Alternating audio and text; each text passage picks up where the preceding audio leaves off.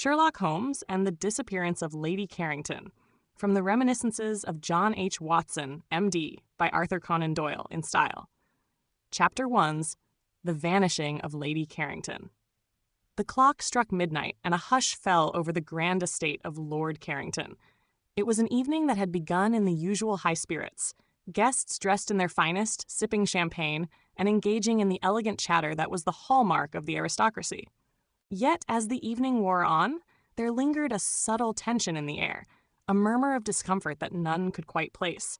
But no one had anticipated the shock that would come, nor the mystery that would unravel before the night was through. I, Dr. John Watson, had been invited to Carrington Hall that evening as a guest of honor, although I confess my presence had more to do with the wishes of my old friend, Sherlock Holmes, than with any fondness for the festivities.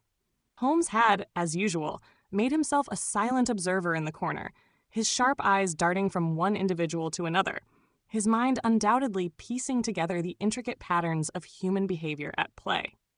As the evening wore on, Lady Carrington, the host's young and striking wife, had remained the center of attention, the queen of the gathering. Her beauty was indisputable, but it was her mystery that seemed to captivate everyone. Her enigmatic smile, her quiet demeanor, and the way she observed the crowd, as if holding secrets that others could only dream of. I had been speaking with Lord Carrington about a matter of trivial importance when Holmes suddenly excused himself, his keen gaze alighting on a young woman who had entered the room. It was Lady Carrington. "I'll need to speak with her," Holmes muttered, and before I could inquire as to why, he was already making his way toward her. I returned my attention to Lord Carrington, but my mind was distracted by the sight of Holmes's purposeful stride. He was no stranger to mystery, but the interaction between him and Lady Carrington struck me as something more than mere curiosity.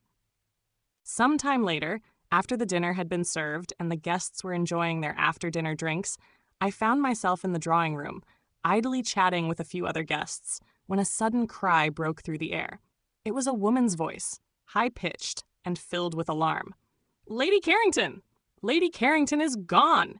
I stood frozen for a moment, hardly believing what I had heard. It seemed impossible. The elegant woman, so composed just hours ago, had vanished without a trace. Sherlock Holmes, ever composed, was the first to act. His expression remained unreadable, but I could see the flicker of intent in his eyes.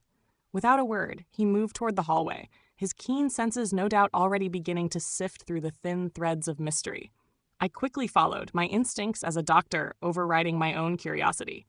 We reached the door to Lady Carrington's chambers in no time. The room, however, seemed undisturbed.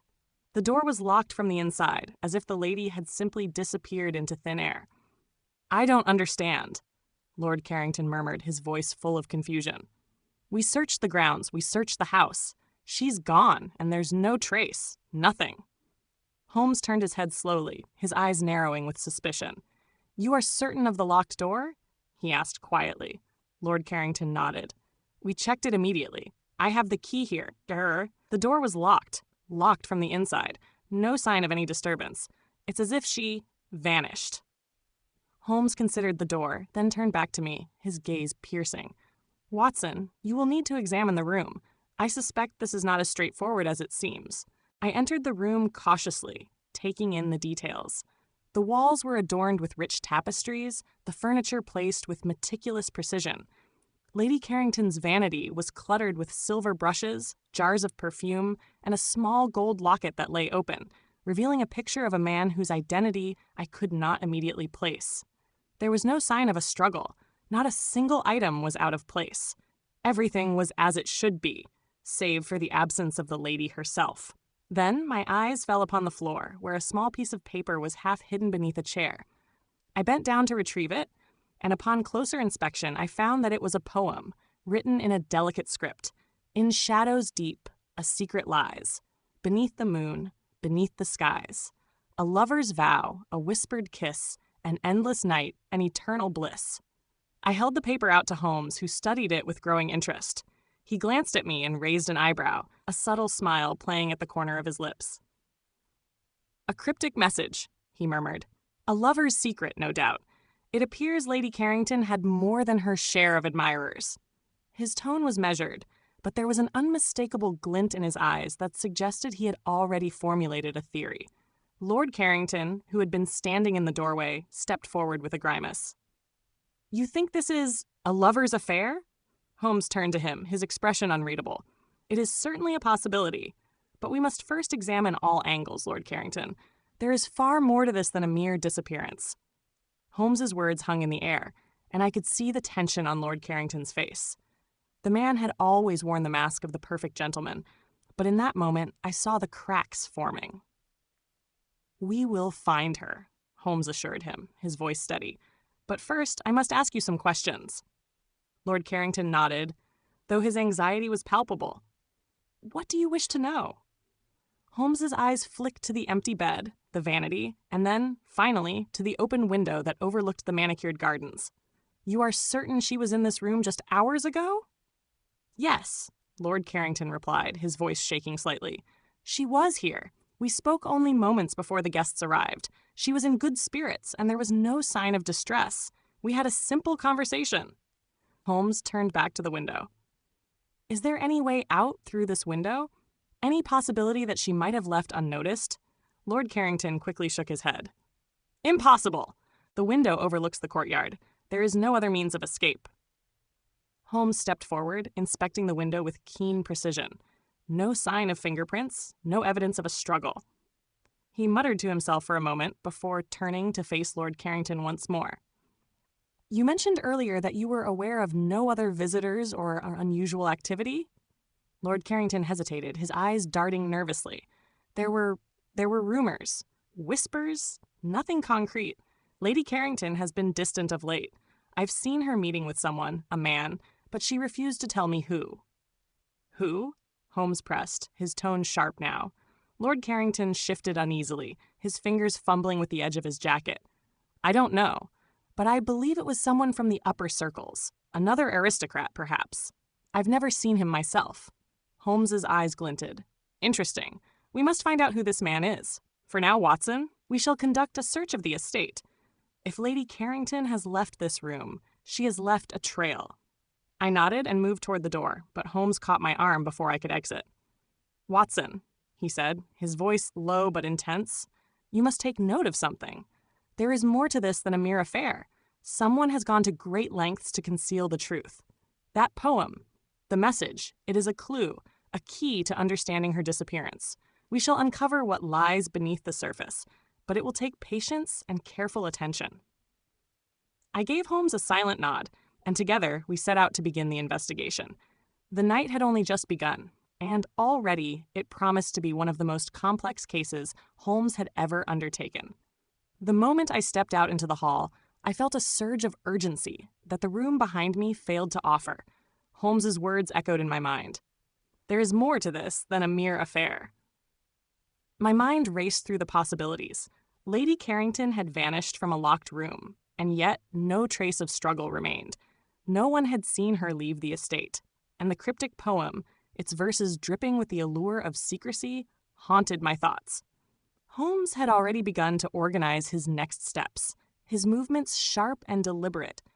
As I moved through the estate alongside him, we encountered a few more servants, each looking as baffled as the other, their faces painted with anxiety. A murmur spread amongst them, and it was only a matter of time before Lord Carrington's calls reached the guests in the drawing room. Holmes's keen gaze assessed the surroundings, narrowing as he examined every shadow. "Watson?" Holmes called out, motioning me over to a door that led to a narrow corridor on the far side of the hall.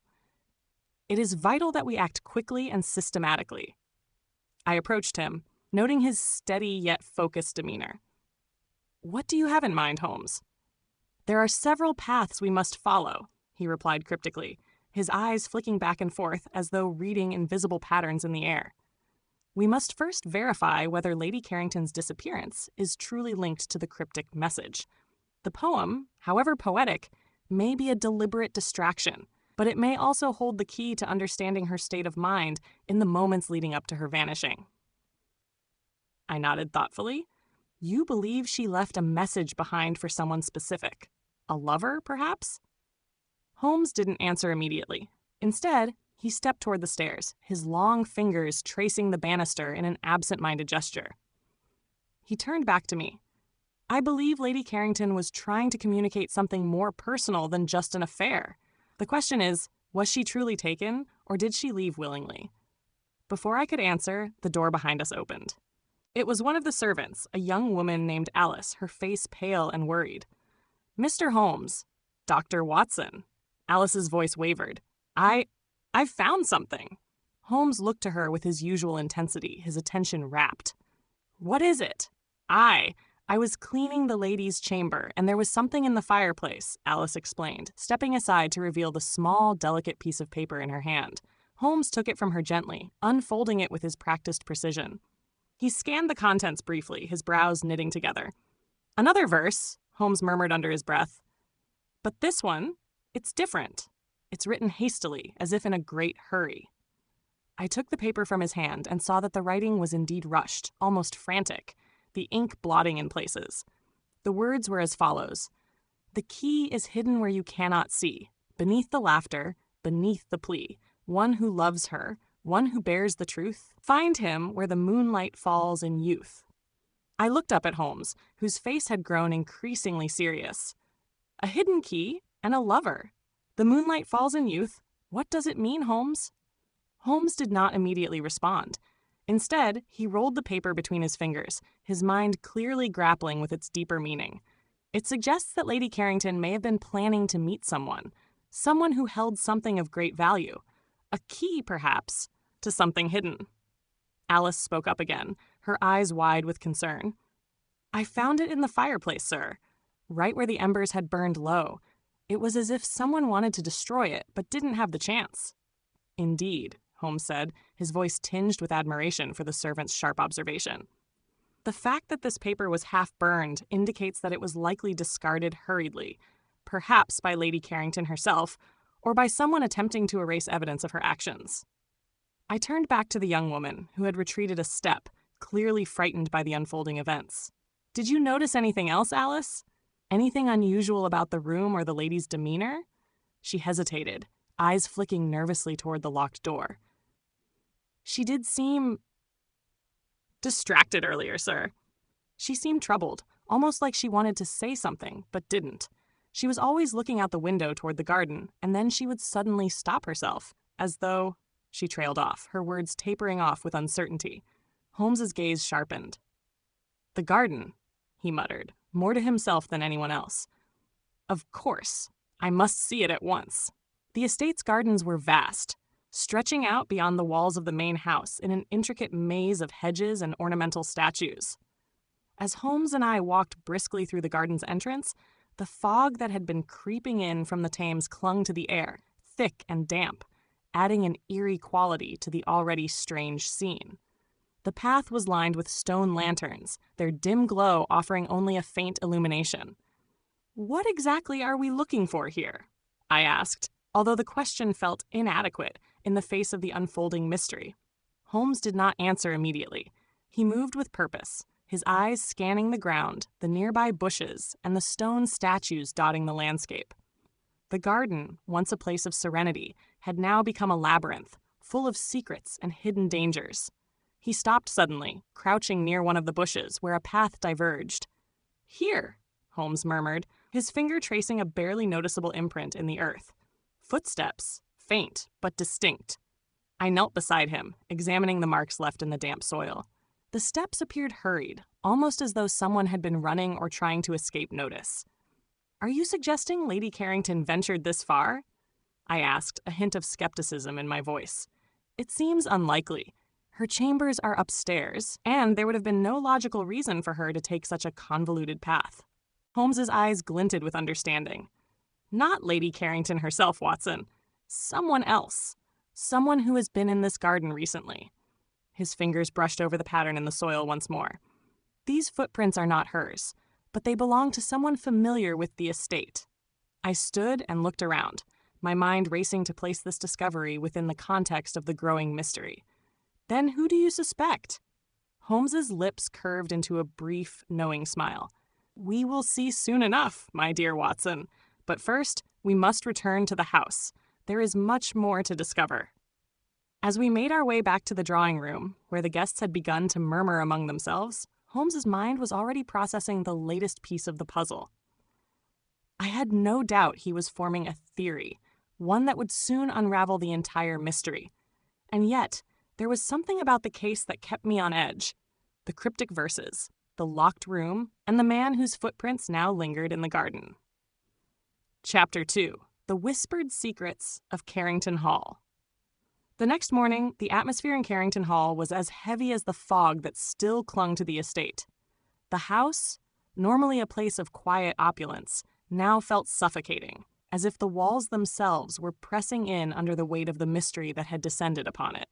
Guests who had been part of the dinner party the night before were reluctant to leave, and a sense of unease lingered in the air, spreading like an invisible contagion. As I sat in the drawing room with Holmes, I observed the guests in the adjacent room, speaking in hushed tones and casting furtive glances toward one another. Most appeared to be politely concerned, but I could see beneath the surface a tension, a barely contained fear. Holmes, who had not slept a wink, was already deep in thought. He had barely touched the breakfast laid out before us, and was instead turning over a series of thoughts in his mind, his fingers absent-mindedly tracing the rim of his coffee cup. His eyes, as sharp and calculating as ever, were fixed on the scene outside the window, the sprawling gardens of Carrington Hall, where the fog seemed to dissipate slowly as the first rays of morning light touched the estate. "Holmes, what do you think we're dealing with here?" I asked, my voice breaking the silence that had fallen between us. "A lover's affair. A hidden key. It's all starting to feel too contrived." Holmes did not immediately answer, his attention still fixed on the garden. He looked out at the hazy morning with an inscrutable expression before turning to me with his usual intensity. "There's something more at play here, Watson," he said quietly. "I've been thinking about Lady Carrington's disappearance. The locked room, her chambers, are an important part of the puzzle, but there is something in her behavior the night before that we must not overlook. The poem, too. There's an element of urgency to it. She was not only leaving behind a message for someone, she was also sending a warning." I raised an eyebrow, intrigued. "A warning? But to whom?" Holmes leaned forward slightly, his voice low but firm. "To the one who took her. It is clear that Lady Carrington was not just a passive participant in this affair. She knew something. Her disappearance wasn't an accident. It was orchestrated. And the poem is the first clue." Before I could respond, the door to the drawing room opened, and Lord Carrington entered, his face pale and strained from lack of sleep. His once imposing demeanor was now a shadow of its former self, and he had the hollow, haunted look of a man who had lost control over something far greater than he could have ever anticipated. "Mr. Holmes, Dr. Watson," Lord Carrington said, his voice cracking. "I need answers. My wife, my lady, she is still gone. What are you doing to find her? How is this possible?" Holmes regarded him coolly, though there was no malice in his gaze, only the sharp, penetrating scrutiny that was so characteristic of him. "Lord Carrington, I assure you, we are doing everything in our power to find Lady Carrington. However, the situation is more complicated than it first appeared. I believe that your wife's disappearance is part of a larger scheme, one that involves several hidden layers." Lord Carrington's eyes widened with a mixture of fear and disbelief. "What do you mean? What could be more complicated than this? My wife is missing." Holmes remained calm. "She left a message behind. A poem. A lover's secret, yes, but also a clue. She was trying to communicate something. There was more to her life than you may have realized." Lord Carrington looked as though he had been struck. "A lover? But no, that can't be. She was a devoted wife. She would never—" "Perhaps," Holmes interrupted, his tone gentle but unyielding, "but the facts of the matter are this. Lady Carrington's actions the night before her disappearance were deliberate. She had a reason for being in that locked room, and she had a reason for leaving behind that cryptic message." I saw Lord Carrington's face contort with grief, but it was not the grief of a wronged husband. It was the grief of a man suddenly faced with the unsettling possibility that his wife's life had been something entirely different from the version he had believed. Do you suspect someone in particular, Mr. Holmes?"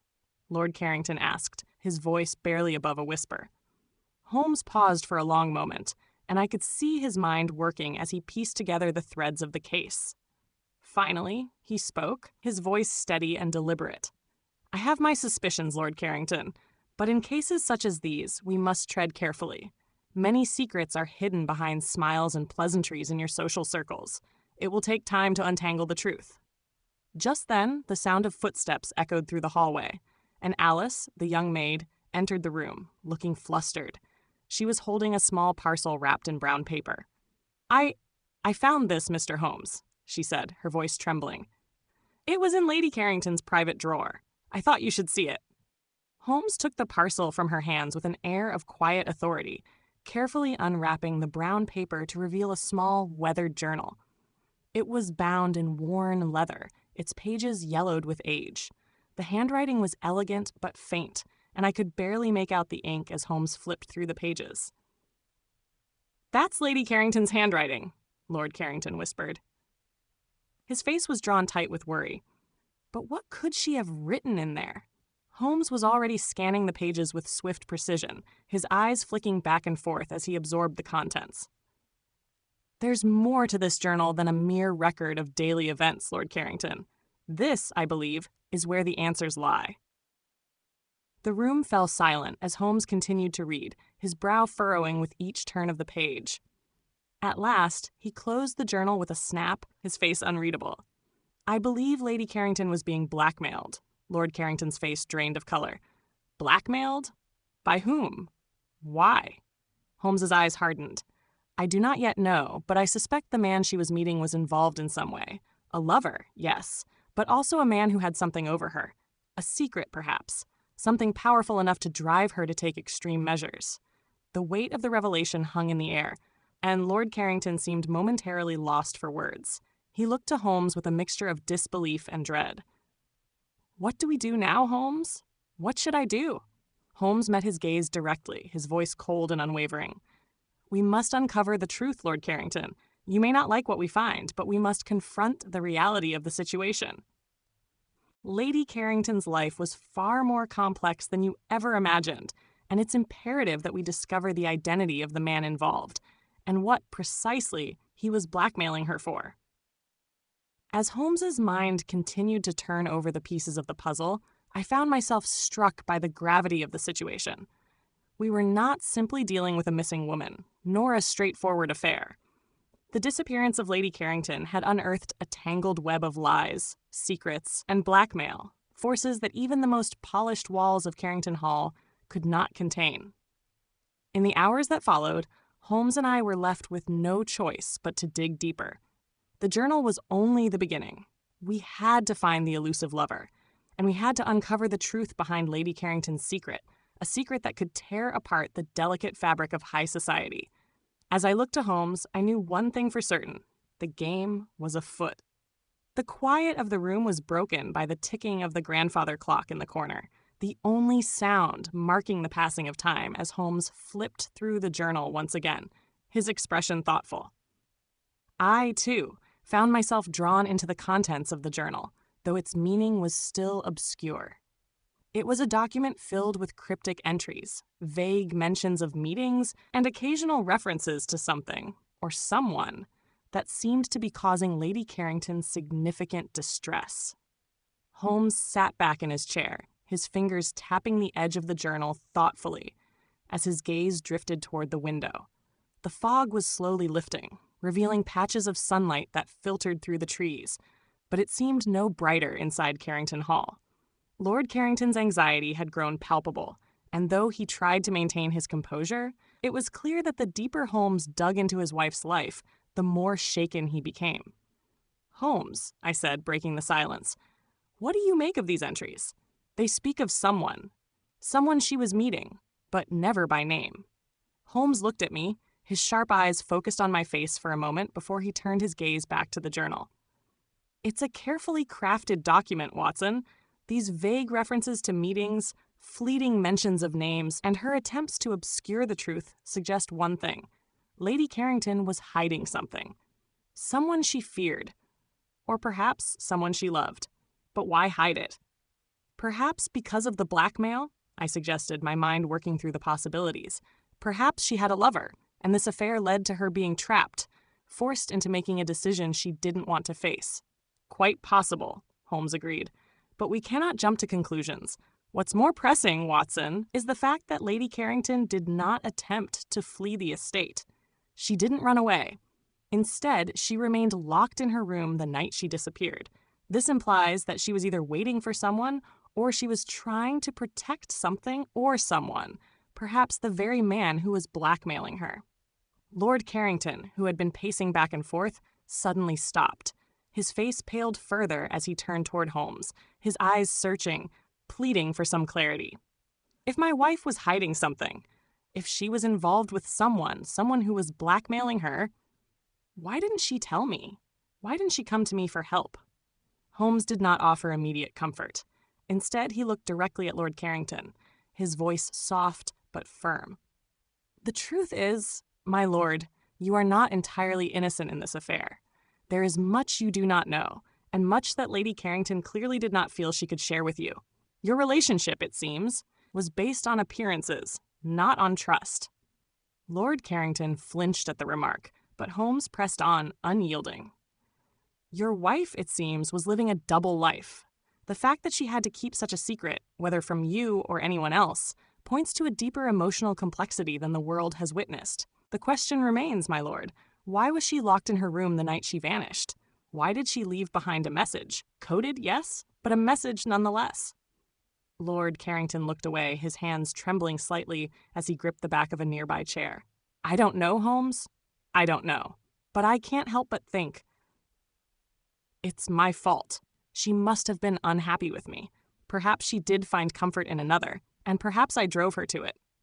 Holmes softened ever so slightly, though his tone remained steadfast.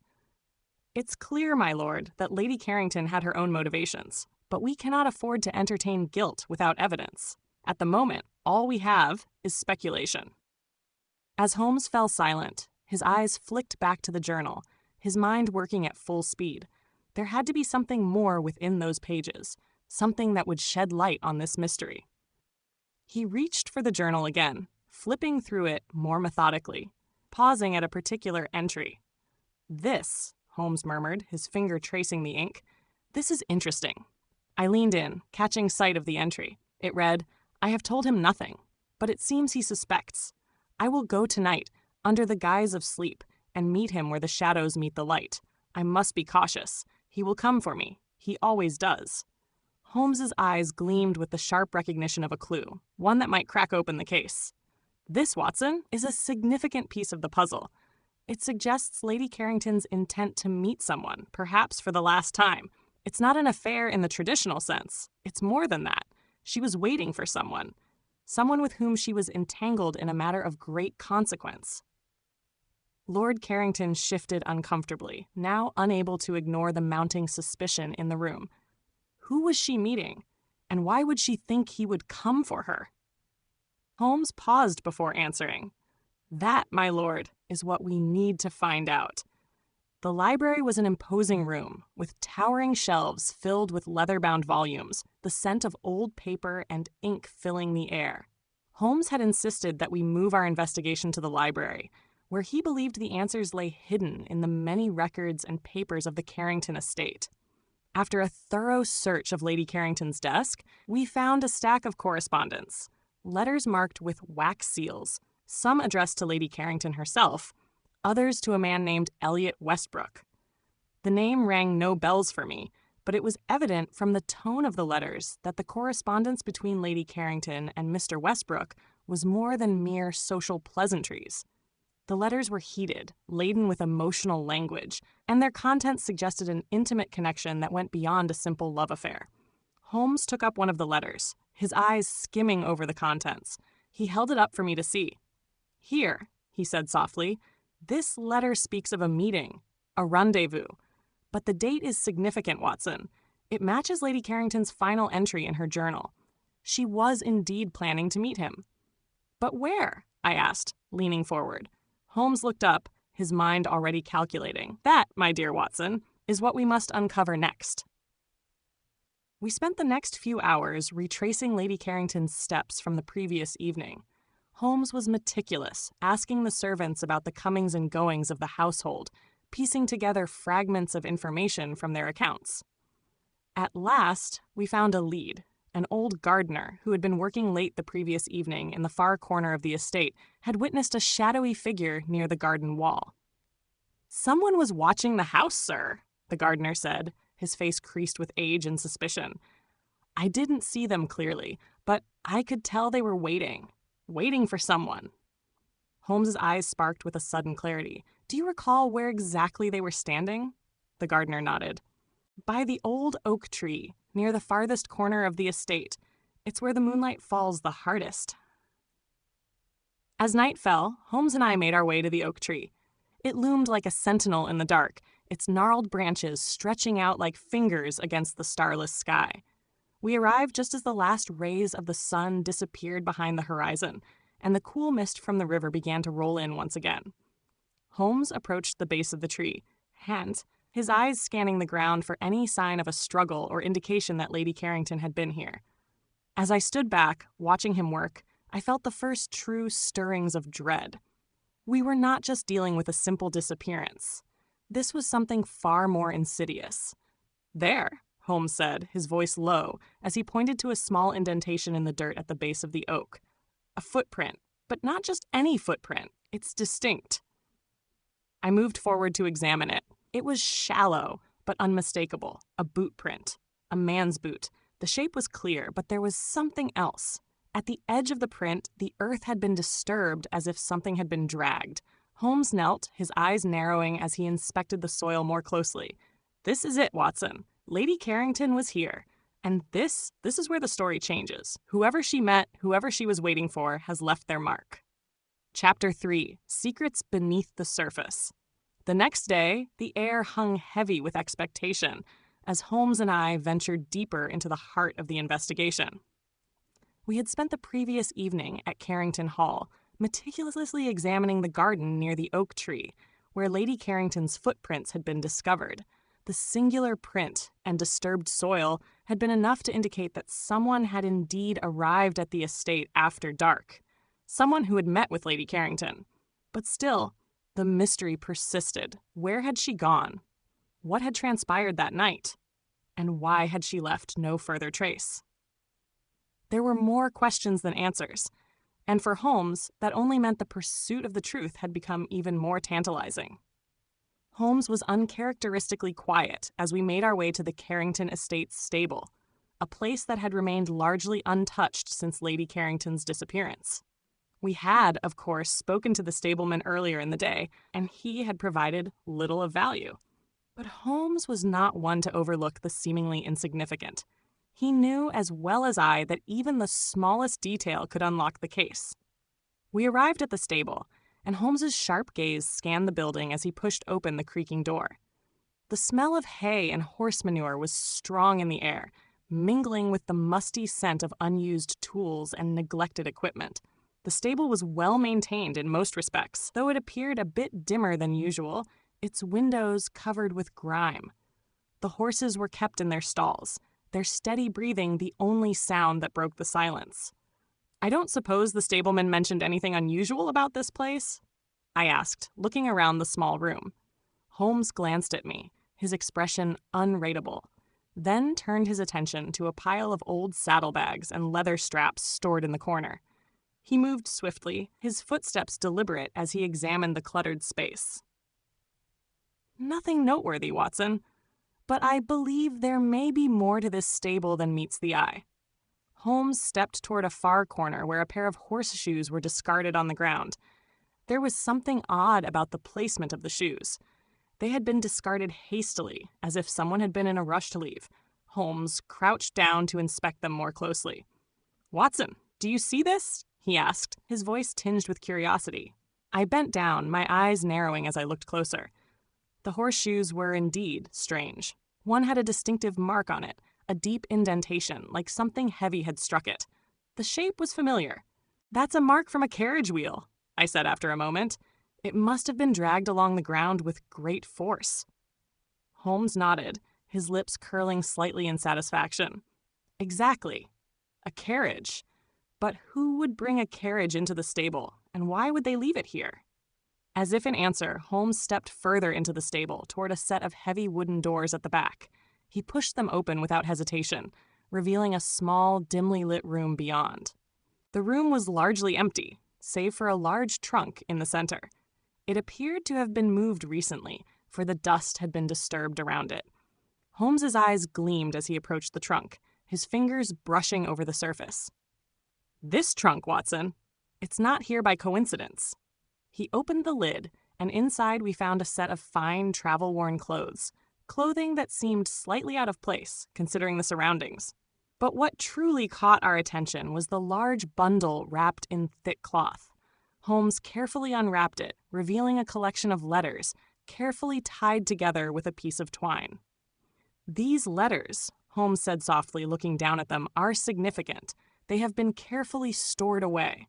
Perhaps they are the key to understanding Lady Carrington's disappearance." I stepped forward to examine them, and as I reached for the bundle, I felt a chill run down my spine. These were no ordinary letters. The handwriting was elegant, yet rushed, an indication of urgency, perhaps. They were addressed to a name I did not recognize, Elliot Westbrook.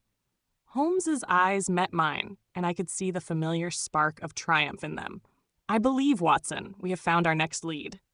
As we returned to Carrington Hall, I could sense the shifting energy in the house. The walls, once full of social grace and dignified silence, now seemed to pulse with an air of unease. The drawing room, where we had previously discussed the case with Lord Carrington, felt colder than usual. The furniture, draped with fine cloths and elegant lace, appeared untouched, yet everything felt off-kilter, as if the house itself was holding its breath. Holmes wasted no time in unfurling the letters, reading through them with the concentration that only he could muster. I stood beside him, scanning the room and watching the shadows grow longer as the afternoon light waned. The other guests had long since departed, leaving only Lord Carrington and his staff behind. Holmes's lips moved silently as he read, occasionally pausing to reflect on a particular line. I waited for him to speak, though I knew he would not do so until he had fully absorbed the meaning of what he had discovered. At last, he placed the letters down on the table and looked up at me, his eyes narrowed with intense focus. "It appears that Lady Carrington's situation was far more complicated than we anticipated, Watson." I raised an eyebrow, urging him to continue. "These letters were written by Lady Carrington to Elliot Westbrook, a man with whom she shared not only an emotional bond, but a financial one as well. It seems that Westbrook was in dire straits, a man on the verge of ruin, and Lady Carrington had been using her wealth to support him. These letters reveal an ongoing correspondence about a large sum of money she had loaned him, a loan that was, apparently, to be repaid with something of great value." "Her trust?" I suggested, though I didn't see how it fit. Holmes shook his head. "No, Watson. Something more valuable than her trust. Westbrook was involved in an illegal venture, and Lady Carrington had been acting as his financier. I believe she may have been blackmailed, not simply because of an affair, but because of the dangerous business Westbrook was involved in."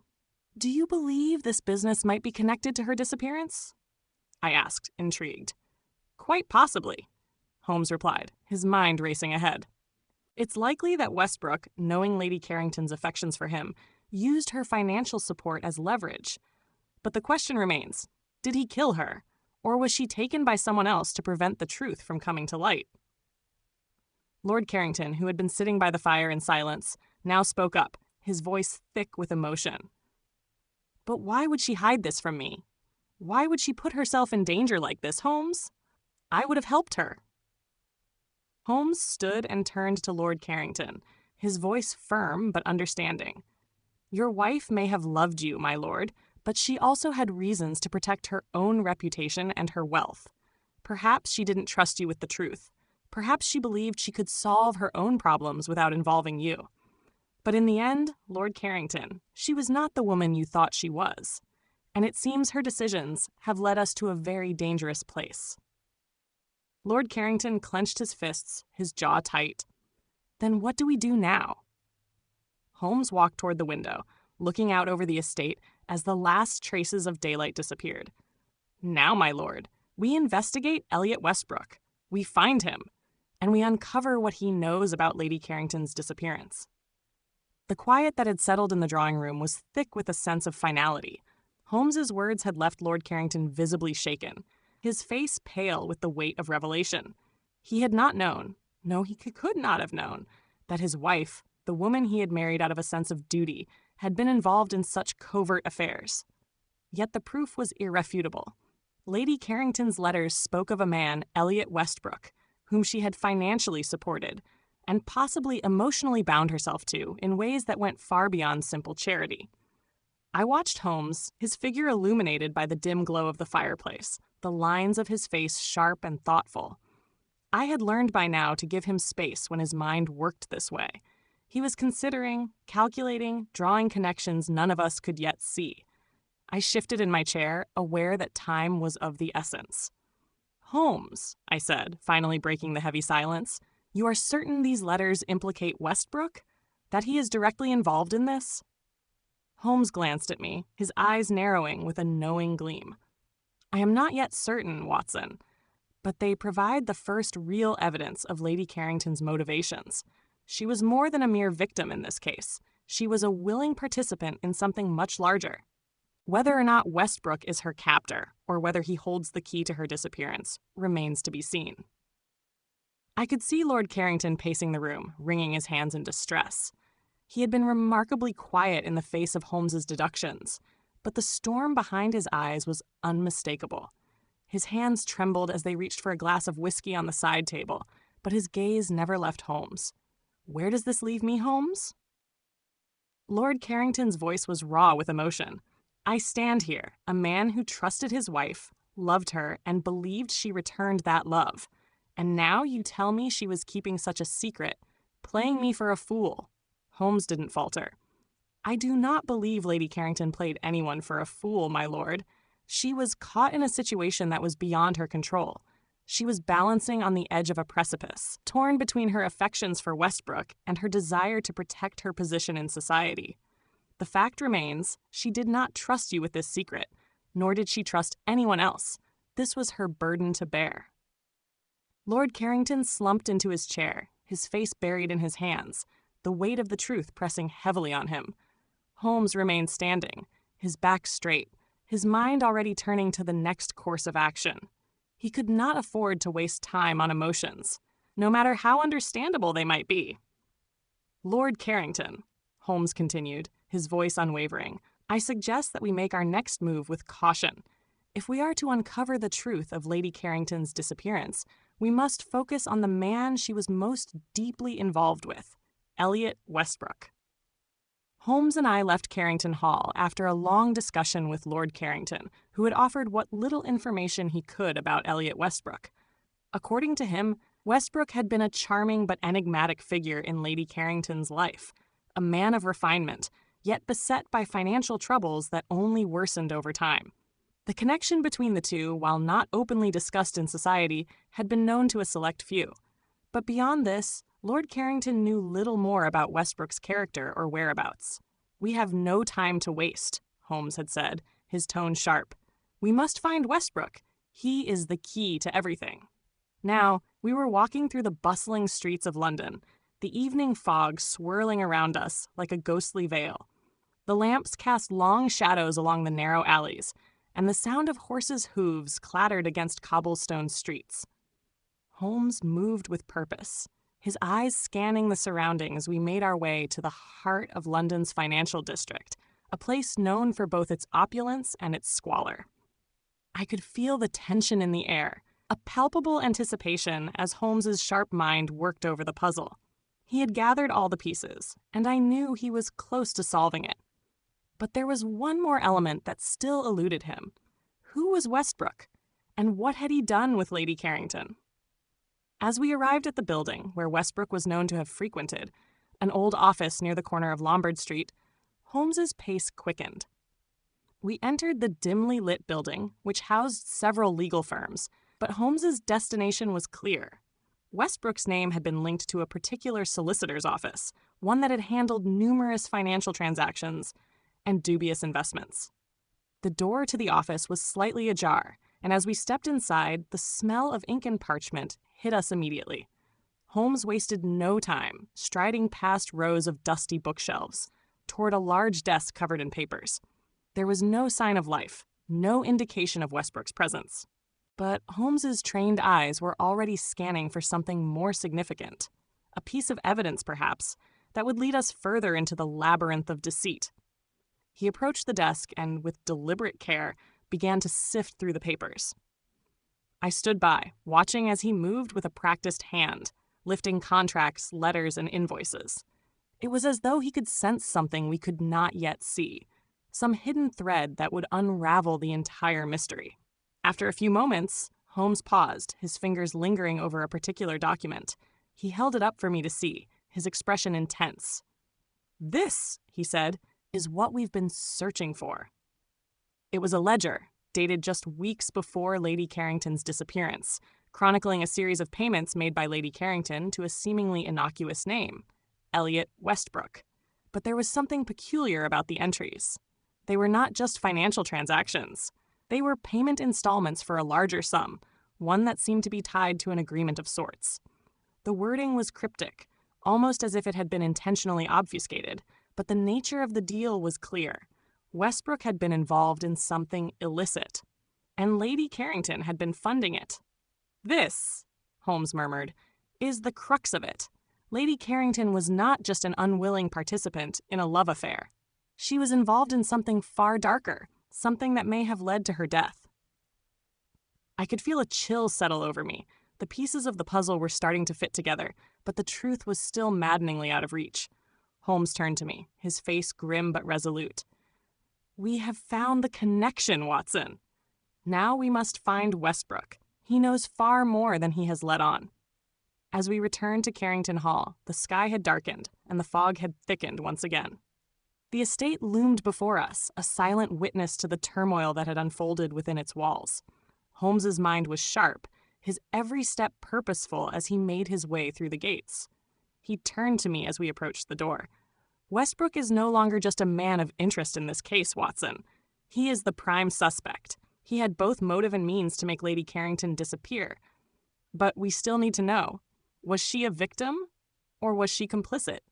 I nodded, sensing the gravity of the situation. There was no turning back now. The investigation had taken a dark turn, and the more we uncovered, the more dangerous the road ahead seemed. As we entered the drawing room once again, Lord Carrington stood by the window, staring out at the mist that enveloped the estate. His face was pale, his mind clearly preoccupied with the questions that still plagued him. Holmes stepped forward, his eyes narrowing as he addressed Lord Carrington directly. "My lord, I believe we are on the verge of uncovering the truth, but we must act swiftly. Westbrook is no longer hiding in the shadows. It is time to confront him." Chapter 4. The days following our discovery at Westbrook's office were marked by a strange stillness, an unsettling pause in the investigation that left both Holmes and I on edge. We had the evidence, the ledger, the letters, but there remained a thick fog of uncertainty around Westbrook's exact role in Lady Carrington's disappearance. He had not yet shown himself, and that in itself was troubling. Holmes was uncharacteristically quiet as we sat in our Baker Street flat, the dim afternoon light filtering through the window as he pondered over the recent developments. The silence stretched between us, broken only by the occasional scratch of his violin bow as he absently played a low, mournful tune. It was, I knew, his way of thinking. I could not blame him for his mood. Every lead we had followed had seemed to turn cold, and Westbrook's absence was proving increasingly troublesome. Even his associates seemed to have vanished from the city entirely. Holmes's mind raced, though his outward demeanor remained calm as ever. I was growing impatient. "Holmes, surely by now we should have more to go on," I said, leaning back in my chair. "We have the ledger, the letters, everything pointing to Westbrook, but he's disappeared as though the earth itself has swallowed him up." Holmes looked up, his sharp eyes meeting mine. "Patience, Watson. These things take time. You are correct that the evidence points toward Westbrook, but his disappearance is not a coincidence. He knows we are close, and he will be watching us." I frowned. "So what do we do now?" Holmes placed the violin down gently on the chair beside him and stood up. His movements were deliberate, as though he had been preparing for this moment. "We follow him, Watson. We will go to the places where Westbrook has been seen, and we'll make him come to us." Before I could respond, there was a sharp knock at the door. My heart skipped a beat, the interruption sudden and unexpected. "Enter," Holmes called out, his voice steady, though I could sense the anticipation building in his posture. The door creaked open, and in stepped a man whose appearance instantly piqued my curiosity. He was a tall, thin man with dark, disheveled hair and a weathered coat that seemed to have seen better days. His face was pale, his eyes haunted as though he carried some heavy burden. The man glanced nervously around the room before focusing on Holmes. "Mr. Holmes?" he asked, his voice trembling slightly. "I have information about the Carrington case." Holmes's gaze flickered with interest, and he gestured for the man to sit. "You have come to the right place. Please, tell us what you know." The man lowered himself into a chair, clearly nervous, his hands twitching at his sides. "My name is Thomas White, sir. I work for Mr. Elliot Westbrook." This was the first tangible lead we had received in days, and I could feel the weight of it settle in the room like a thick fog. Holmes leaned forward, his eyes narrowing. "Go on, Mr. White. What do you know about Westbrook?" The man swallowed hard, his voice barely above a whisper. "Mr. Westbrook, he's been acting strange lately. I've known him for years, but recently he's been different. He's terrified, sir. He's been asking me to help him hide things to make sure no one finds him." Holmes's eyes glinted with renewed interest. "Hide what exactly?" Mr. White looked around the room nervously, as though he feared someone might be listening. "I don't know the details, sir, but I've seen him with a large chest, locked and sealed tight. He said it was important, that it contained something no one must ever find." "Did he ever tell you what was inside?" Holmes pressed, his voice soft but insistent. Mr. White shook his head. "No, sir, but I do know that he was worried. Terrified, even. I've never seen him like this before. He paid me handsomely to keep quiet, but I can't live with myself anymore. I need to tell someone. I need to help." Holmes's mind was already working at full speed, piecing together the puzzle. I could see the way his eyes sharpened, the way his posture straightened as he prepared for the next move. He had been waiting for this moment, waiting for someone to crack. And now that the crack had appeared, Holmes would not let it slip away. "I appreciate your honesty, Mr. White," Holmes said calmly. "You've done the right thing. Now, tell me, where can we find Westbrook?" Mr. White hesitated for a moment, as though considering the gravity of the question. "He's been staying at a small flat near the docks. It's isolated. Not many people know about it. I've only been there a couple of times, but he told me to stay away for a while. He's been hiding." Holmes's gaze hardened, and he turned to me. "Watson, I believe we have found our next destination."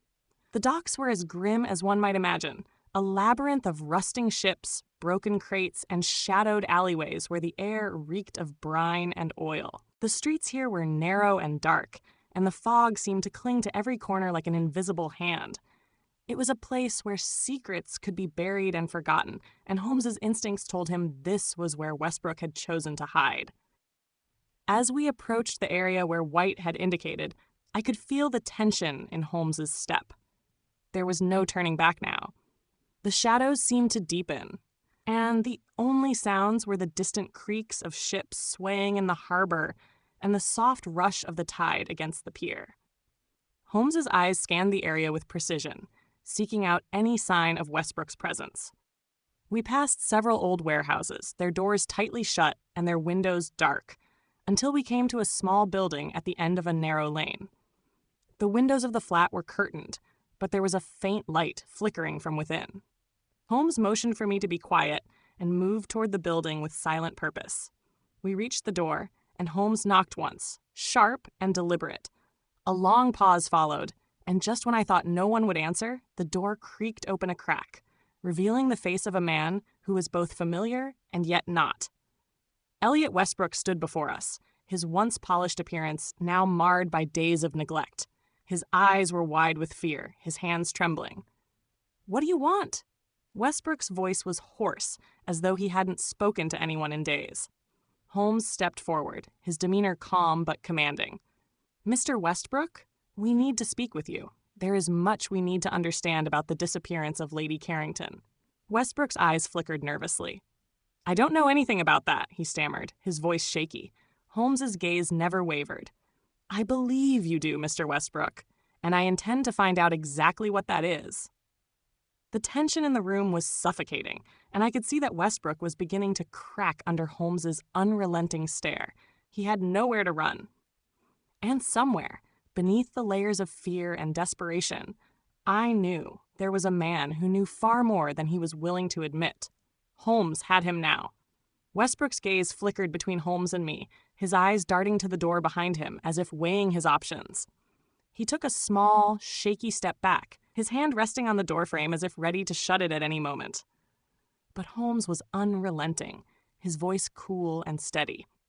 "Mr. Westbrook," Holmes said again, this time softer, almost coaxing. "You are at the heart of a mystery far larger than you realize.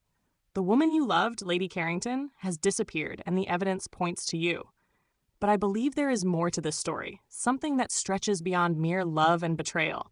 You are hiding something, Mr. Westbrook, and I will uncover it whether you cooperate or not." The words hung in the air, heavy with implication. For a moment, there was silence. Westbrook's hand trembled on the doorframe, his face pale under the dim light. The wind outside howled through the alley, rattling the windows, but inside there was only the faint scent of stale smoke and the tension that crackled between us. "Please," Westbrook whispered, his voice barely audible. "I don't know what you're talking about." Holmes took a step closer, his piercing eyes locking onto the man's. "I think you do, Mr. Westbrook. I think you know exactly what I'm talking about. You were involved in a scheme, one that reaches far beyond Lady Carrington, and you've been hiding something very important, something that ties you both together." At this, Westbrook's resolve seemed to falter. His shoulders slumped, and for the first time, he looked truly defeated. The fight seemed to drain from him, leaving a man on the verge of breaking. "You don't understand," Westbrook muttered, his voice shaking now. "I never wanted this. I never wanted any of this. Lady Carrington, she wanted to help me. I couldn't stop her." Holmes's expression remained unchanged, but his eyes gleamed with that familiar fire. "Help you? In what way?" Westbrook's eyes darted to the floor, avoiding Holmes's piercing gaze. "It started as a loan, just a loan. She didn't know what I was involved in. She thought it was just business, a simple investment. But it was never simple. I got involved with the wrong people, people who," he paused, taking a shuddering breath, "people who could ruin me." I watched as Westbrook struggled to keep his composure. Holmes's presence, his probing questions, seemed to dig beneath the surface, revealing the cracks in the man's carefully constructed facade. "What kind of people, Mr. Westbrook?" I asked, my voice steady as I took a step closer. "Who are you really hiding from?" Westbrook looked up at me, his eyes filled with a mixture of fear and guilt. He swallowed hard before speaking again. "You don't understand. There's a man, a powerful man, Lord Blackwood." The name hit us like a thunderclap. Lord Blackwood. The very mention of the name sent a shiver down my spine. Blackwood was not a man easily crossed, an influential aristocrat with ties to both the highest echelons of society and the darkest corners of the underworld. His reach was long, and his influence dangerous. Holmes's eyes narrowed as he processed this new information. "Lord Blackwood," he repeated, his voice calm but with an edge that made it clear he understood the gravity of what was being revealed. "Explain." Westbrook stepped back, his back against the doorframe, as if he were trying to shrink away from the weight of his own confession. "Blackwood has been pulling the strings. He was the one who got me involved in the investments. At first, it seemed harmless, just business deals, promises of wealth. But soon, I realized I was being used. And Lady Carrington, she had no idea. She thought she was just helping me out of my troubles, but it was all a trap that led her straight into Blackwood's clutches." Holmes was silent for a moment, absorbing the details. I could feel the tension rising as the pieces of the puzzle began to fall into place. Lady Carrington had been more than just a victim of a secret love affair. She had been caught in a far larger web, one spun by the dangerous and manipulative Lord Blackwood. "I should have told her to stay away," Westbrook continued, his voice breaking. "But it was too late. She was already in too deep. And then Then she disappeared. I tried to find her. I went to her estate, but it was no use. I couldn't find her. I couldn't protect her. Holmes's eyes flashed with sudden insight. You don't know where she is, do you? Westbrook shook his head vehemently. No, I swear I don't. I've been hiding ever since. I thought I could get away, but now you're here, just like I knew you would be. Holmes's gaze softened ever so slightly. Mr. Westbrook, you're not the only one involved in this. There are others, aren't there? Others who have ties to Blackwood and who know what happened to Lady Carrington. Westbrook flinched at the mention of Blackwood, his face pale once more. I don't know, I swear. I don't know where she is or who else might be involved, but I've seen him. Blackwood. He's got her. I'm sure of it. Holmes stood silent for a moment, processing Westbrook's words. I could see the wheels turning in his mind, but he had yet to reveal his conclusions. Finally, he spoke, his voice calm, almost detached. We will need to find Lord Blackwood, Mr. Westbrook. If what you say is true, he will be the key to Lady Carrington's disappearance. And we will not stop until we uncover the truth. Westbrook's shoulders slumped with a mixture of exhaustion and relief. I will help. I'll tell you everything I know, but please, don't let him hurt anyone else. He's dangerous. Holmes turned to me, his face hardening with resolve. Watson, we have our next step. Lord Blackwood must be our focus now. We will find him. And with that, the investigation took a darker turn. As the night stretched on, I could feel the weight of the case closing in. Holmes had once again uncovered a new trail to follow, and it led straight into the very heart of London's power structures. The shadowy world where deals were made in the dark and where lives were lost for the sake of ambition. But as we left Westbrook's small flat and made our way into the foggy streets, I couldn't shake the feeling that this case would not be solved so easily. Lord Blackwood was a man whose reach extended far beyond what we could see. And if we were to uncover the truth of Lady Carrington's disappearance, we would have to navigate a dangerous world, one where no one could be trusted, and where every step forward might bring us closer to a deadly truth. The game was far from over, and now, more than ever, Holmes's mind was fully engaged. The disappearance of Lady Carrington was no longer just a mystery. It was a war, one where only the sharpest minds and the bravest hearts would survive. Chapter 5. Whispers in the Shadows. The fog was thick and oppressive, clinging to the streets of London like an insidious shroud. The city seemed to exhale in rhythm with our movements, its ancient stones heavy with the secrets of centuries. I could hear the faint echoes of carriage wheels on cobblestones, the occasional creak of an unseen ship in the Thames, but beyond that, the night was unnervingly quiet. It was as if the entire city was holding its breath, waiting for the next revelation in this increasingly sinister case. As we left Westbrook's flat, Holmes's demeanor was even more focused than usual. His eyes, sharp and intent, never strayed from the task at hand, but there was an undercurrent of unease in his otherwise calm manner. We were closing in on Lord Blackwood, and I could feel the weight of the pursuit pressing down upon us. We had crossed the threshold from a simple disappearance into something much darker, a world of power, manipulation, and danger. Watson, Holmes said as we walked briskly through the fog-shrouded streets, the case has shifted, but we are no closer to understanding all the forces at play here. We must tread carefully. Lord Blackwood is no ordinary man, and his network is far-reaching. If we are to unmask him, we must have a plan. I nodded, my thoughts racing. Do you think Westbrook is telling us the truth? Could Blackwood be the one behind Lady Carrington's disappearance? I believe Westbrook is a man caught in a web of his own making, Holmes replied with a grim smile. But the fact that he has now come forward tells me something crucial. He is afraid, and when a man is afraid of a greater power, it often means that greater power is very real. I could not argue with that assessment. The mere mention of Lord Blackwood had sent a visible chill through Westbrook, and the more Holmes and I uncovered, the more we realized the extent of Blackwood's influence. The man was a shadow, his name a whispered fear amongst London's elite. Yet, the more I thought about it, the more I realized that there were more questions than answers. What was his real motive? Why was Lady Carrington involved? Our steps quickened as we neared our destination, Lord Blackwood's estate. a sprawling manor on the outskirts of London.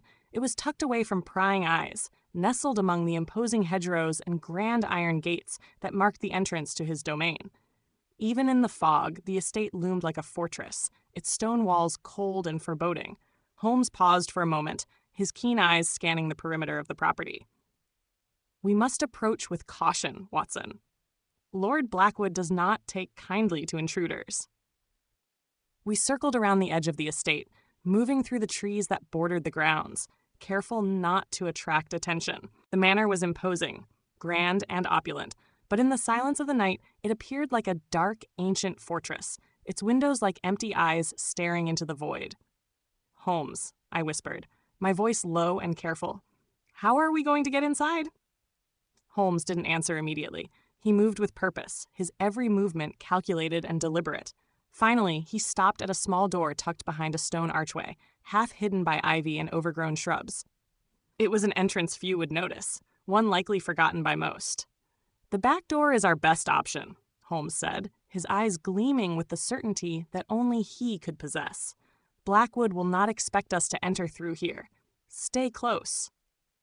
We made our way to the door, and Holmes tested the handle. It turned without resistance, a quiet click announcing that the door was unlocked. Without a word, he pushed it open, and we stepped into the darkened hallway beyond.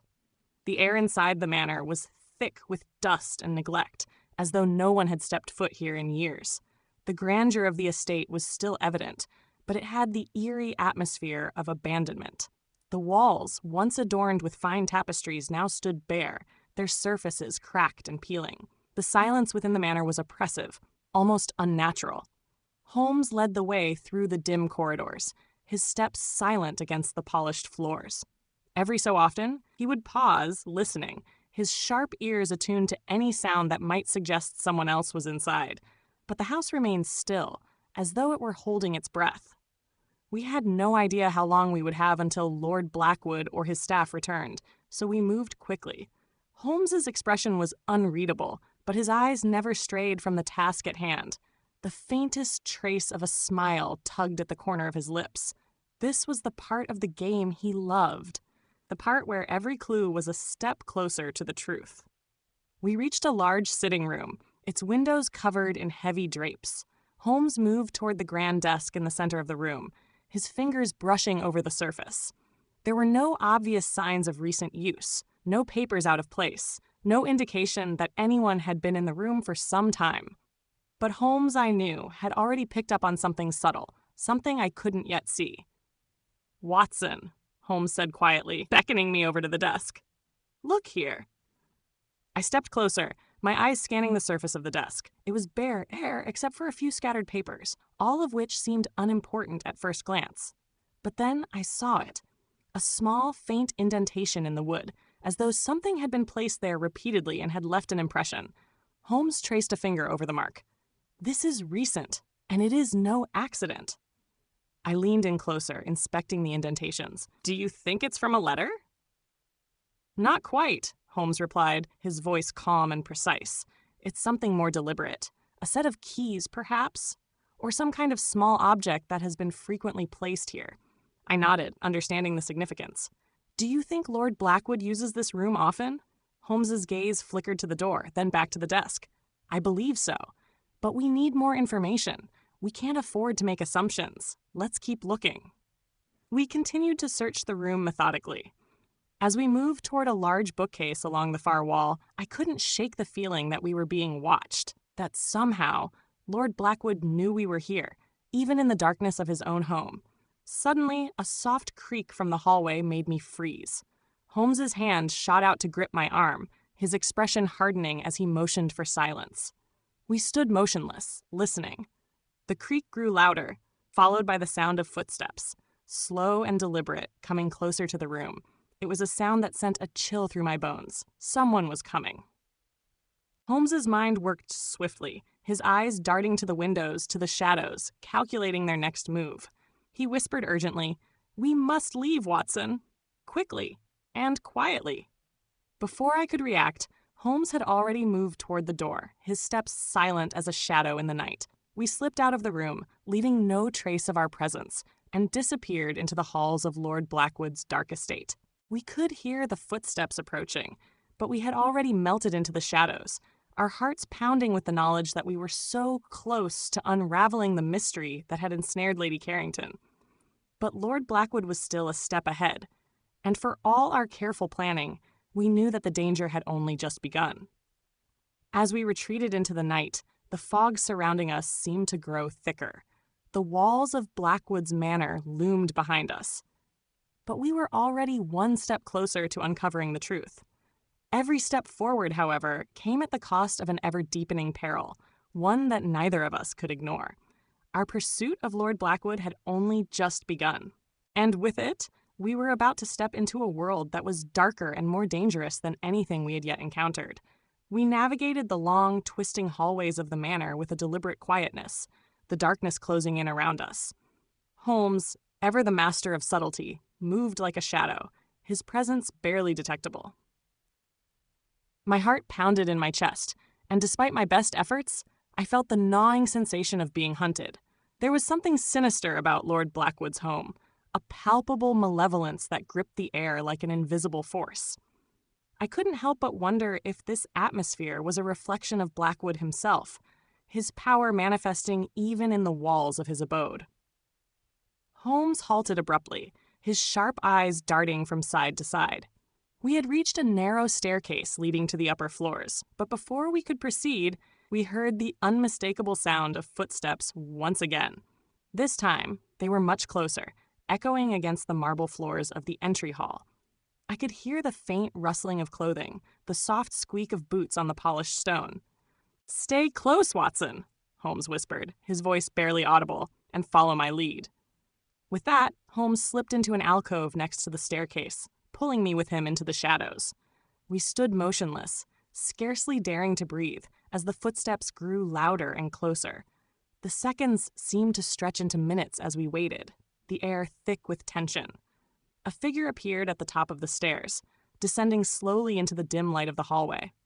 The man was tall, draped in a long, dark coat, and carried himself with an air of authority that was immediately recognizable. Lord Blackwood. There could be no doubt. He moved with calculated precision, his eyes scanning the shadows as if searching for something, or someone. I could see his sharp features, his eyes gleaming with an unsettling intensity, even in the low light. He was a man who was accustomed to control, a man who saw himself as untouchable. But there was something else in his demeanor, something more calculating, something colder. Holmes, ever watchful, didn't make a sound. His hand remained steady on the edge of the alcove, his posture a perfect imitation of a shadow. Blackwood stopped just short of where we hid, and for a long moment it seemed as though he could sense our presence. His gaze lingered in our direction, but after a few moments, he seemed to dismiss the idea entirely and continued his descent with an air of finality. I dared not move, knowing any sound could give us away. The silence felt unbearable, and my mind raced with questions. What was Blackwood doing here at this time of night? Was he aware of our presence? Or had we merely crossed paths by coincidence? As Blackwood moved farther down the hall, Holmes gave a subtle signal, and we crept from our hiding place. We took care not to make a sound as we moved deeper into the manor. There was no time to lose. If we were to uncover more about Blackwood's involvement in Lady Carrington's disappearance, we needed to press forward. The stakes had only grown higher, and our every step now felt as if it carried us closer to danger. We continued through the corridors, silently making our way toward the estate's heart. Every corner we turned seemed to bring us deeper into the unknown, but the further we ventured, the more the puzzle began to take shape. There was something about this place, the way it seemed to mirror the man who lived in it, that set my nerves on edge. There were signs of grandeur, yes, but there was an oppressive weight to the manor as well. The opulence felt forced, as though it were merely a facade to cover something darker. Holmes led me through an ornate hallway, past portraits that seemed to watch us with silent disdain. I couldn't help but notice that the paintings were oddly devoid of life. Many of them seemed to have been untouched for years, their frames covered in a thin layer of dust, the faces frozen in expressions of cold indifference. It was as if time had stopped here, and everything had been preserved in a state of uneasy stillness. At the end of the hallway, we found a door that was slightly ajar. It opened into what appeared to be a study, though its atmosphere was markedly different from the rest of the house. The furnishings were sparse, and the only illumination came from a single dim lamp perched on an ancient wooden desk. The room smelled of old paper and ink, with a faint trace of something else, something metallic. The room exuded a quiet, foreboding aura, the kind of space where secrets were kept, buried beneath layers of deceit. Holmes stepped inside, his eyes immediately scanning the surroundings. "This room, Watson, is where Blackwood does his business. Look at the condition of the papers here. Organized, but with an odd disarray that suggests they are frequently accessed." I approached the desk, noting the scattered letters and legal documents that seemed to have been hastily arranged. A large ledger lay open at the center, its pages yellowed with age. I moved closer, examining the entries. Many of the names listed were unfamiliar, but some were not. Names of notable figures in the upper echelons of society, businessmen, politicians, and other powerful individuals. Each name was followed by a set of numbers, amounts that seemed far beyond what most would consider ordinary transactions. Holmes hovered nearby, inspecting the papers with his usual intensity. "These names," he murmured, his fingers lightly touching the ledger, "they belong to men who have much to gain and much to lose. Blackwood isn't just a criminal in the shadows. He's manipulating the very foundations of society." As he spoke, my gaze shifted to a letter that had been left half open on the desk. The envelope was embossed with a family crest I did not recognize, and the handwriting was elegant but hurried, the ink slightly smudged. The message inside was brief, but its implications were far from benign. "We must meet tonight," the letter read. "There is no more time to waste. If we are to accomplish the final stage of the plan, we must move quickly. The Carrington estate is ready for the next phase. I trust you understand the urgency." The words struck me like a blow. The Carrington estate. The next phase. The plan. I turned to Holmes, my thoughts racing. "Holmes, what is this? What's happening at the Carrington estate?" Holmes's eyes gleamed with understanding. "This, Watson, is the key to the entire affair. Whoever sent this letter is working directly with Blackwood. The final stage of the plan could mean something far more sinister than we imagined. This wasn't just about Lady Carrington's disappearance. This was part of something much larger." A cold shiver ran down my spine as the implications of the letter began to sink in. This wasn't just a matter of a missing woman. It was a conspiracy of the highest order, one that involved some of the most powerful figures in London. And we were only scratching the surface. Holmes glanced back at me, his expression now hard and resolute. "We must find out who else is involved, and we must do it quickly. Blackwood is already steps ahead of us, but he doesn't know that we are getting closer." I nodded, my thoughts clouded with the gravity of the situation. The mystery was deepening, and with each passing moment, the danger seemed to grow. But there was no turning back now. The truth was within our grasp, and we had to push forward, into the very heart of Blackwood's world, where every step could lead to something far darker than we had imagined. "Let's go," Holmes said, his voice firm. "There is more to uncover, and time is running out." Chapter 6, The Unraveling Thread.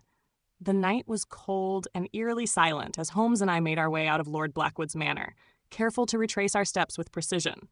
Every shadow seemed to mock our every move, every creak in the floorboards like an alarm that would surely betray our presence. My heart raced, my mind in turmoil, as the implications of what we had uncovered began to settle in. There was a deeper game being played, one far beyond Lady Carrington's disappearance. It was a game of power, secrets, and betrayal.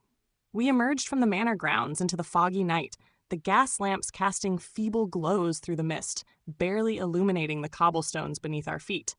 Holmes kept a steady pace, his eyes fixed on some distant point ahead, lost in thought. I, on the other hand, couldn't help but glance behind us, as though the shadows might come alive and seize us in their embrace. "Holmes," I said, my voice low, as if the very act of speaking could summon unwanted attention.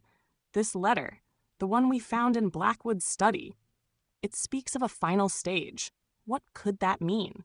And what does Lady Carrington have to do with it?" Holmes slowed his pace but did not stop, his fingers tapping rhythmically on his chin, a sure sign that he was deep in thought. Lady Carrington was never merely a pawn in this, Watson, he said, his voice tinged with a quiet certainty. She's a part of the game, a significant part, though we have yet to uncover her exact role. The letter, however, is the real key. It indicates a plot, one that has been carefully orchestrated over time. What we are seeing now is the culmination of something far more insidious than a simple disappearance. I absorbed his words, trying to fit them into the jigsaw puzzle of information we had amassed so far. But why would Blackwood, someone with such power and influence, get involved with something so personal? A love affair? A woman? Holmes turned his piercing gaze toward me, his eyes sharp with the edge of a thought half formed. Because, Watson, those with power are often driven not by money or status, but by something far more primal, the need to control. And control, my dear friend, is an intoxicating thing. It doesn't matter whether it's a love affair or a business venture. Blackwood's obsession with Lady Carrington was not born out of mere affection. It was born out of a desire to shape her, to own her. And that, Watson, is why she is at the center of this scheme. We continued walking, my mind racing as Holmes's words sank in. There was so much more to this case than I had initially thought. I had underestimated the depth of Blackwood's machinations, and now it seemed that we were entangled in something far more dangerous than I had ever imagined. We reached the familiar fog-bound streets of London, where the darkened figures of passers-by seemed to move like shadows through the haze. Holmes led me towards our next destination, the offices of a private investigator he had worked with in the past. The man's name was Gregory Finch, a former Scotland Yard detective who had been dismissed for his unorthodox methods, but had since carved out a niche for himself in the world of private investigation. Holmes trusted him, though I had always found his methods a bit extreme. The door to Finch's office was locked, as expected. Holmes gave it a quick tap, and within moments, the sound of muffled footsteps approached. The door opened to reveal a man with a scruffy beard and tired eyes, but with a spark of intelligence behind them. "Holmes," Finch said gruffly, stepping aside to let us in. "You've got a knack for finding trouble. What's this all about?" Holmes wasted no time. "We need your help, Finch. A woman has disappeared, and her case is tied to something much larger. We need information about Lord Blackwood and his associates. We also need access to any underworld contacts you have. There's something happening beneath the surface, and I believe it's about to erupt." Finch nodded gravely, his expression hardening. "Blackwood, eh? A dangerous man, that one. You've got a target on your back, Holmes, but I can help you. I've been keeping an eye on his movements for a while now. There's talk of a secret project, something involving certain influential families, not just in London, but across the country." I looked at Holmes, my brow furrowing in confusion. "A secret project? What sort of project?" "Finch," Holmes asked, his voice calm but insistent, "do you have any specific information about this project? Who is involved?" The private investigator leaned in, his voice dropping to a conspiratorial whisper. "It's big, Holmes.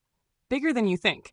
There's a consortium of powerful men, landowners, businessmen, even a few high-ranking politicians. They've been buying up land, but not for the reasons you might think. They're preparing for something, an initiative that will reshape the landscape of London. They call it the New Dawn. But here's the kicker. Lady Carrington is right at the center of it." Holmes's expression didn't change, but I could tell he was piecing the puzzle together in his mind. "The New Dawn?" I repeated, testing the name on my tongue. "What is it exactly? And why is Lady Carrington involved?" Finch shook his head, clearly frustrated. "I don't know the full details, but the project is tied to the land, specifically, a portion of land near Carrington's estate.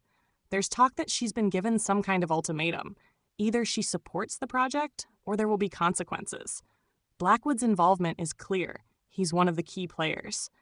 But there's someone else behind it all, someone more elusive. They've been pulling the strings, and I'm not sure who they are yet." Holmes stood up straighter, his mind already racing. "That's what we need to find out. If Blackwood and these other individuals are behind this project, we must uncover who else is involved, and we must find Lady Carrington before it's too late." Finch grunted in agreement.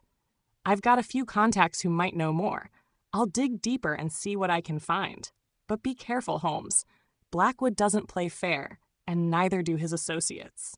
Thank you, Finch, Holmes said, his voice smooth and confident. We'll be in touch soon.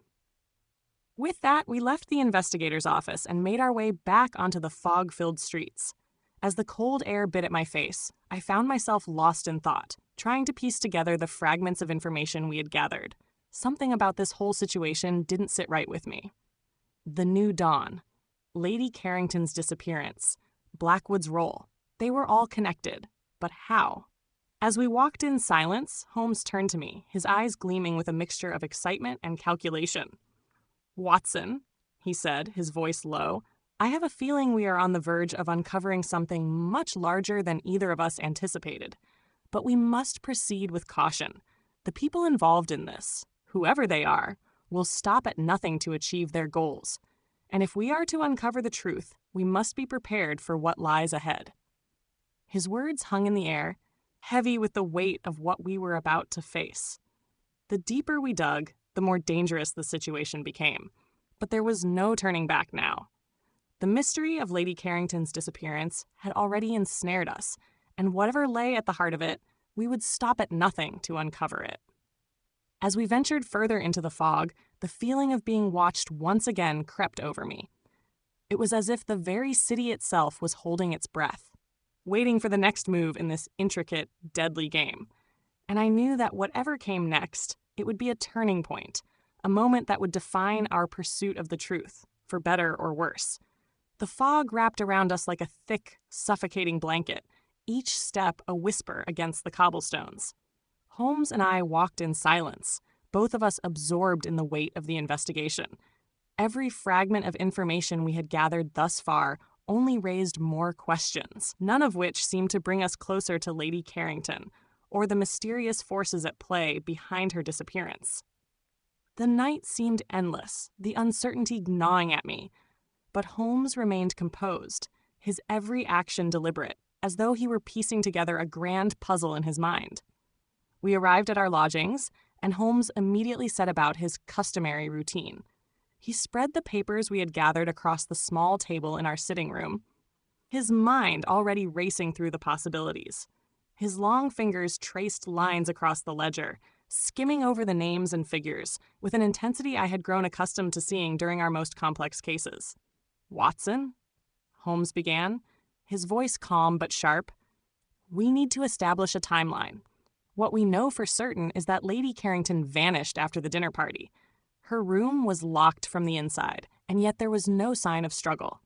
She left behind a cryptic poem, one that on the surface appears nonsensical, but I believe it contains clues that point to the next stage of this intricate conspiracy. I took a seat opposite him, watching as he meticulously arranged the papers into neat piles. I could see the exhaustion in his eyes, though he concealed it well. The poem, I said, more to myself than to Holmes. It's strange. She spoke of darkness, of shadows. Perhaps it's a riddle of some kind, something about being hidden in plain sight? Holmes looked up, his eyes gleaming with an insight I hadn't expected. Exactly, Watson. The poem is not just a cryptic farewell. It is a message, one meant for someone who knows how to read it. But to understand it fully, we need to consider the context in which it was written. Lady Carrington wasn't just a lady of leisure. She was entangled in this plot, whether by choice or coercion. The real question, however, is why? Why leave a message so obscure? And why did she choose to vanish in such an enigmatic manner? I thought for a moment before responding. But the locked room, how does that fit into this? If she vanished, it's as though she was either taken or she disappeared of her own accord. Holmes's expression darkened as he placed the ledger down and looked over at me. It is possible that Lady Carrington wanted to disappear, to escape something she feared. The fact that the room was locked from the inside suggests she could have left without anyone's knowledge, if she had planned it carefully. But what if the disappearance was staged? What if someone with access to her room, the same person who may have orchestrated this entire affair, used the locked door to create an illusion? The thought sent a chill down my spine. So, you believe someone might be manipulating the situation from behind the scenes? But to what end? Holmes nodded, his lips curling into a faint smile, as though he had already anticipated my question. Indeed, whoever is behind this is not acting out of mere malice. They are playing a long game, and they have carefully orchestrated every detail. That poem, the locked room, Blackwood's involvement, they all form part of a larger scheme. We are dealing with individuals who are used to wielding power in the shadows. They will not be easily exposed. I felt a twinge of frustration. But how can we expose them if we don't know who they are or what they truly want? Holmes stood, pacing around the room. His mind was clearly working at full capacity, as if every motion was part of some unseen calculation. First, we need to understand who benefits from Lady Carrington's disappearance. Blackwood is an obvious player, but there are others. The poem was written for someone who would understand its meaning, which suggests a personal connection. We must find out who else had a relationship with Lady Carrington, who might have been part of her secret life. I leaned back in my chair, trying to piece together the scant details we had. The letter we found in Blackwood's office. If he's part of the conspiracy, he's likely just one cog in a much larger machine. The New Dawn Project, as Finch mentioned. Lady Carrington was at the heart of that. It's all connected somehow. Holmes stopped pacing and turned to me, his eyes narrowing with renewed focus. Precisely. And that's where we must turn our attention next. This New Dawn. We know it's tied to land deals, but I believe it's more than that. It's a scheme designed to reshape the political and social landscape of this city. But we don't know who is pulling the strings. Someone has been hiding in plain sight, and we must uncover their identity. I stood as well, my mind churning with possibilities. How do we get closer to the truth, Holmes? Holmes smiled, the glint of determination lighting his eyes. First, we will visit Lady Carrington's estate. There are answers to be found there, in the heart of the place she called home. And we shall begin by talking to the people closest to her, those who may have known more than they were willing to admit. The journey to Lady Carrington's estate the next morning felt like an eerie prelude to a confrontation that was long overdue. The sprawling grounds of the estate were bathed in pale sunlight, but even the beauty of the countryside could not lift the shadow that loomed over us. Holmes, as ever, was the picture of composure, but I sensed the same undercurrent of unease in him that I felt stirring within myself. We arrived at the front gates, where a stately butler greeted us with the stiff politeness that marked the upper echelons of British society. "Mr. Holmes, Dr. Watson," he said, bowing slightly, "Lady Carrington's estate is at your disposal. How may I assist you?" Holmes wasted no time. "We are here to investigate the disappearance of Lady Carrington. We would like to speak with the household staff and examine her personal quarters." The butler's expression faltered for only a moment, a flicker of something unreadable crossing his face. "Of course, Mr. Holmes. I shall inform the family that you are here." He led us through the grand hall, past walls adorned with portraits of stern-faced ancestors, their eyes seemingly watching our every move. The weight of the house's history pressed down on me, and I found myself glancing at every shadow, wondering if it might hide the answers we sought. We were taken upstairs to the very room where Lady Carrington had vanished. The door to her chamber was ajar, and I couldn't help but feel a sense of unease as we crossed the threshold. The room was pristine, with no sign of any struggle. Her vanity stood against one wall, its mirror reflecting the soft light streaming through the windows. The bed was perfectly made, the sheets untouched. There was no sign of Lady Carrington's presence, save for the faint scent of lavender that lingered in the air. Holmes approached the vanity, his eyes scanning the items strewn across it. There were perfumes, a half-empty glass of water, and several pieces of jewelry. Everything seemed in place, but something about the room felt off. Holmes's eyes narrowed as he reached for a small object lying beside the glass, an elegant brooch, engraved with a pattern I didn't recognize. "This," Holmes muttered, holding it up for me to see, "is no mere piece of jewelry. It's a clue, and I suspect it has more to tell us than we think."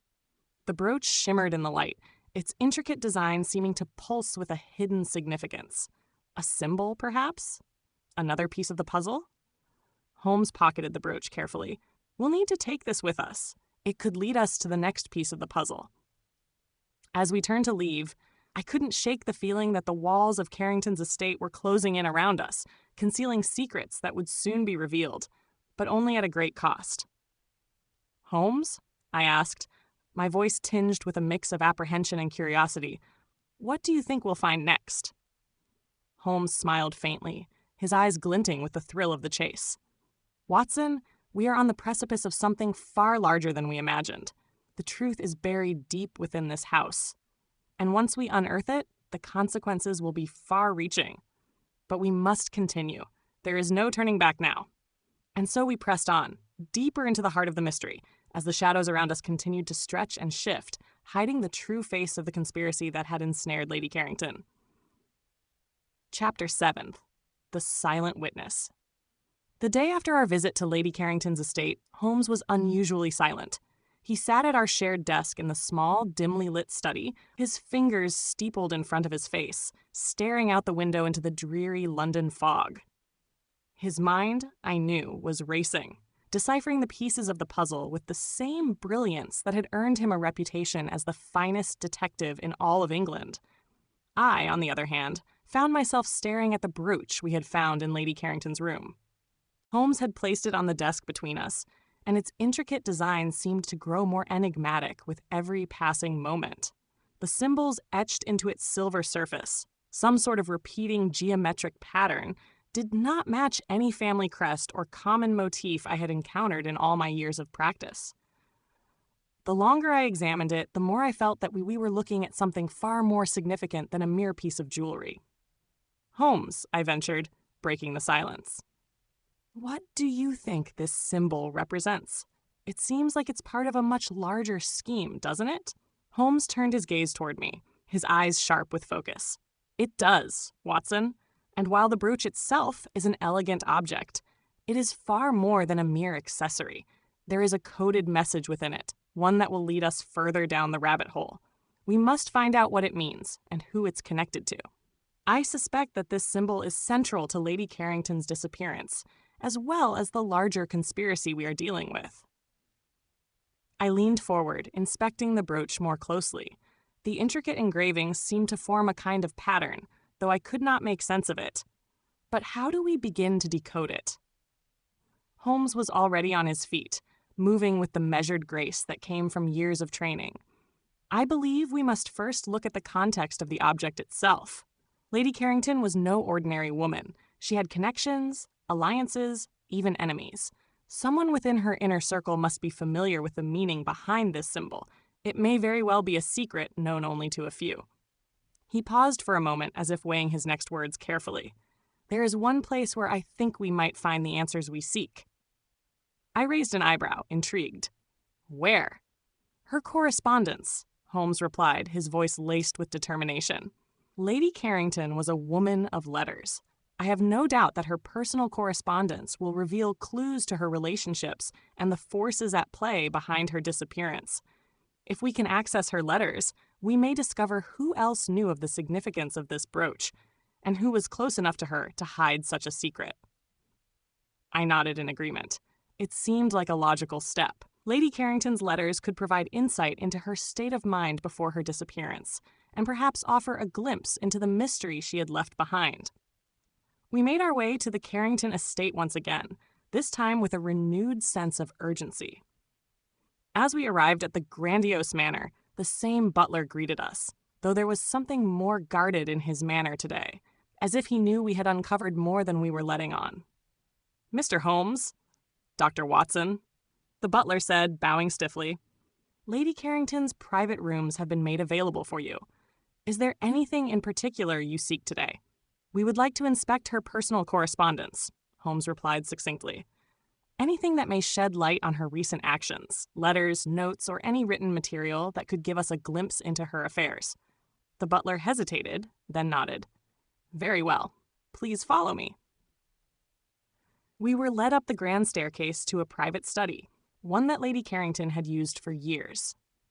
The room was a sanctuary of order, the bookshelves meticulously arranged, and a large carved desk dominated the space. There, under a velvet cloth, we found a drawer containing a collection of letters. The envelopes were addressed to various names, some familiar, others foreign, but they all had one thing in common. They were addressed to Lady Carrington in the weeks leading up to her disappearance.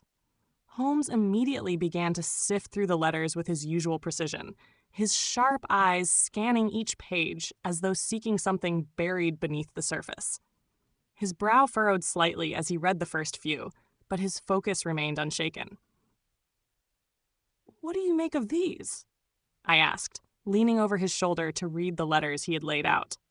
"Nothing particularly useful thus far," Holmes muttered, almost to himself. "But we must continue looking." He picked up a letter that seemed to have been written in a hurried hand, the ink smudged in places as though the writer had been frantic.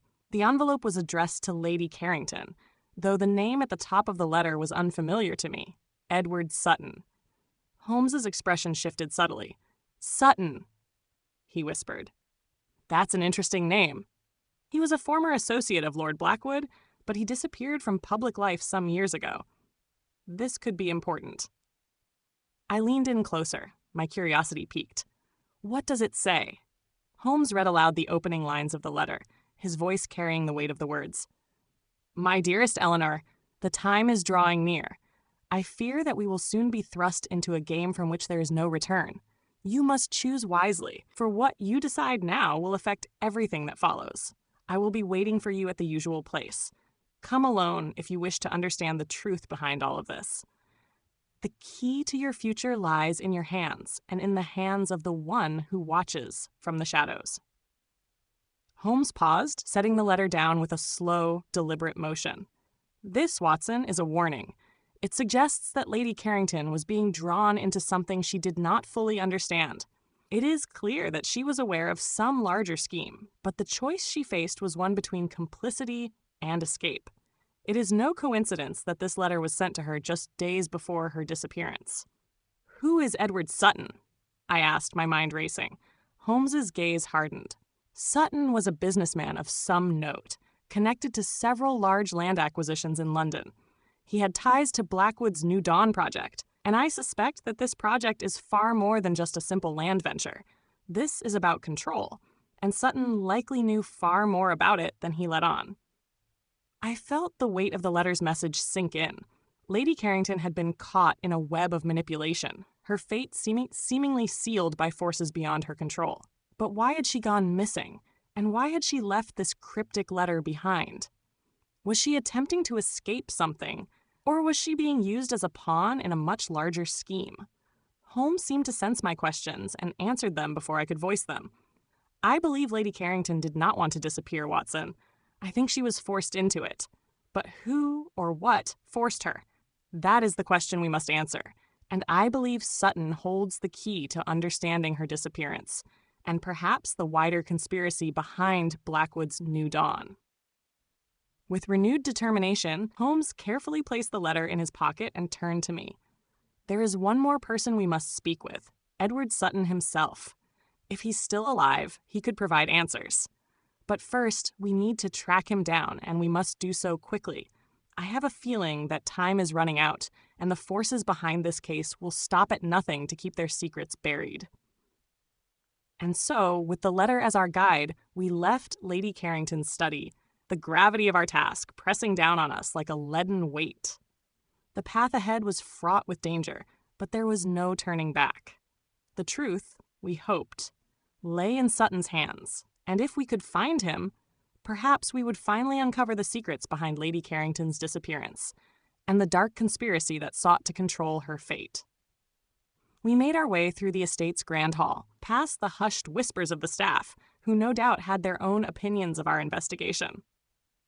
The butler, who had been with the Carrington family for many years, appeared to be under a particular strain since our arrival. He had the air of someone who knew more than he let on, but was unwilling to speak freely, at least not in front of us. I couldn't help but wonder how deep the web of deception truly went, and how many hands were involved in hiding the truth of Lady Carrington's disappearance. Outside, the fog was thickening, rolling across the landscape like a cloak of secrecy, which seemed almost fitting for the mysterious journey we were on. Holmes was quiet now, his mind undoubtedly racing as he pieced together the information we had gathered so far. The mention of Edward Sutton had unsettled him. Holmes rarely showed concern for a specific individual unless they were central to the case. Sutton's connection to Blackwood's New Dawn project, his potential ties to Lady Carrington, and now his cryptic letter all seemed to point toward something far greater than a mere disappearance. We arrived back at our lodgings later in the evening. Holmes immediately retired to the desk, poring over every document once again as if the pieces of the puzzle were just within his reach. I watched him work, my own thoughts consumed by the enigmatic letter from Sutton. The reference to a game and the suggestion that Lady Carrington had a choice to make, these words gnawed at me. What kind of game could it be? And who exactly was pulling the strings behind the scenes? Holmes, I began, breaking the silence. What do you think this game is? Sutton spoke of a choice Lady Carrington had to make, something that involved her future. Do you believe she made the wrong choice? Holmes leaned back in his chair, his fingers tapping a steady rhythm against the armrests. The game, Watson, is one of power. Sutton's cryptic letter speaks of a decision that likely held dire consequences. Lady Carrington was not just an innocent bystander. She was part of something larger. But whether she was an unwilling participant or an active one, I cannot say for certain. The question is not whether she made a wrong choice, but rather, what choice was she forced to make? What did she have to decide between? I'm starting to believe, I said slowly, that the answer lies in her relationships with those closest to her. Sutton and Blackwood. And perhaps the answer is buried somewhere in her past, a past she may have been trying to escape. Holmes nodded, his face illuminated by the soft glow of the oil lamp. Exactly, Watson, but it's not just about who Lady Carrington knew. It's about what she knew. The New Dawn project is not merely a land acquisition. It is a scheme that has far-reaching consequences. The question is whether Lady Carrington was a victim or an accomplice. Did she know more about Blackwood's dealings than we've been led to believe? Or did someone force her into complicity? I could see the gears turning in Holmes's mind. He had already made up his mind that the New Dawn project was central to our investigation, and I could not disagree with him. But I still had nagging questions about Lady Carrington's role. If she had known about the darker sides of the project, if she had understood the full scope of its implications, then why had she disappeared? Was she hiding from someone, or was she trying to escape the consequences of her own choices? Holmes, sensing the direction my thoughts were going, spoke again, his voice cutting through the air like a sharp blade. Lady Carrington's disappearance is no accident. Whoever orchestrated this was aware of her potential to expose them. They knew she was close to the truth, and they knew the only way to silence her was to remove her from the scene entirely. And if Sutton's letter is any indication, Lady Carrington's role in all of this was far more significant than we first imagined.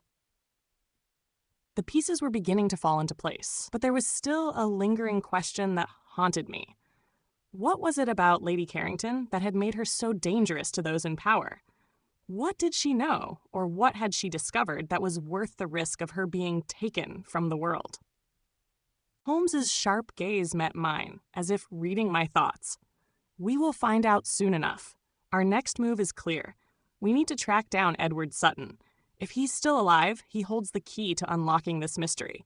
And if he's hiding, we need to find him. He has the answers. The following day, we set out for the last known address of Edward Sutton. From the moment we left the comfort of our lodgings, it felt as though the city itself had closed in on us. The streets of London seemed colder, more forbidding than ever, and I found myself looking over my shoulder more than once, as though I were being watched.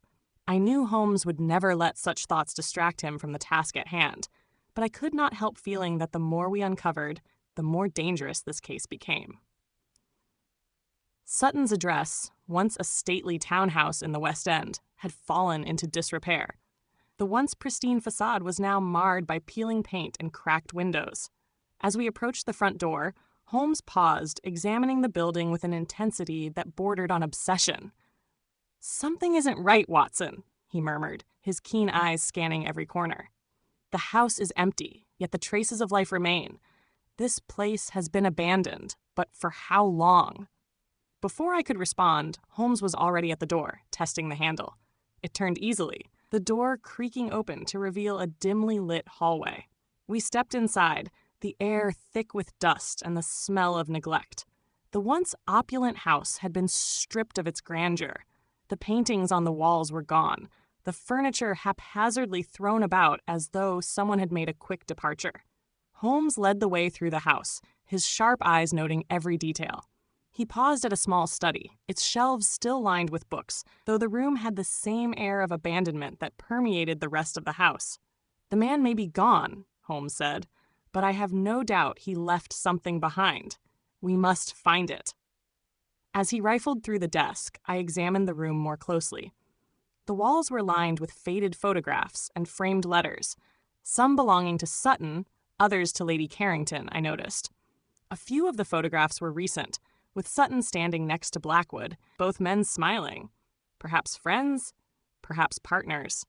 But something about the way they were arranged on the wall told me that Sutton had intended to keep his connections hidden. A sound behind me made me turn, and I saw Holmes holding something small in his hand, an envelope stained with age but still legible. "It's from her," Holmes muttered, his voice cold as ice. "This is Lady Carrington's handwriting. She must have left this here for us to find." I took the envelope from him, my heart racing. Inside was a single sheet of paper, on which was written only a few short lines. "The game is not yet over. They think they can control me, but they cannot. The truth is closer than they realize." The note was unsigned, but it was clear who it was meant for, and it only deepened the mystery. Lady Carrington had been aware of something powerful, something dangerous, and now we had to uncover what she had meant by these cryptic words. Holmes looked at me, his expression determined. "Watson, I believe we are on the verge of uncovering something monumental, but we must act quickly. The game has already begun, and there are those who will stop at nothing to keep the truth buried." I nodded, a sense of foreboding settling in my chest. We were closer now, but the answers we sought would come at a price. One thing was certain. We had no choice but to continue. For if we did not uncover the truth soon, Lady Carrington's fate, and the fate of many others, would be sealed forever. The game, it seemed, was far from over. Chapter 8. The Shadows Whisper.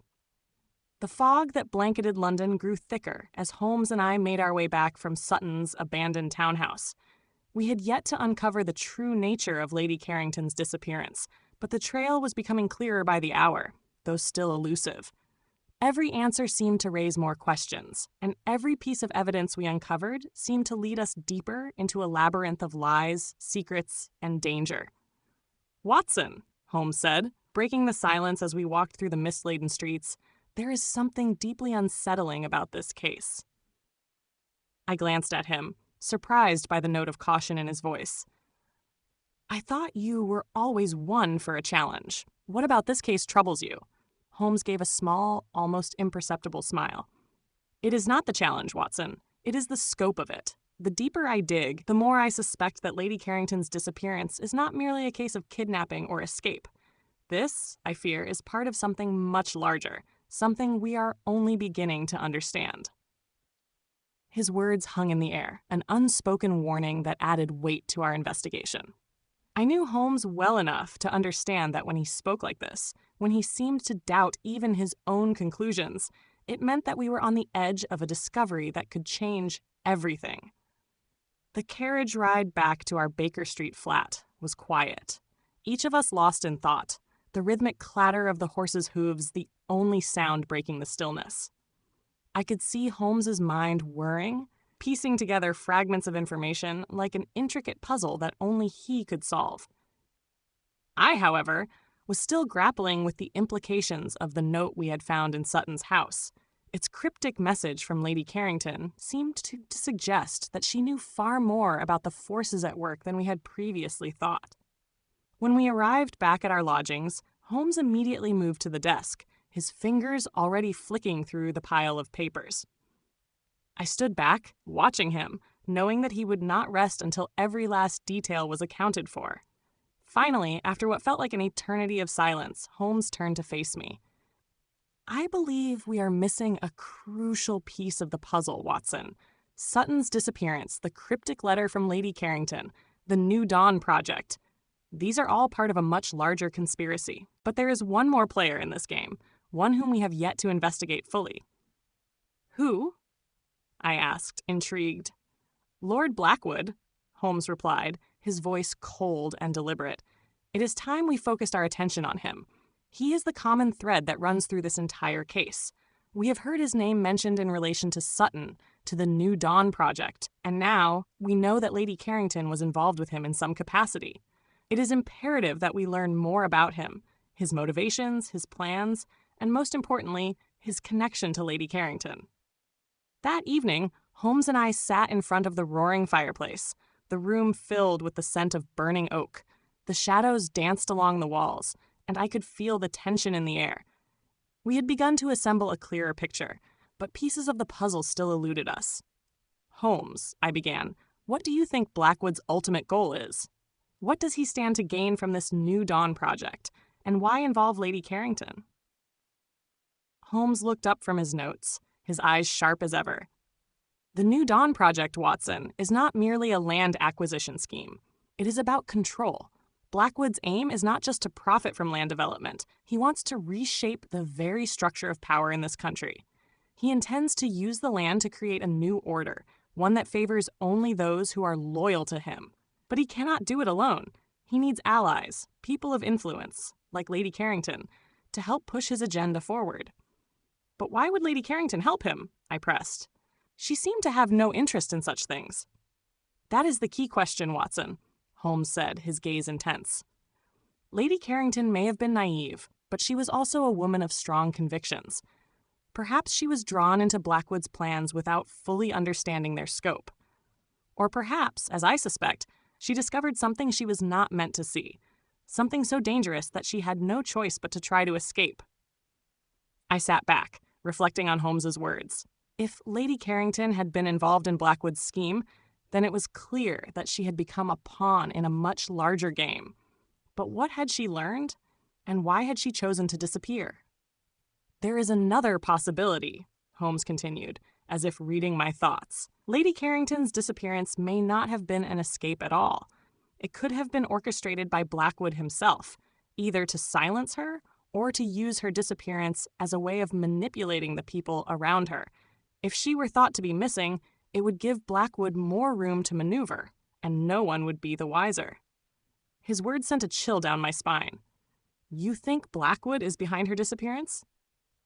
It is one of the most plausible explanations, Holmes said. But we cannot rule out the possibility of another party being involved, someone with the power to act outside the law, someone who could manipulate the situation for their own gain. But why leave the brooch? Why leave that letter behind? I asked. That, Watson, is the real mystery, Holmes replied. The brooch and the letter were meant to send us a message, a trail for us to follow. But why? Why did Lady Carrington choose to leave such clues? And why did she take such a risk? The next morning, we set out to investigate Lord Blackwood more thoroughly. We visited his private estate, an imposing mansion located on the outskirts of London. The estate was heavily guarded, the grounds secured by high iron gates and patrolling sentries. It was clear that Blackwood valued privacy and secrecy above all else. Holmes, ever the master of observation, took note of every detail as we approached the mansion. The windows were shuttered, the estate eerily quiet, as though it had been abandoned for years. Yet I knew that Blackwood was not one to leave his home unprotected. I trust you have a plan, Holmes, I asked, my voice barely a whisper. Holmes's lips curved into a faint smile. Always, Watson. We will need to speak with the servants who work here. They may know more than they are letting on, but I doubt they will speak freely. We must approach this carefully. As we made our way through the ornate gates, a tall figure in a dark coat appeared, blocking our path. His eyes were cold and his posture rigid, as though he had been waiting for us. "Can I help you, gentlemen?" he asked, his voice low and firm. "We seek an audience with Lord Blackwood," Holmes said without hesitation. "We have important matters to discuss." The man's eyes flickered briefly before he spoke again. "Lord Blackwood is unavailable at the moment. If you wish to speak with him, you must leave your business in writing." "I believe this is a matter of great urgency," Holmes insisted, his voice unwavering. "We cannot afford delays." The figure regarded us silently for a moment before stepping aside. "Very well, you may enter, but know that you will not be allowed to see Lord Blackwood. I will take your message." Holmes exchanged a glance with me, and I could see the flicker of suspicion in his eyes. It seemed that the more we learned, the more questions we had, and each new discovery led us further into a web of lies and deceit that grew more tangled by the day. Inside, the house was equally imposing, with dark wood paneling and antique furnishings that spoke of wealth and power. It was a house built to impress and to intimidate. As we were led through the halls, Holmes's keen eyes were everywhere, taking in every detail, every movement. "There is something not quite right about all of this, Watson," Holmes murmured as we passed a set of portraits lining the wall. "We must be careful. The game is shifting, and I suspect that Blackwood, like Lady Carrington, has been playing a far more dangerous game than we realize." And as we were escorted deeper into the house, I couldn't shake the feeling that we were not just visitors in Blackwood's domain. We were intruders, walking on the edge of a cliff, and the slightest misstep could send us tumbling into the abyss. Holmes and I were led deeper into the mansion, each step echoing with an unnerving finality. The atmosphere in Blackwood's estate seemed to press in on us, the air thick with an almost palpable tension. The walls, adorned with rich tapestries and paintings of ancestors long since passed, stared down at us as though the very house itself disapproved of our presence.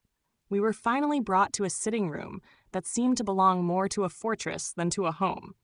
A room with no windows, lit only by the flickering glow of candles in brass holders. The heavy velvet curtains were drawn tight, and the plush chairs and couches looked too pristine, as though they had not been used in years. There was a faint smell of must and dust in the air, but it was quickly overpowered by the faint scent of tobacco smoke that still clung to the room. "Wait here," the servant commanded in a voice that brooked no argument. He stood at attention before disappearing down a darkened hallway, his footsteps muffled by the thick carpet.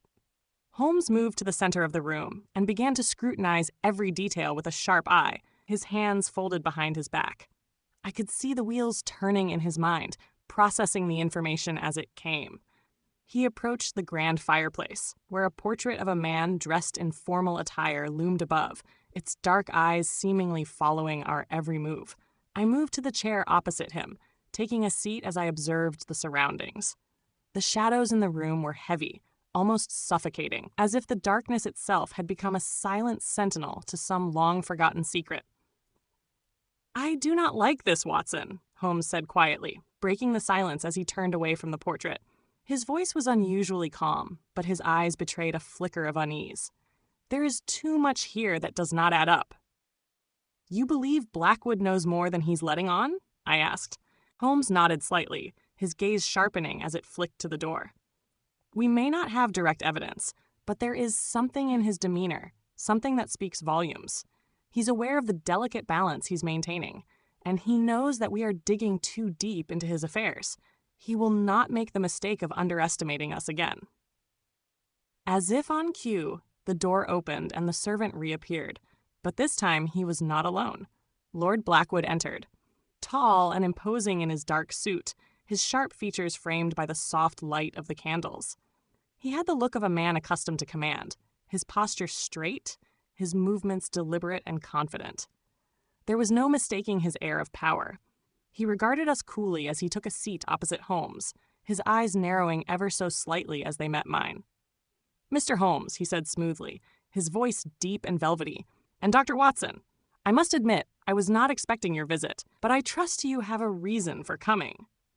Holmes did not immediately respond. Instead, he regarded Blackwood with an air of calm intensity, as though weighing the man's every word before committing to any response. "Lord Blackwood," Holmes began, his voice measured and deliberate, "we are investigating the disappearance of Lady Carrington. You may be aware that she was involved in certain matters connected to your interests, as well as to the New Dawn project. We are here to understand the full extent of those connections." A flicker of something unreadable crossed Blackwood's face, but it was gone before I could properly identify it. He leaned back in his chair, his fingers steepled together. "I see," he said, his voice unchanged, but there was a faint shift in the atmosphere, a subtle tension. "You are, of course, entitled to your inquiries, Mr. Holmes, but I fail to see what my involvement in this matter could be. Lady Carrington was a woman of strong will, perhaps too strong for her own good, but she made her choices. The idea that her disappearance has anything to do with me is preposterous." Holmes leaned forward slightly, his eyes never leaving Blackwood's. "It's not merely about your involvement, my lord," he said, his voice growing more forceful, "but about the web of secrets surrounding her disappearance. We know she was involved in the New Dawn project. We know she had certain dealings with people close to you. And we know that there is more to her vanishing than mere coincidence." Blackwood's eyes darkened, his fingers tightening ever so slightly against the edge of the armrest. "Mr. Holmes," he began again, his tone colder this time, "Lady Carrington's decisions were her own, as were her actions. I do not appreciate the insinuation that I, or anyone else in my circle, was involved in her disappearance. If you have evidence, I suggest you present it. Otherwise, I will not tolerate this line of questioning." Holmes seemed unperturbed by the shift in Blackwood's tone. He had anticipated the Lord's defensiveness and was ready to counter it. "There are rumors, Lord Blackwood," Holmes said evenly, "that Lady Carrington had uncovered something in her research into the New Dawn project. Perhaps she found something that could jeopardize your plans. Or perhaps, as I suspect, she learned something that would bring your dealings into the light." Blackwood's gaze hardened, but his composure remained largely intact. "You speak of rumors, Mr. Holmes. There are always rumors about powerful men, but the fact remains, my family and I have been in the business of land acquisition for generations. The New Dawn project is simply the next logical step. There is nothing nefarious about it." "Perhaps," Holmes countered, "but the sudden and unexplained disappearance of Lady Carrington, combined with the strange circumstances surrounding her last known communications, suggests otherwise." Blackwood's jaw tightened. For the briefest moment, I saw the mask slip. There was a flicker of concern, barely perceptible, but it was there. It was enough to confirm my suspicions. Blackwood knew more than he was letting on. "I will not discuss this any further," Blackwood said sharply, his voice tinged with finality. "If you wish to continue this investigation, you will do so without my cooperation." Holmes did not flinch at Blackwood's words. "I believe you will come to regret that decision, my lord," he said quietly, his voice unwavering. "But rest assured, we will uncover the truth, whether or not you choose to help us." Blackwood stood, his expression now one of pure coldness. "Good evening, Mr. Holmes, Dr. Watson. I trust you will leave my home immediately. I do not wish to repeat myself." There was nothing more to be said. Holmes stood with a fluid motion, his sharp gaze never leaving Blackwood's face. I followed suit, and we made our way to the door without further word. As the heavy oak door closed behind us, I could feel the weight of the unspoken challenge in the air. "Holmes, do you think Blackwood is directly involved?" I asked as we made our way back through the grand hallway, our footsteps echoing in the silence. "I cannot say for certain yet, Watson," Holmes replied, his voice low and thoughtful. "But I suspect Blackwood is at the center of this mystery.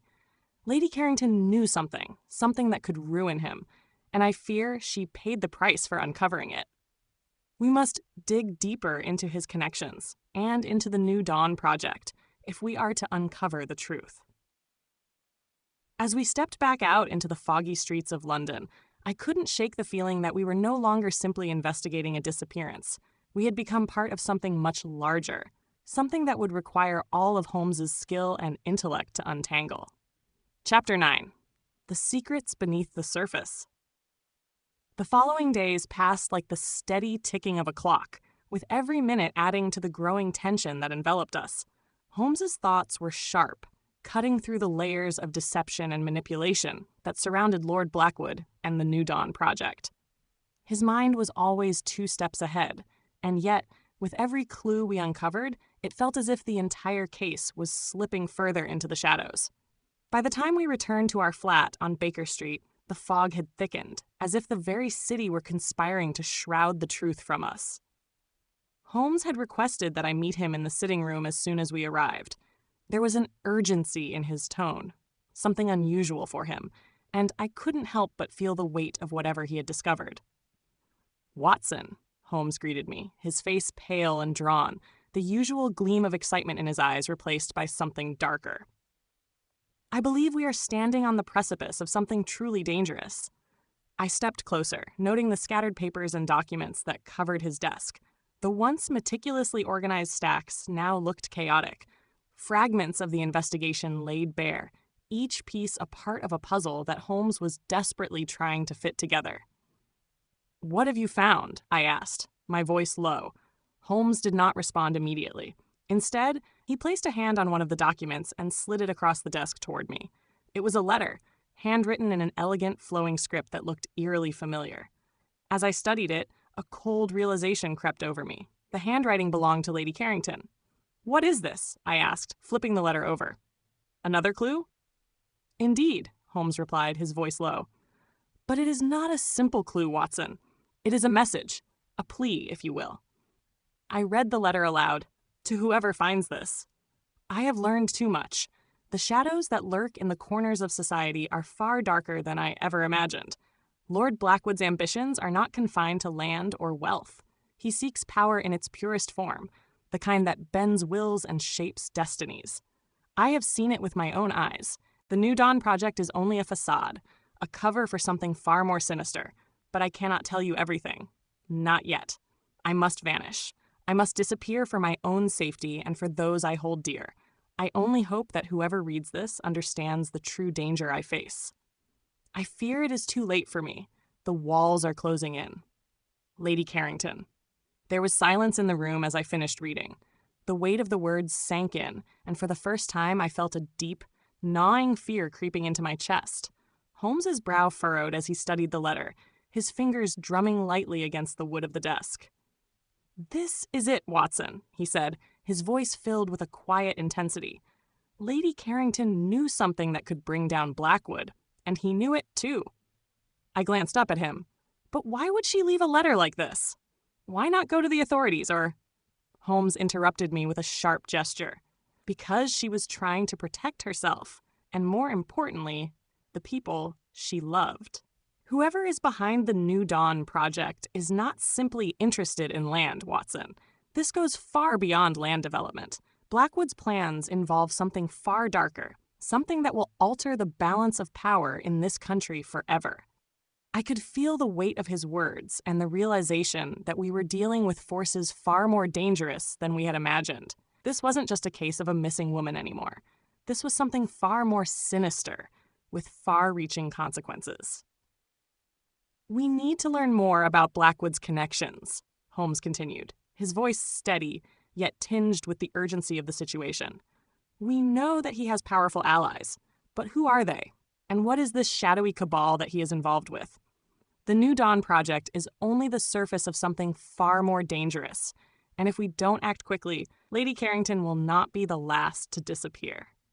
Holmes's plan was simple, but risky. He would infiltrate the circles of influence that Blackwood moved in, and he would do so by attending a high society gala that was to be held that very evening. The event, hosted by a number of Blackwood's associates, promised to be a gathering of the country's most influential figures.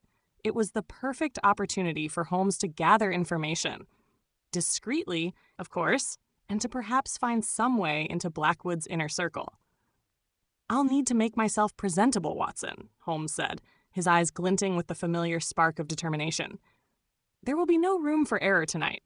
If we are to uncover the truth, I must blend in, become one of them." I raised an eyebrow, not entirely convinced by his plan.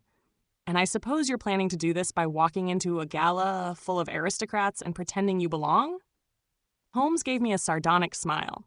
"Precisely. I've found that the best way to extract information is to be seen as harmless. If I blend in, people will speak freely, and perhaps, just perhaps, we'll be able to learn what Blackwood is truly up to." Despite my reservations, I knew that Holmes's methods had worked before, and I trusted his judgment. The gala was held at one of the grandest ballrooms in London, a massive space adorned with chandeliers that glittered like stars in the night sky. The air was thick with the murmur of polite conversation, the clinking of glasses, and the rustling of silk and satin as the city's elite mingled and exchanged pleasantries. Holmes, looking every bit the part of the distinguished gentleman in his dark tailcoat and immaculate dress shirt, was already in his element. I, of course, was simply along for the ride, hoping to avoid drawing attention to myself. As we entered the ballroom, Holmes immediately slipped into the crowd, his movements fluid and purposeful. He didn't make a scene. Rather, he simply became a part of the fabric of the event, speaking with one individual after another, picking up on the smallest details, the slight tremor in a hand, the nervous glance exchanged between two guests, the barely audible whispers that spoke volumes. I watched from a distance as Holmes moved with ease through the room, his eyes always sharp, his attention never wavering. He was playing a game, and he was playing it expertly. His mask of indifference made him appear like just another well-heeled guest, but beneath the surface, he was absorbing everything, leaving nothing to chance. Hours passed, and I began to feel the weight of the event pressing on me.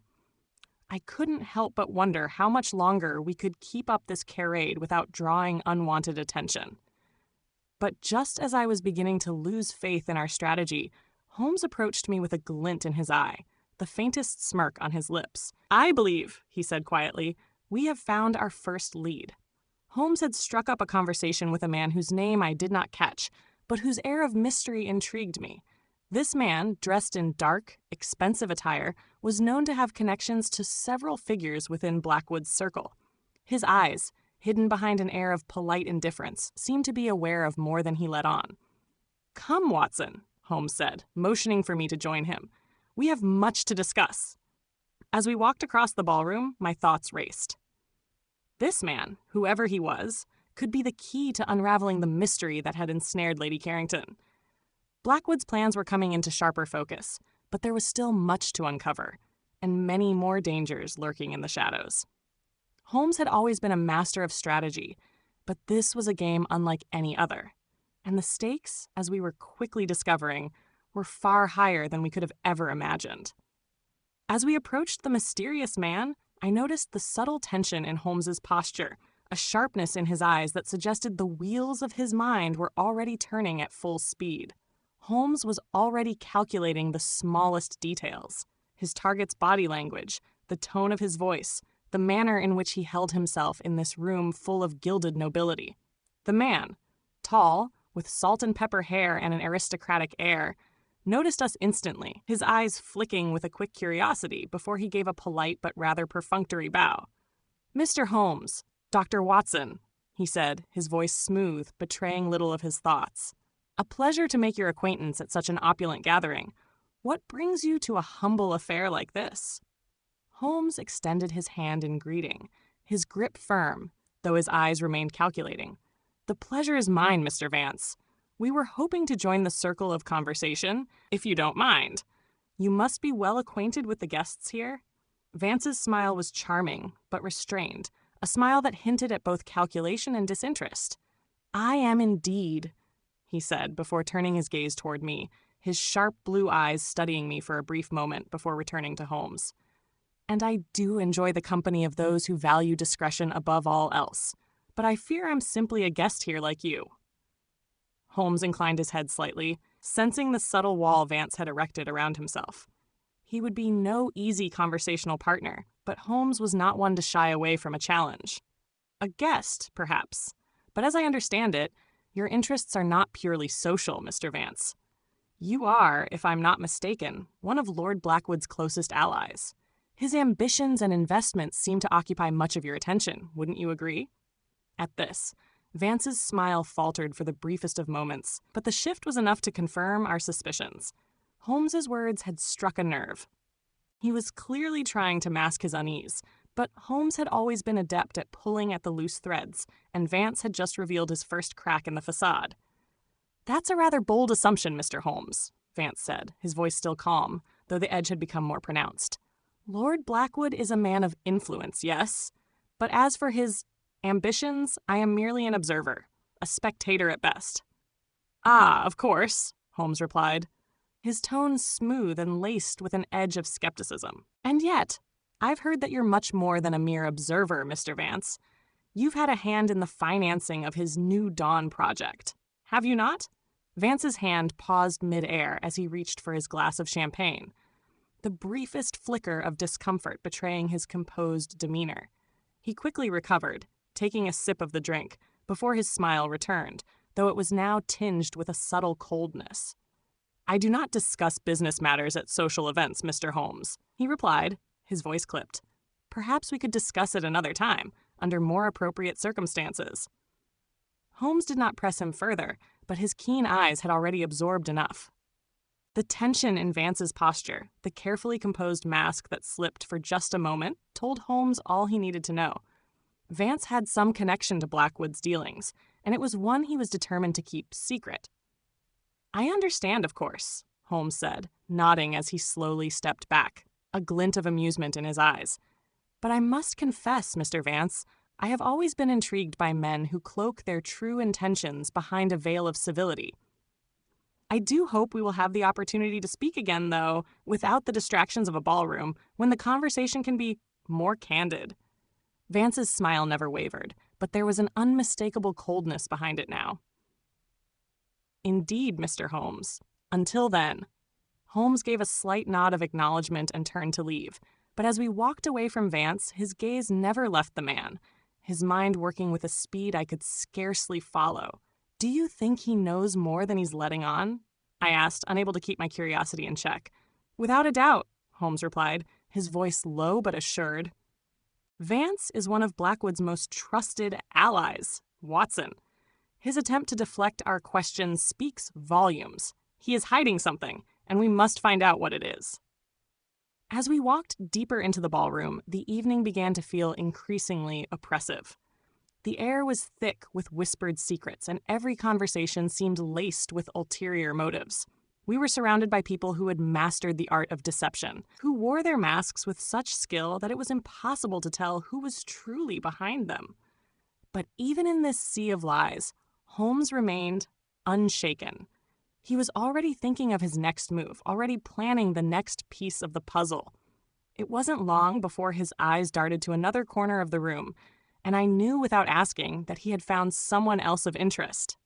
You see, Watson, Holmes murmured as he shifted his gaze toward the far corner of the ballroom, where a woman in a deep green gown was speaking with several men. That is Lady Sinclair. She is a woman of particular interest in this case. Lady Sinclair? I asked, following his gaze. What do you suspect? Holmes's expression darkened. She is connected to Blackwood in ways that are not entirely above board. I've heard whispers of a more personal relationship between her and Lord Blackwood, and given her presence here tonight, it seems she may know more about Lady Carrington's disappearance than she is letting on. Without further word, Holmes moved toward the woman with the same fluid grace that he had displayed earlier. I followed him at a slight distance, keeping my eyes open for any sign of recognition from Lady Sinclair. She was speaking with a group of men, all of whom were dressed in the same high fashion as the rest of the aristocracy. Her presence, however, was unmistakable. There was something about her that seemed to draw the eye. Perhaps it was the subtle air of command she exuded, or the intensity in her gaze, which, though warm, held a glint of something sharper underneath. Holmes approached her with his usual calm assurance, and I could see her stiffen the moment she caught sight of him. There was no doubt that she had recognized the famous detective, and I was sure that she had already decided how to handle the encounter. Lady Sinclair, Holmes began smoothly, his voice carrying an air of respect that was anything but obsequious. How fortunate to see you here. I must admit, I did not expect to find you in the company of so many distinguished gentlemen. Surely, you are used to commanding their attention. She turned toward him with a faint smile, but there was a coolness in her eyes.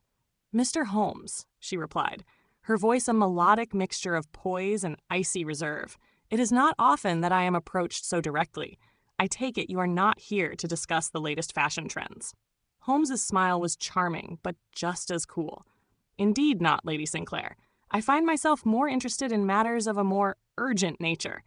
I am investigating the disappearance of Lady Carrington, and I believe you may be able to shed some light on the situation." The woman's expression faltered only slightly, but it was enough to reveal her unease.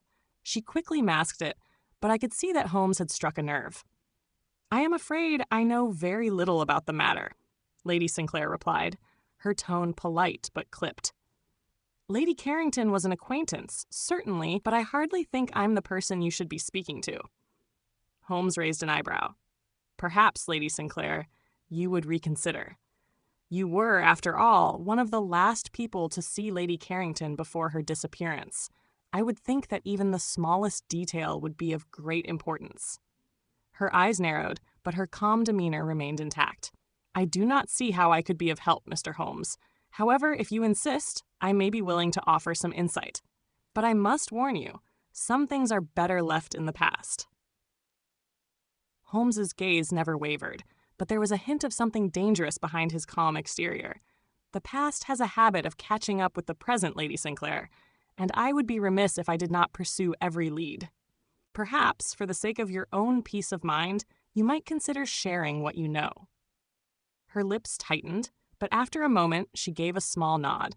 "Very well, but let us take this conversation somewhere more private." We followed her as she led us through a door at the far end of the ballroom, a door that opened onto a quiet hallway leading to a small, cozy study.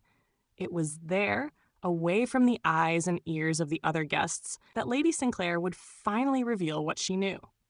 Holmes and I had come one step closer to unraveling the tangled web surrounding Lady Carrington's disappearance, but I knew we were still far from the truth. Lady Sinclair's words would be the key to unlocking the next part of this mystery, and I could sense that what we were about to learn would change everything. Chapter 10. The Echoes of the Past. Lady Sinclair's study was a small but elegant room, lined with leather-bound books and framed portraits of stern-faced ancestors. The scent of old wood mixed with the faint trace of lavender in the air, giving the room an almost otherworldly feel. Holmes and I sat across from Lady Sinclair, who had removed her gloves and settled into an armchair. Her composure was still immaculate, but there was something in her eyes, a subtle wariness, that suggested she was on the brink of revealing something much deeper than she had intended. Holmes wasted no time in cutting through the pleasantries. "Lady Sinclair," he began, his voice calm but probing, "we have come to you with the hope that you can provide clarity on the disappearance of Lady Carrington. You were, as I understand it, one of the last people to speak with her." Lady Sinclair's gaze flickered for a moment before she spoke, her voice smooth but guarded. "Indeed, Mr. Holmes. I had a brief conversation with her the night of her disappearance. She seemed troubled, though she did not say much." Holmes leaned forward slightly, his fingers steepled in front of him. "Troubled? In what way?" "She mentioned something about being trapped," Lady Sinclair replied, her eyes narrowing as though trying to recall the exact words. "She spoke of feeling like she was locked into a situation she couldn't escape, and that she feared for her safety. It was all very cryptic." I exchanged a glance with Holmes, who was now fully engaged, his interest piqued. "Did she say who or what she feared?" I asked, leaning forward myself. Lady Sinclair hesitated, then shook her head. "No, she wouldn't elaborate, but there was something in her voice, a certain urgency. It wasn't like her at all. Lady Carrington was always so composed, so in control. To hear her speak like that, well, it unsettled me." Holmes's gaze never left her face. Was she afraid of anyone in particular? Was there someone who had a reason to harm her? A flicker of discomfort passed over Lady Sinclair's features, but she quickly masked it with a thin smile. "Mr. Holmes, you must understand, the world of the aristocracy is full of rivalries and secrets, but I cannot speak of anything that might incriminate someone without proof." Holmes's eyes sharpened. "You are protecting someone, Lady Sinclair. Who is it?" She stiffened slightly, but did not immediately answer. Instead, she stood up and walked toward the window, her back turned to us as she looked out over the grounds. The glow of the setting sun bathed her in a golden light, but the shadows in her face betrayed her inner conflict. "I am not trying to protect anyone, Mr. S. Holmes," she said after a long pause. her voice now tinged with something I could not quite place. "But there are forces at play here, far beyond what you or I can fully understand. Lady Carrington's disappearance is not just the result of a simple dispute or a personal vendetta. It is part of something much larger." Holmes rose from his chair and moved toward her, his expression softening as he approached. "Then you must tell me, Lady Sinclair, whatever it is that you know, now is the time. If you want to help, you must speak the truth." She turned toward him then, and for the first time I saw a flicker of vulnerability in her eyes. "You don't understand," she murmured. "You don't know the kind of people Blackwood is involved with. They are not men to be crossed. To go against them is to invite disaster." "Then tell me who they are," Holmes pressed, his voice almost pleading now, as though he had reached the limit of his patience. "Lady Carrington's life is at risk, and if you hold the key to understanding why she disappeared, I implore you to share it." Lady Sinclair's gaze flickered between Holmes and me, as though weighing the gravity of her decision. Finally, she spoke, her voice barely above a whisper. "Blackwood is not just an aristocrat, Mr. Holmes," she said, her words heavy with foreboding.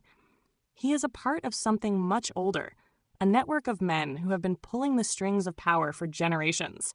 They seek to reshape this country, to control its very foundations. The New Dawn Project is merely a smokescreen for something far more sinister. They want to erase the old world and build something new, something that will be theirs to control." Holmes and I exchanged a look, the weight of her words sinking in. It was becoming clearer now. The New Dawn Project was not about development or progress at all. It was a cover for something darker, a conspiracy to seize control of the country's power and reshape society in their image. "What is it that Blackwood and his associates are really after?" I asked, my voice tight with growing concern. Lady Sinclair lowered her gaze, her eyes filled with a mixture of fear and regret. "I don't know everything, but I do know that they've been working to eliminate anyone who stands in their way. Lady Carrington? She found out something she wasn't meant to know, and for that, she had to be silenced." "Who else is involved?" Holmes asked, his voice low and insistent. "Who else is part of this conspiracy?" Lady Sinclair's face tightened, and she seemed to struggle with herself for a moment. "I can't give you names. If I do, they will come for me next. But I can tell you this. Lord Blackwood's most trusted allies are not just men from London. They are high-ranking officials, wealthy industrialists, and men who wield power in the shadows. People who control more than just money. They control influence, the very forces that govern the country." I was silent, digesting the enormity of what Lady Sinclair had revealed. This was not a case of a missing woman anymore. It was a tangled web of corruption and conspiracy that stretched through the highest echelons of society. "Do you know what Blackwood is planning?" Holmes asked, his voice steady. Lady Sinclair shook her head, her expression conflicted. "I don't know the details, but it has something to do with the land he's been acquiring through the New Dawn Project. He's been buying up estates in rural areas, and there have been whispers of strange disappearances in those regions, people vanishing without a trace. It's as if he's clearing the land for something I can't even begin to fathom." Holmes's eyes narrowed as he processed the information. "This is far more serious than I anticipated. We are dealing with a network that operates in the shadows, pulling strings to further their own agenda. And Lady Carrington's knowledge of their plans has made her a target." "But why would she have known something so crucial?" I asked, still trying to make sense of it all. "She must have discovered something that linked Blackwood to his hidden dealings," Lady Sinclair said softly. "She was always curious, always asking questions about the project. And I'm certain she found out something that would have destroyed everything Blackwood is working for." Holmes turned toward me, his expression serious. "We must find Lady Carrington, Watson. She holds the key to stopping Blackwood's plans. If we can uncover what she knew, we may be able to put an end to this conspiracy before it's too late." I nodded, my mind already racing through the possible places where Lady Carrington could have hidden. But something in Lady Sinclair's eyes made me pause. She was hiding something more. Holmes seemed to notice my hesitation. He turned back to Lady Sinclair, his voice soft yet probing. Lady Sinclair, is there something you haven't told me? Is there more that we need to know? Her eyes darted to the door, her face paling slightly as though she feared being overheard. She leaned in closer, lowering her voice. I may have information that can help you, she whispered, but it will cost you. You must promise me that you will protect me once this is all over.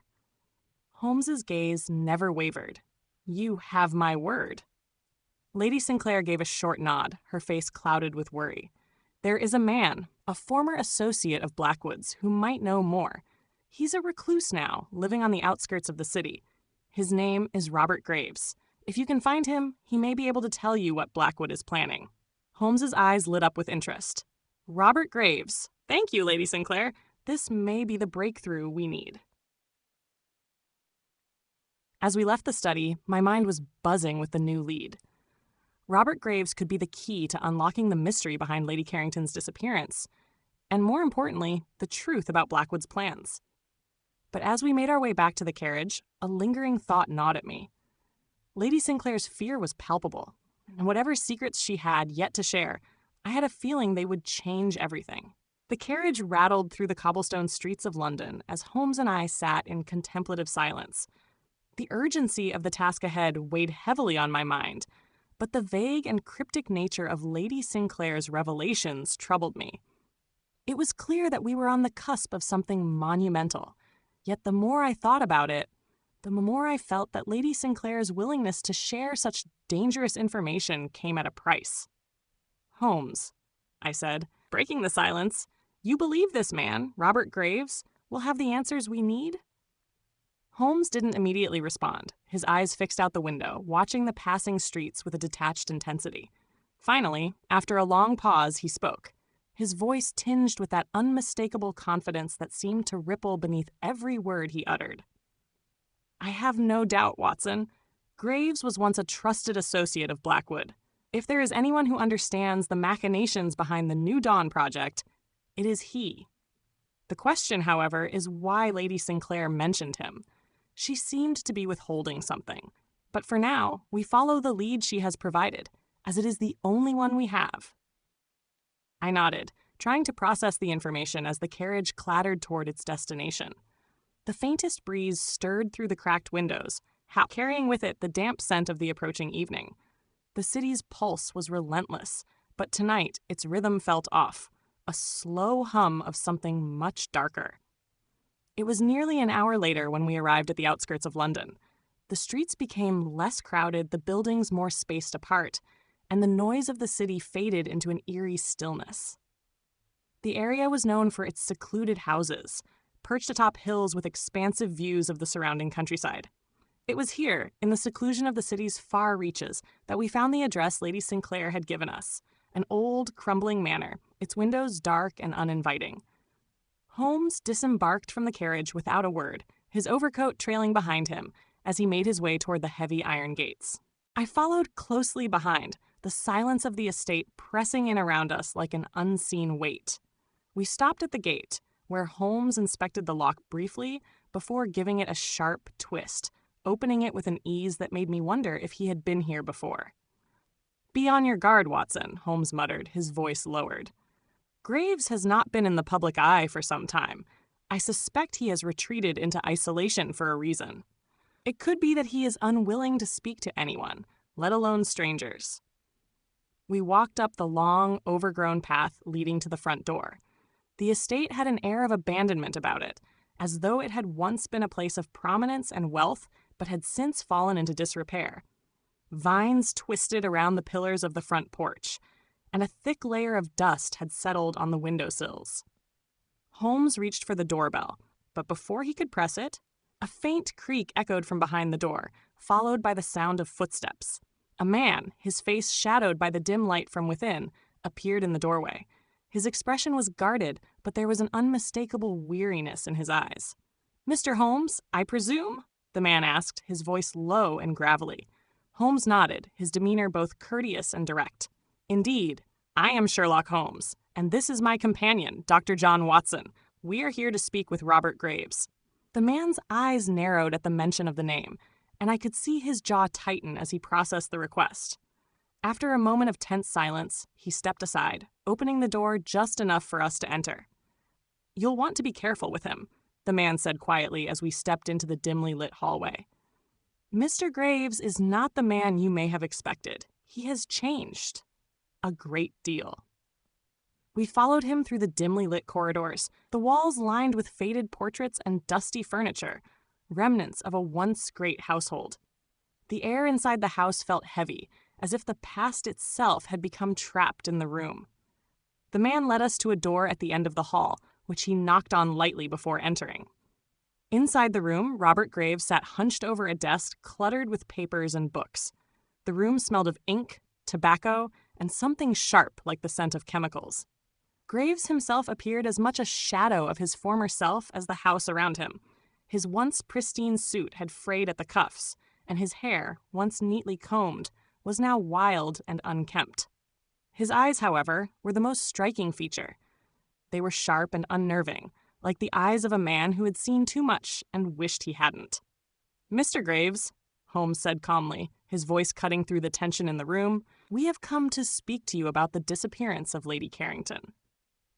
At the mention of her name, Graves' expression darkened. He sat back in his chair, his hands clasped tightly together. There was a long silence before he spoke, his voice quieter now, almost reluctant. "You should leave now," he said flatly. "You are meddling in something that you cannot hope to understand. It's too late for Lady Carrington, and it will soon be too late for you as well."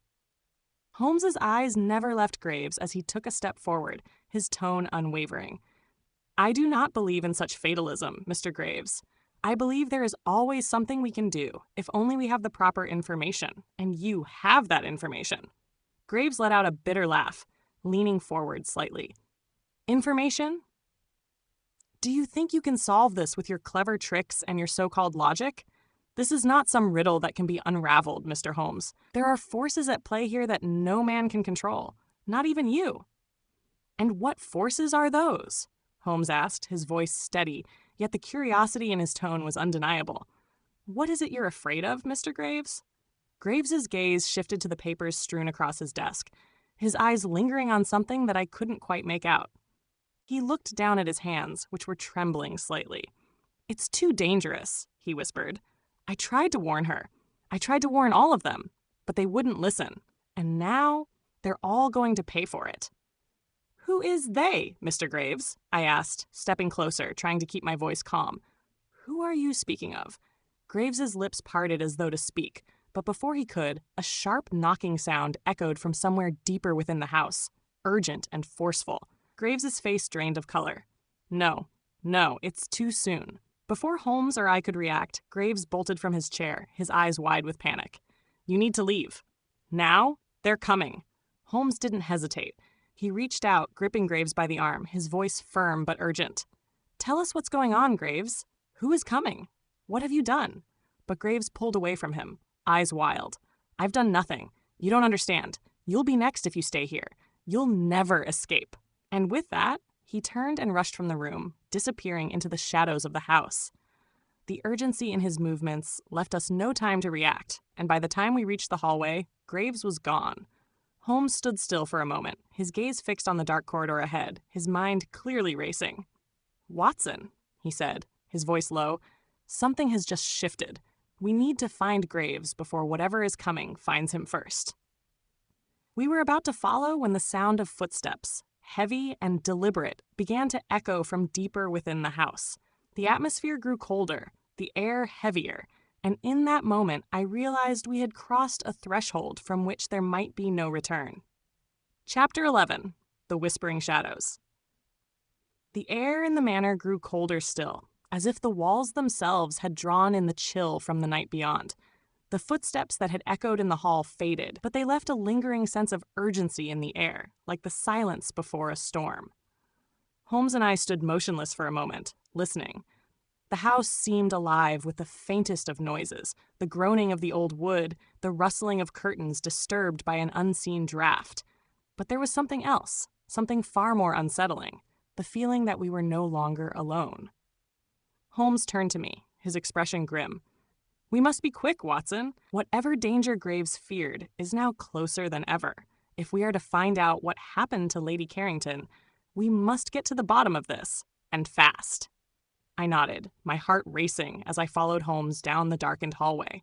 The shadows seemed to stretch unnaturally long, as though they were reaching toward us, pulling us into the very heart of the mystery that had been set in motion.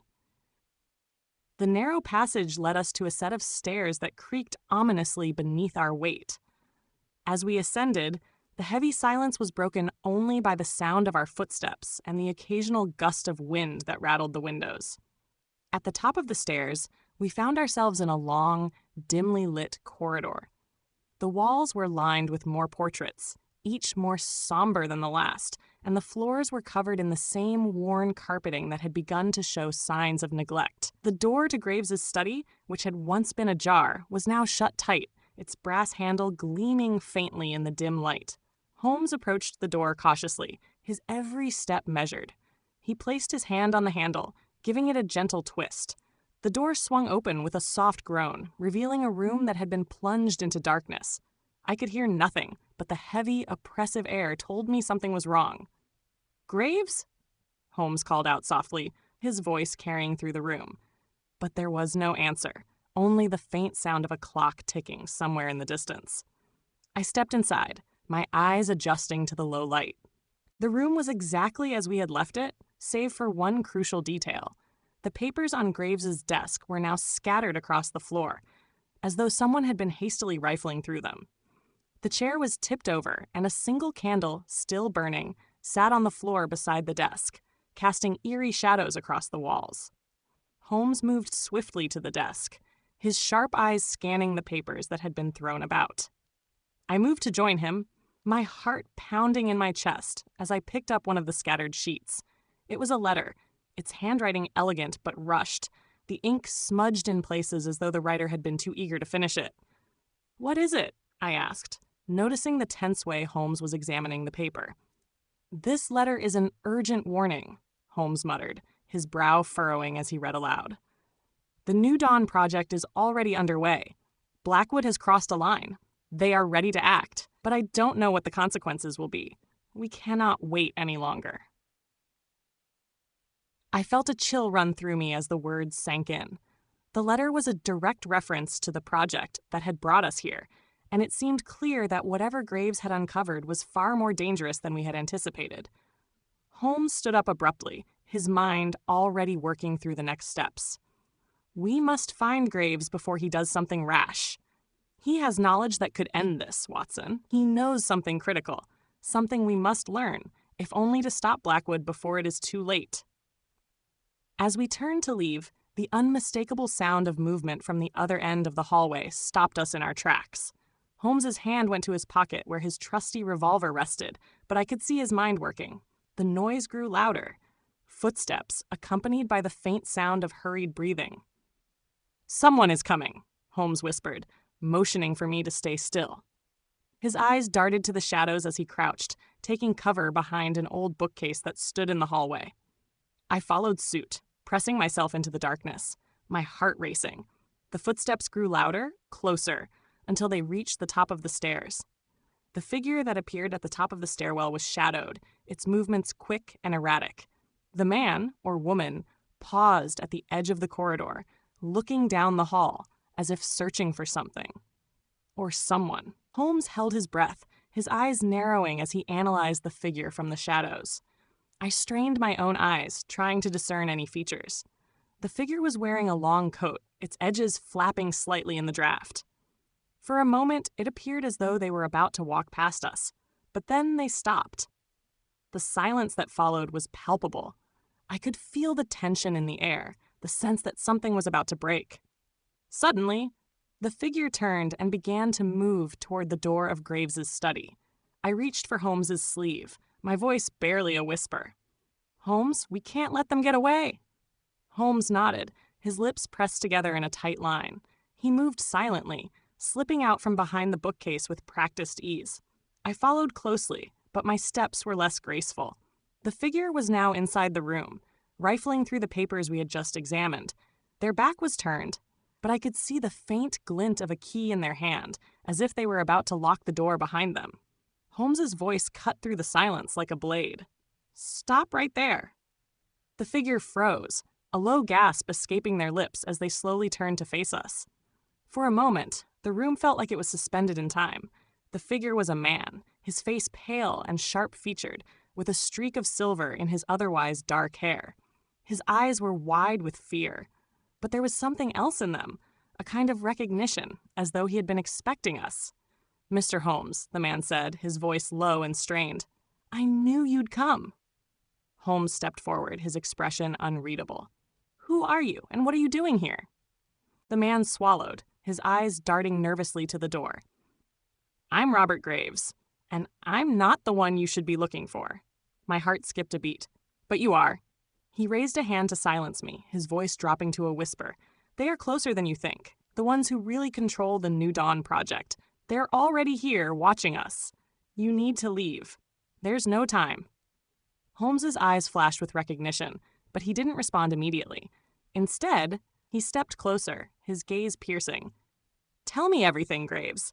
You're running out of time, and so is Lady Carrington." Graves's face twisted with fear. "They've already found her. It's too late for Lady Carrington." I stepped forward, grabbing his arm in desperation. "Tell us where she is." Graves's lips trembled, but his eyes darkened as he slowly nodded toward the back of the study. "Behind that bookshelf, there's a hidden passage. It leads to the lower levels of the house, but you must hurry." Holmes did not hesitate. He dashed forward, pulling at the bookshelf with all his strength. The heavy wood groaned, and with a final push, it slid away, revealing a narrow staircase descending into darkness. Graves stood frozen, watching us. "You won't survive what's down there. No one ever has." Holmes turned briefly to him, his expression grave. "I'll take my chances." And with that, we descended into the shadows, knowing that whatever awaited us below would bring us closer to the truth, or to our doom. The darkness swallowed us as we descended the narrow staircase. The only sound, the soft shuffle of our footsteps and the faintest creaking of the old wood beneath our feet. The air down here was thick with dust, and it smelled of stale earth and damp stone. Holmes moved ahead, his sharp eyes scanning the shadows, his every movement calculated and deliberate, while I followed close behind, my mind racing. The passage was cold, its walls uneven and jagged like the skeleton of a forgotten era. We reached the bottom of the stairs, and Holmes stopped abruptly, raising a hand for silence. I stilled immediately, straining to hear any sounds beyond our own breathing. At first, there was nothing, just the sound of distant dripping water, the echo of our presence in the depths of the manor. Then, faintly, came a noise. It was almost imperceptible, but unmistakable, the soft sound of a door opening. Holmes's gaze flicked to me, his lips barely moving. "Stay close." I nodded, and together we moved forward, our footsteps muffled on the cold stone floor. The passage ahead stretched out into a labyrinth of twists and turns. The walls seemed to narrow as we moved deeper into the earth, the air growing heavier with each step. The faint sound of movement grew louder, guiding us onward. Soon, the passage opened up into a large underground chamber, the low ceiling supported by weathered stone columns. The space was dimly lit by the flickering glow of several oil lamps placed around the room, casting long shadows that seemed to dance unnaturally. The atmosphere was charged with a strange energy, as if the very air held secrets that had been buried here for far too long. At the far side of the room, a figure stood motionless, its back to us. It was a tall man, cloaked in shadow, but there was no mistaking the way he moved. It was Robert Graves. "Graves?" Holmes called softly, his voice cutting through the silence like a knife. The figure didn't turn immediately. Instead, there was a prolonged pause, as though the man were contemplating whether to acknowledge us. Finally, he did. Slowly, he turned to face us, his expression grim. "You shouldn't have come down here," Graves said, his voice hollow bass, a tremor of something far darker beneath the surface. "This place isn't for the living." Holmes stepped forward, his gaze unwavering. "Then why are you here, Graves? What is this place?" Graves's lips twisted into a tight, bitter smile, but his eyes darted nervously to the shadows, as though expecting something, or someone, to emerge from the dark. "This is where it all started, where it all went wrong." I stepped closer, my mind racing with questions. "What do you mean? What happened here?" Graves's gaze flicked between Holmes and me, and I saw the flicker of something. Guilt, fear, before he spoke again, his voice barely above a whisper. The New Dawn Project was never what they said it was. It wasn't just about technology or money. No, it was about power, control. They were going to use the resources from the Carrington estate to fuel their experiment, an experiment that would change the course of history. An experiment? I echoed, my voice laced with disbelief. What kind of experiment? Holmes, as ever, was quicker to grasp the significance of Graves's words. A dangerous one, no doubt. And the consequences? Graves's eyes darted nervously, and he began to pace, his hands wringing together. The consequences are already unfolding. They used people like Lady Carrington. She didn't just vanish, Holmes. She was taken. Taken? I repeated, the word hanging in the air like a death knell. But why? And who is responsible for this? Graves hesitated, his face contorting with the weight of the truth he was about to reveal. The Carrington estate, the land, the resources, the influence, it was all part of the plan. Lady Carrington was the key. She didn't know it, but she was the catalyst for their grand scheme. They needed her family's wealth, her status, to ensure the success of the New Dawn project. But when she began to understand what was happening, they had to remove her. Permanently. Holmes's eyes narrowed and his voice turned cold. Who, Graves? Who would do such a thing? Graves swallowed, his throat dry, and for a moment he looked as though he might collapse under the weight of his confession. Then, in a low, shaking voice, he spoke the name that had eluded us for so long. Lord Blackwood, he whispered, his voice quivering. He's behind it all. He's the one pulling the strings. And he's not done yet. I could feel the shock ripple through me at the mention of Blackwood's name. We had suspected his involvement, but hearing it spoken aloud was something else entirely. Lord Blackwood had been a powerful figure, his wealth and influence stretching across London and beyond. But this was something darker than anything we had imagined. Holmes's expression didn't change. He had been preparing for this, I realized. His mind had already processed the implications, even if I had only just grasped them. If Blackwood is behind this, Holmes said slowly, his voice calculating, then we must stop him. We cannot allow his plans to continue unchecked. Graves looked up at Holmes, his face etched with fear. You don't understand. Blackwood is not just a man. He is something else. Something unnatural. The experiment they conducted here, it changed him. Changed all of them. Holmes didn't flinch, his face as resolute as ever. Then we will stop him, no matter what it takes. Graves's expression faltered, and he seemed to collapse inward, his shoulders sagging. It's too late for me, he said quietly. But you still have a chance. There's a book, a ledger, hidden in this chamber. It holds the details of everything. The experiments, the people involved, the names you need. If you want to stop Blackwood, that's where you'll find your answers. I glanced around the dimly lit chamber, my heart racing. Where is it? Graves pointed to a nearby bookshelf, its shelves lined with dusty tomes and old artifacts. Behind one of the books, it's all there. Holmes didn't hesitate. He strode over to the shelf and began pulling books from their places, scanning the spines with rapid efficiency. His fingers moved with practiced ease, pulling a heavy, leather-bound book from the shelf and flipping it open. Inside was a series of handwritten notes, charts, and lists of names that I recognized immediately. Blackwood's name appeared several times, as well as many others I didn't recognize, all linked to some kind of financial backing or research project. This is it, Holmes murmured, his fingers tracing the names on the pages. This ledger will be our key to stopping Blackwood. But before we could study it further, the door to the chamber burst open with a force that shook the room. Shadows moved in the doorway, their figures just barely visible in the low light. A voice, low and menacing, came from the darkness. You shouldn't have come here, Mr. Holmes. It was Blackwood, and this time there would be no escaping him. Chapter 12. The Devil's Bargain. The air seemed to freeze the moment Lord Blackwood's voice echoed through the chamber, as though the very walls held their breath in anticipation of the inevitable confrontation. For a long second, everything was still. Too still. Before the tension in the air snapped like a taut string, and I found myself instinctively reaching for my revolver, even though I knew that facing Blackwood would require more than mere firepower. Holmes, however, didn't flinch. His steely composure remained unbroken, and he slowly closed the ledger with a deliberate motion, as if acknowledging that the answers it contained could wait, at least for the moment. "I presume you've been following us for quite some time, Blackwood," Holmes said, his voice low but edged with an unmistakable authority. "Perhaps you were the one who arranged for Robert Graves to lead us down here." Blackwood's dark figure stepped fully into the dim light, revealing the sharp-cut lines of his aristocratic face, cold and calculating as ever. His eyes gleamed in the low glow, predatory and calculating. "Following?" Blackwood scoffed, his voice smooth, almost languid, as if he were addressing a child rather than the great detective. "No, Holmes, not following. Simply ensuring that the pieces fall into place. You see, I had hoped you would arrive at this moment of your own accord.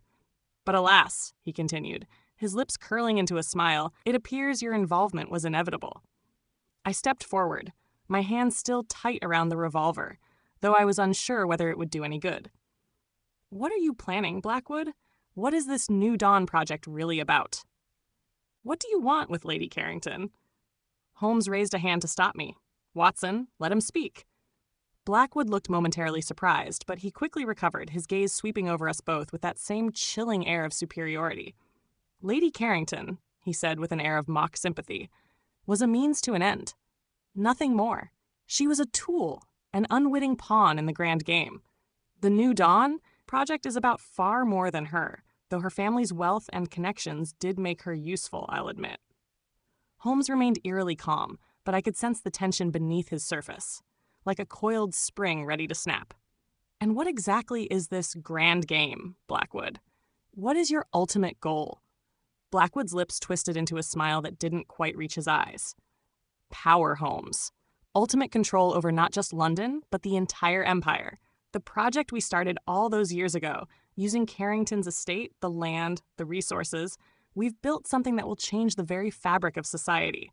We don't need to rule from the shadows anymore, Holmes. Soon, we will rule in the open. The world will belong to those of us who understand how to wield power." I could feel the unease growing in the pit of my stomach. The darkness in Blackwood's eyes was not the cold indifference of a man with ambition. It was something deeper, something more dangerous. "And Lady Carrington?" I asked, my voice tight. "Was she just another tool to you? Was her life worth so little?" Holmes shot me a glance, his eyes flashing with the same intensity that burned in Blackwood's. "We know she's alive, Blackwood.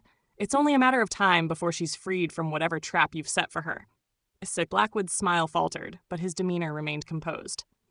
"Lady Carrington is of no further use to us, Dr. Watson. She was a brief inconvenience, a relic of the past. But her death, well, that will be a necessary sacrifice, one of many." I felt my grip on my revolver tighten involuntarily, but before I could speak, Holmes raised a hand, motioning for silence. "Tell me, Blackwood," Holmes said, his voice a controlled but dangerous whisper. "What is the true nature of your experiment? What exactly are you trying to create with this twisted web of influence and power?" Blackwood's eyes gleamed with a new fervor, and he took a step closer to us, as if savoring the moment. "You're far too clever for your own good, Holmes," he said, his tone dripping with both amusement and contempt. "The experiment is something I've been working on for years, but it's not just about power. It's about rewriting the very rules of nature. We've discovered something, a formula, if you will, that can manipulate human biology, a method to transfer consciousness, to create new beings. With it, I can control minds, dictate thoughts, and ensure that the world bends to my will." I felt a chill run down my spine at his words. For a moment, the world seemed to tilt, the weight of his ambition pressing down on us. "You're playing God, Blackwood," I said, my voice barely a whisper. "Do you truly believe you can control such forces?" Blackwood's laugh was low, cold, and devoid of any warmth. "Control? No, Watson. I don't just control. I command. And soon, no one will be able to stand in my way."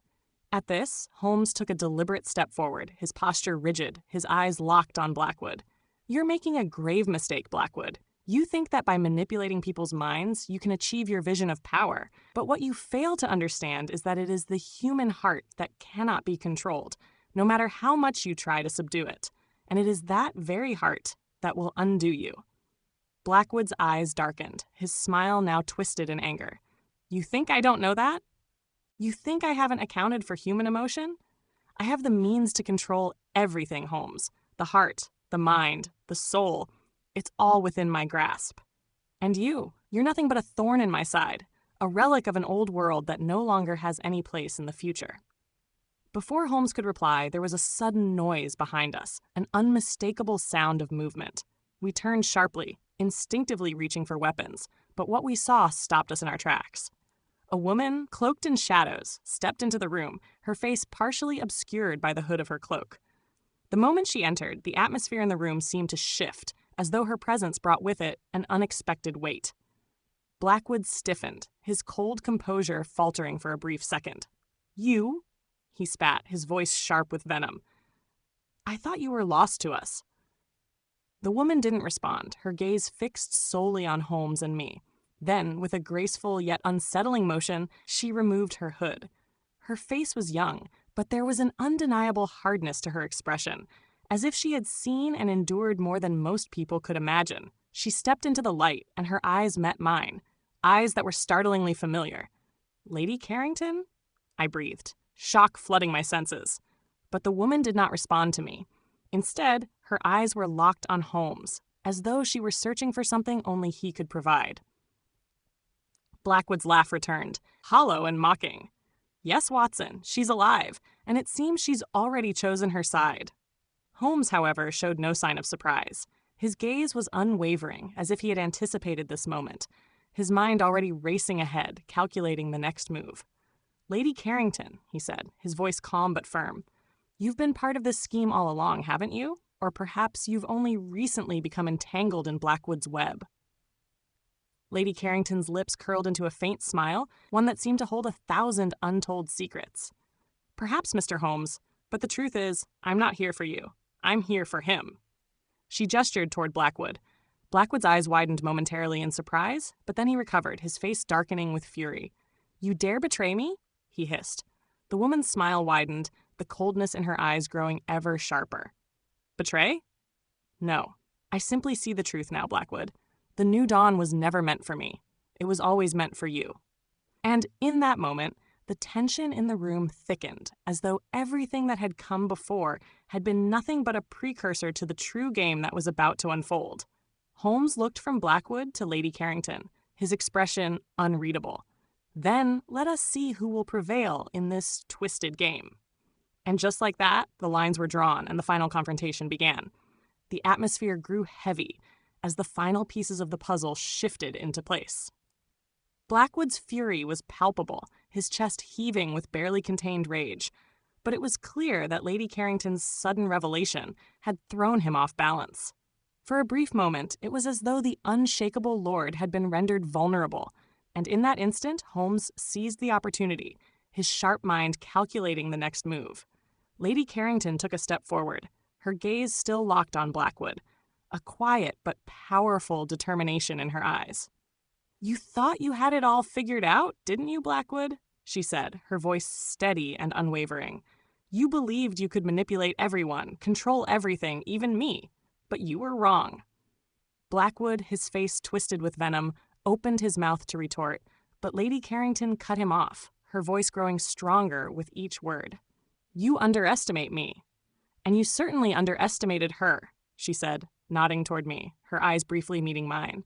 I've seen enough to know that Holmes will find the truth, and if I must play my part to expose you for what you are, then so be it. Holmes, who had remained silent until now, stepped forward, his piercing eyes never leaving Blackwood. So it seems, Lord Blackwood, that you were not as careful as you thought.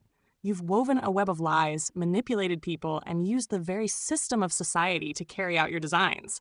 But in doing so, you overlooked something crucial. Blackwood's eyes narrowed dangerously. And what would that be, Holmes? Holmes's lips curled into a small, knowing smile. You overlooked the one thing you could never control. Human nature. With a sudden movement, Holmes gestured toward Lady Carrington, and she took a step to the side, revealing a small, leather-bound book, its cover worn, its edges frayed. What is that? Blackwood's voice faltered for a split second, a flicker of uncertainty crossing his features. Lady Carrington opened the book slowly, revealing its pages, filled with neat, meticulous writing. "This, Blackwood," she said, her voice now cold, "is the ledger you thought you had hidden from everyone. But I've had it in my possession for longer than you know. I took it from your chambers before I left. It contains everything, the names, the details of your dealings, and the twisted truth behind your experiment." I felt a jolt of realization, a dawning sense of clarity. This book, the ledger, it was the key to unraveling Blackwood's entire plan. It was the thing that would expose his web of deceit and bring him to justice. Blackwood's expression darkened. "You've no idea what you're dealing with, Lady Carrington," he sneered. "You think a book will stop me? I've already moved beyond such petty things. The New Dawn project will succeed, and nothing, not you, not Holmes, not anyone will stop it." Lady Carrington's face remained a mask of calm defiance. "That's where you're wrong. The truth has a way of catching up with even the most powerful men. And the truth is, Blackwood, you're not invincible.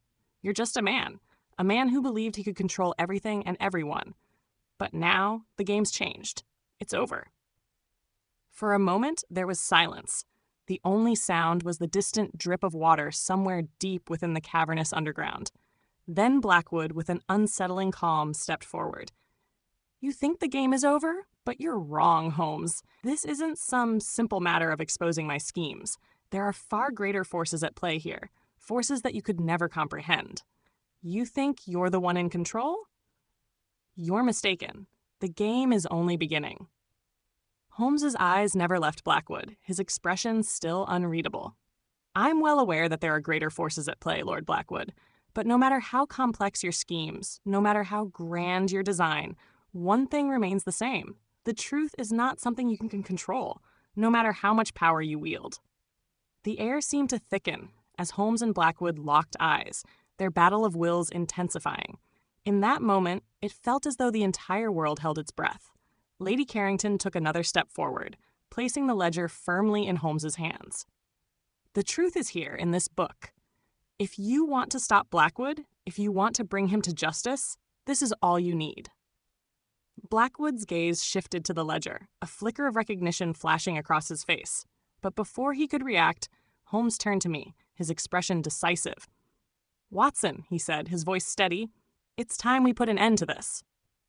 I nodded, my heart racing as I glanced between Holmes, Blackwood, and Lady Carrington. It was clear now. This was the moment, the culmination of everything we had learned, every clue we had uncovered. Blackwood was cornered, and this ledger would be the final piece of evidence to unravel his twisted plans. But just as we prepared to move, a loud crash echoed from above, followed by the unmistakable sound of footsteps pounding down the stairs. The door to the chamber flew open, and a group of men, armed and determined, rushed in, their eyes scanning the room. Blackwood's face twisted into a snarl. "You fools," he hissed, turning toward the new arrivals. "Did you think you could stop me? This is just the beginning." Holmes's hand shot out, pulling me back as Blackwood's men spread out, surrounding us. There was no escaping now. Our path forward was blocked, and it seemed that Blackwood had prepared for this moment far better than we had anticipated. For a fleeting second, it felt as though all hope was lost. But then, with a swift motion, Holmes turned to Lady Carrington, his voice barely a whisper. "Can you get us out of here?" She nodded, her eyes flashing with the same determination that had driven her to expose Blackwood in the first place. "Follow me." Without hesitation, she turned toward the far corner of the chamber, where a hidden door was partially concealed by a tapestry. Holmes moved swiftly behind her, and I followed closely, my hand never leaving the grip of my revolver. Blackwood's men advanced, but Lady Carrington was already at the door, her fingers moving with practiced ease to unlock it. The moment the door creaked open, she motioned for us to enter. "This way," she urged, her voice low and urgent. We filed through the narrow doorway, just as Blackwood's men reached the edge of the chamber. But by then, we were already on the other side, the door slamming shut behind us, sealing us off from the immediate danger. I glanced at Holmes, who was already plotting our next move, his mind racing as always. But the one thing that I couldn't shake, the one thing that gnawed at me, was Blackwood's final words. This was not the end. It was just the beginning, and I feared that the worst was yet to come. Chapter 13. The labyrinth below the air in the narrow passageway was thick with the scent of damp stone and aged wood, a musty smell that permeated every crevice. Lady Carrington led the way, her movements swift and purposeful, as though she had traversed these tunnels countless times before. Holmes, ever the vigilant observer, was silent, his eyes scanning the darkness ahead, his mind already working to piece together the secrets hidden in the depths of Blackwood's domain. I followed closely, my revolver still in hand, though I had little faith that it would be of any use in this dark labyrinth. The low light from a flickering torch mounted on the wall barely illuminated the path, and the sound of our footsteps echoed through the narrow corridor like a distant drumbeat. The passage seemed to stretch endlessly in both directions, twisting and turning, offering no clear direction or escape. For a moment, it felt as though we had entered the very bowels of Blackwood's sinister empire. "What is this place?" I asked, my voice barely a whisper, as if speaking too loudly might alert unseen ears to our presence. Lady Carrington did not pause, but her words were tinged with an unsettling calm. "This is where Blackwood's plans come to life. It's a network of hidden tunnels beneath his estate, used for meetings, experiments, and other less savory activities." She glanced back at us, her eyes briefly meeting mine. "It's where all the pieces of his twisted vision have come together." Holmes, his gaze fixed on the path ahead, spoke without looking at her. I had suspected as much. A network like this would provide the perfect means to conduct secretive operations without attracting attention. "But there is more to this, isn't there, Lady Carrington? This is not simply a refuge for Blackwood's schemes. It is a reflection of his ambitions, a microcosm of his grand plan." She stopped abruptly, and I almost collided with her before I managed to slow my steps. Turning to face us, her eyes were steely, resolute. "Holmes is right," she said, her voice unwavering. "Blackwood is not content with just power. He wants to reshape society itself. These tunnels are where he's been conducting his experiments, some of them horrific, but his true ambition lies in what he plans to do with them." I felt a chill run down my spine. "What do you mean? What kind of experiments?" Lady Carrington hesitated for a moment, her eyes dark with the weight of what she was about to say. "Experiments in human transformation. The technology he's developed, it's not just about power, it's about control. Blackwood believes that with the right combination of science and manipulation, he can change the very essence of human beings. He intends to use the New Dawn Project to create a new class of people who are utterly subservient to him, people who will bend to his will without question." Holmes's face remained impassive, but I could see the flicker of unease in his eyes. "So you're saying he plans to create a race of mindless followers?" "Exactly," she replied, her voice steady. "And that's why I had to get away. I knew what he was planning, and I knew that once I was no longer useful to him, I would become a part of his experiments. I couldn't let that happen. I couldn't allow him to succeed." We continued onward in silence, the weight of her words sinking in. The very idea of Blackwood's plan, of altering the nature of human beings to suit his desires, was more monstrous than anything I had ever encountered. And yet, it seemed as though we were only scratching the surface of the nightmare that awaited us deeper within the labyrinth. The corridor narrowed as we descended further into the bowels of the estate, the air growing colder, more oppressive. The flickering torchlight cast grotesque shadows on the walls, making the stones appear as if they were alive, watching our every move. My hand instinctively tightened around the revolver, though I knew that the weapons we carried would be of little use against the forces Blackwood had at his disposal. Holmes, seemingly unaffected by the oppressive atmosphere, stopped suddenly, his keen eyes fixed on a door at the far end of the corridor. It was slightly ajar, the faintest hint of light spilling through the crack. A shiver ran down my spine as I realized that this was the heart of Blackwood's operation. This was where it all began. "This is it," Holmes said, his voice low and controlled. "We must proceed with caution. Blackwood may be more prepared for us than we think." Lady Carrington nodded, her face set in grim determination. "I'll take the lead. There are some precautions in place that we'll need to navigate. Blackwood is never unprepared." Without another word, she moved forward, pushing open the door with a soft creak. The room beyond was dimly lit, the air thick with the scent of chemicals and metal. The walls were lined with shelves upon shelves of vials, glass tubes, and strange devices that hummed with an eerie energy. The room had an unsettling sterility to it, as though it existed outside the realm of ordinary human experience. As we stepped inside, I couldn't shake the feeling that we were trespassing in a place where the very laws of nature had been twisted and bent to Blackwood's will. The shelves seemed to groan under the weight of their contents, each item a symbol of Blackwood's obsession with control.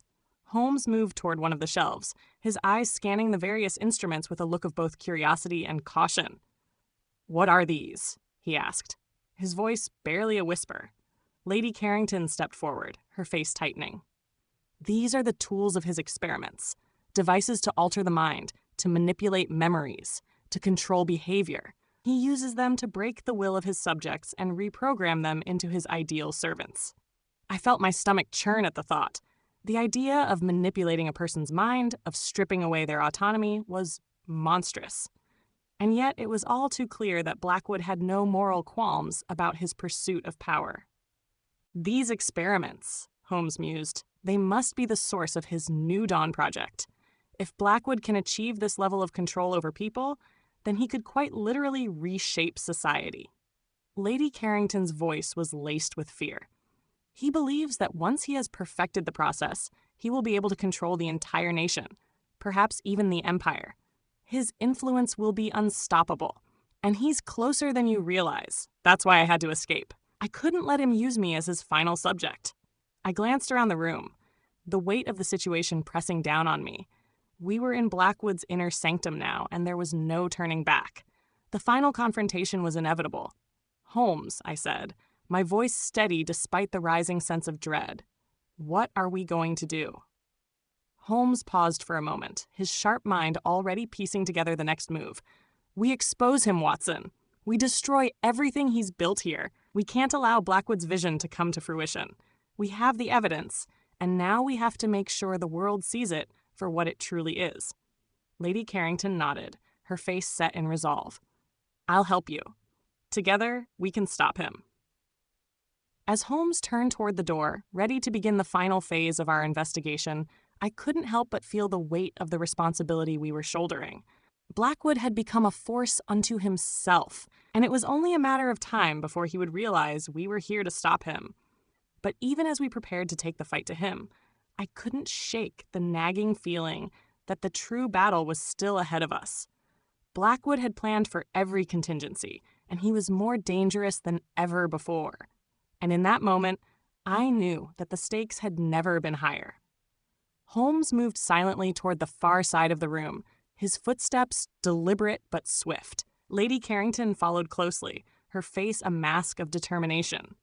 The atmosphere in the room was dense, like the very air around us had been polluted by the lingering presence of Blackwood's madness. I stayed close behind, my eyes scanning the room for any sign of danger. Every object in the space felt purposeful, yet unnerving. Vials of strange substances lined the shelves, some of which seemed to glow faintly in the torchlight. Unfamiliar machinery hummed quietly in the corner, its purpose obscure but clearly ominous. This wasn't just a room of scientific curiosity. It was a chamber of horrors where human lives had been turned into mere pawns for Blackwood's cruel experiments.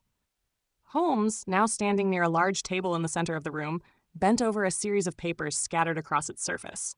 His sharp eyes quickly skimmed the contents, his expression becoming more intense with each passing second. "It's all here," he murmured, more to himself than to anyone else. "The schematics, the procedures, even the names of the individuals who have undergone the treatment. He's been operating on a much larger scale than we anticipated." I moved closer, trying to catch a glimpse of the papers. The names on them were familiar. Businessmen, politicians, and even members of the aristocracy. Blackwood had not only sought to alter the minds of common folk, but also the powerful elite. It seemed his grand vision had reached far beyond personal gain. He had intended to re-engineer society itself from the top down. "I should have known," I muttered, feeling the weight of the situation pressing against my chest. The people who were disappearing, the rumors of strange behavior, Blackwood was behind it all. His twisted experiments have spread further than we could have imagined. Lady Carrington stepped up beside me, her eyes scanning the same list of names. She grimaced, her lips tight with anger. He's used everyone. The men he controls, the ones he's altered. And now he means to make his final move. There's no more hiding. He's going to unleash the new dawn on the world. He's already begun the process on several high-profile individuals. I could feel the tension mounting as the gravity of her words sank in. We were up against something far more insidious than we had ever prepared for. Blackwood's machinations were not just about personal power. They were about complete societal domination. And we were mere pawns in his game, standing at the crossroads of a nightmare that threatened to engulf everything we knew. But Holmes was already moving, his mind racing, his thoughts churning. He was thinking 3 steps ahead. Always. He turned to Lady Carrington, his brow furrowing slightly. Is there any way to stop this process? Once he has made these changes, can they be reversed? Lady Carrington hesitated, her gaze falling to the ground as she spoke. I don't know. Blackwood is a brilliant scientist, but he's gone too far. I've seen his work firsthand, and it's horrifying. Once someone has been treated, they become almost entirely subservient to his will. Nothing but empty vessels waiting for his commands. The only way to truly stop him is to destroy everything he's built. Holmes nodded, his gaze sharp as ever. Then we'll have to ensure that nothing of his operation survives. We take out everything, the machinery, the records, the vials of serum, and we make sure Blackwood doesn't escape with the knowledge of his experiments. Lady Carrington's face tightened with resolve. I'll do whatever it takes. I can guide you through the rest of the tunnels to his control center. But we must be quick. Blackwood has likely already set his plans into motion, and it won't be long before we're surrounded by his men. The urgency in her voice pushed us into action. We didn't have time to waste. Blackwood's empire of manipulation and cruelty needed to be destroyed now, before more lives were twisted by his horrific vision. Holmes glanced at me and then at Lady Carrington, his face hardening into a mask of determination. We move now, but we must proceed with caution. We are in his domain, and there will be no mercy from him or his men. With that, we turned toward the narrow door leading further into the tunnels, our steps measured and deliberate. The deeper we went, the more oppressive the atmosphere became. The air grew colder, and the faint sound of mechanical whirring became louder, more disturbing. Blackwood's control center was close. I could feel it. The tunnel opened into a large chamber that hummed with a strange energy. The walls were lined with large metal devices, each one more complex than the last. Steam hissed from pipes that snaked across the floor, and the dim glow of flickering lamps cast eerie shadows on the walls. Lady Carrington moved toward a control panel at the far end of the room. "This is it," she whispered. "This is where Blackwood's experiments are monitored and adjusted. If we disable the system here, we can prevent the completion of the New Dawn project." Holmes stepped forward, his gaze scanning the complex machinery. "We'll need to destroy the control panel, sever the power source, and make sure nothing can be salvaged. It won't be easy, but it's our only chance." I felt the weight of the situation settle over me. We were standing at the heart of Blackwood's operation, and every moment counted. Any delay, any mistake, could lead to catastrophe. But there was no turning back now. We had come too far to let him succeed. Holmes moved toward the control panel, his eyes sharp, his hands steady as he worked quickly to decipher the mechanism in front of him. Lady Carrington stood close by, her expression tense but resolute. I kept my eyes on the entrance, every sense alert, waiting for the first sign of danger. The minutes stretched out in silence, the tension palpable as Holmes worked with quiet precision. Finally, after what felt like an eternity, he straightened up, his face grim. "It's done," he said. "The system is disabled. The project has been halted." A moment of victory, but it was short-lived. The sound of footsteps echoed through the tunnels, growing louder and faster by the second. Blackwood's men were on their way, and they wouldn't be far behind. Holmes turned to Lady Carrington. "Lead us out of here. We need to leave before we're trapped." Without hesitation, Lady Carrington moved toward another corridor, her movements swift and confident. We followed closely, the urgency of the situation pressing us forward. But just as we were about to reach the end of the corridor, a figure appeared at the far end, a tall, imposing figure cloaked in shadows. It was Blackwood. He stood there, motionless for a moment, his eyes cold and calculating as they fixed on us. Then, with a slight smile, he spoke. "You thought you could stop me, didn't you?" His voice was like ice, his presence suffocating. "But you're too late. The new dawn is inevitable." Holmes stepped forward, his eyes unwavering. "Not if I have anything to say about it, Blackwood." And then, with that, the final confrontation began. Chapter 14. The Shadow of Blackwood. The air in the tunnel grew even heavier as Blackwood stepped forward, his tall frame looming in the dim light of the chamber. There was something unsettlingly serene about the way he stood, calm, poised, and utterly confident, as though he had expected us to be here all along. Holmes didn't flinch, but I could see the tension in his jaw.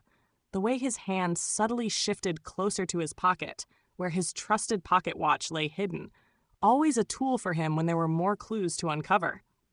I, on the other hand, could feel the weight of the revolver in my grip.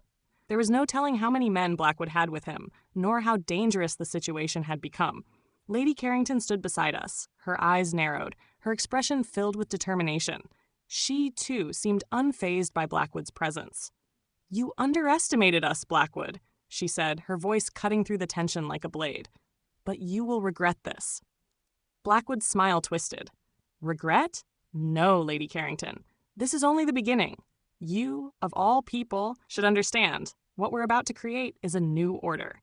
One where individuals like you," he paused, his gaze shifting briefly to her, "and people like me are free from the constraints of morality. Nan, the old world, with its cumbersome sense of justice and equity, is obsolete. I will rid it of weakness and folly." Holmes's voice interrupted, calm but laced with sharp intellect. "You're delusional, Blackwood. You don't even understand what you're creating. You have no true grasp of the cost of your ambitions. What you're doing will only lead to destruction. You can't simply control minds like puppets and expect society to flourish." Blackwood's lips curled into a smile that lacked any warmth. "You don't understand, Sherlock. You're still clinging to the old beliefs, to the idea of human freedom. That's the real fallacy. You see, I've learned something in all my years of study. People, ordinary people, are weak. They need a guiding hand. And he chuckled darkly, I will be their guide." Lady Carrington moved forward, her fists clenched at her sides. "And what of the people you've already ruined? The lives you've destroyed to fuel your new order?" Blackwood's smile faltered, but only for a second. His voice dropped to a whisper, yet it carried a venomous edge. "Sacrifices are necessary for progress. Every great innovation requires a toll. You should know that by now." The silence between us was unbearable, as if the entire room was holding its breath. I could feel the weight of Blackwood's words, the danger they implied. His vision of a new order was one that had no place for individuality, for freedom, for human spirit. His vision was one of cold, calculated control. Holmes, however, was never one to back down from a confrontation. "You may believe you're creating something better, but the cost is too high. What you're building isn't progress, Blackwood. It's tyranny, and you won't succeed." A flicker of anger flashed in Blackwood's eyes, but he quickly masked it with a predatory grin. "Then, Sherlock, you'll have to stop me. But I'm afraid you're too late. I've already completed the process on several individuals in key positions. They're already part of my new dawn. Soon, they'll carry out my will without question." Holmes's gaze sharpened. "Who are these individuals, Blackwood? Who have you altered?" Lady Carrington shot a quick look at Holmes, as if to remind him of the urgency of the situation. Blackwood, however, did not seem inclined to answer. Instead, his eyes flickered to something over my shoulder, a subtle gesture that went unnoticed by me but was immediately caught by Holmes. Holmes's face remained calm, but there was an unmistakable tension in his posture now. He raised his hand slightly, signaling to me and Lady Carrington. In an instant, we all knew the game had changed. Without warning, Blackwood lunged toward a hidden lever on the wall, and the sound of mechanical gears grinding to life filled the air. The entire chamber seemed to shake as heavy metal doors slammed shut with a deafening clang. From all around us, the faint sound of footsteps echoed, growing louder by the second. "It's a trap," I exclaimed, spinning around to assess our escape route. But the exits were already sealed, and the doors bolted shut with steel locks. We were trapped in the heart of Blackwood's operation. Holmes, always calm in the face of danger, took a single step forward, his voice steady. "This was inevitable, wasn't it? You didn't expect to let us walk away, did you?" Blackwood's smile returned, though it was cold and calculating. "You're clever, Sherlock, but not clever enough. My people are already on their way. You'll never leave this place alive." The footsteps were growing closer, and the unmistakable sound of metal boots on stone reached our ears. It was clear Blackwood had been prepared for every eventuality, but Holmes was never one to be caught off guard. "We'll see about that," Holmes replied, his voice almost detached as he stepped back and surveyed the room for any potential advantage. Lady Carrington turned to Holmes. "We need to move now. If we're going to stop him, we need to destroy everything before his men can reach us." I could hear the urgency in her voice, but I also recognized the determination. This wasn't just about saving ourselves, it was about putting an end to Blackwood's plans. I could feel my own resolve hardening.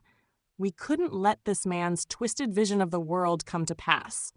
Holmes's eyes flickered toward a small control panel at the far side of the room. "We'll need to disable the power source. If we can break the link to the central generator, we can stop the machines from activating. Lady Carrington, can you get to the panel?" She nodded, her eyes filled with a renewed sense of purpose. "Leave it to me. I know how to navigate the system." Without another word, she sprinted toward the control panel, her movements quick and precise. Holmes and I were left to deal with the incoming danger.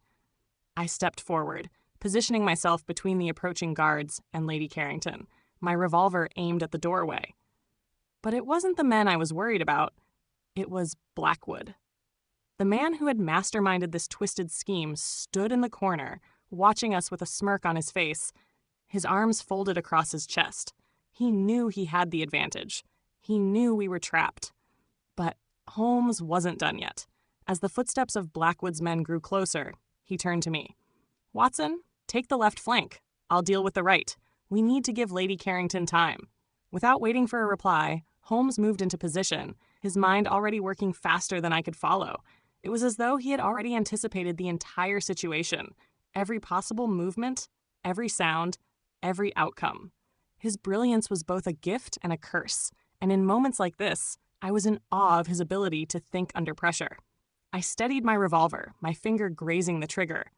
Blackwood's men were upon us now, their faces obscured by masks, their weapons drawn, but I wasn't about to let them win. Not while there was still a chance to stop Blackwood's madness. The first man lunged forward, but I fired quickly, sending him sprawling to the ground. The others hesitated, momentarily thrown off balance by the sudden gunfire. It was enough to give Holmes the opening he needed. In a flash, he moved toward the far side of the room, intercepting 2 more men before they could advance. His movements were swift, calculated, and deadly. He disarmed one with a single swift motion, using the man's own momentum against him. The other went down in a blur of motion, a well-placed strike to the pressure point, disabling him instantly. But Blackwood wasn't finished yet. From his corner, he spoke again, his voice echoing through the chamber like the cold whisper of a predator. "You're wasting your time. You cannot defeat me. You're already too late." Holmes, panting slightly from the confrontation, turned to face Blackwood. "No, Blackwood, it's you who are too late. This ends now." Lady Carrington, having successfully disabled the power source, returned to our side. The machines around us began to whine, the lights flickering as their power was severed. For a moment, everything seemed to pause. And then, with a final defiant glare, Blackwood turned on his heel and vanished into the shadows, his final words echoing in our ears like a curse. "This isn't over, Sherlock. The dawn is coming, and nothing you do can stop it." But for the first time in a long while, I felt a spark of hope. We had won this battle. Now, we just needed to make sure Blackwood never got the chance to continue his war. The silence in the room was deafening as Blackwood's words faded into the cold air. For a moment, I could hear nothing but the steady hum of machinery slowly shutting down and the faint sounds of footsteps retreating into the distance. The tension in my chest began to loosen, but the weight of the situation lingered. Holmes, his face grim but composed, slowly turned toward me. "We have not yet won, Watson," he said, his voice low and urgent. "This is only a temporary setback. Blackwood will be back, and when he returns, it will be with more force than we can imagine." Lady Carrington, who had been staring into the darkness where Blackwood had disappeared, nodded solemnly. "You're right, Sherlock. Blackwood is a man who never surrenders. But for now, we have bought ourselves a precious window of time. We must use it wisely." Holmes approached the control panel where Lady Carrington had been working. The machines were sputtering, their once rhythmic hum now sporadic and broken, the lights flickering intermittently.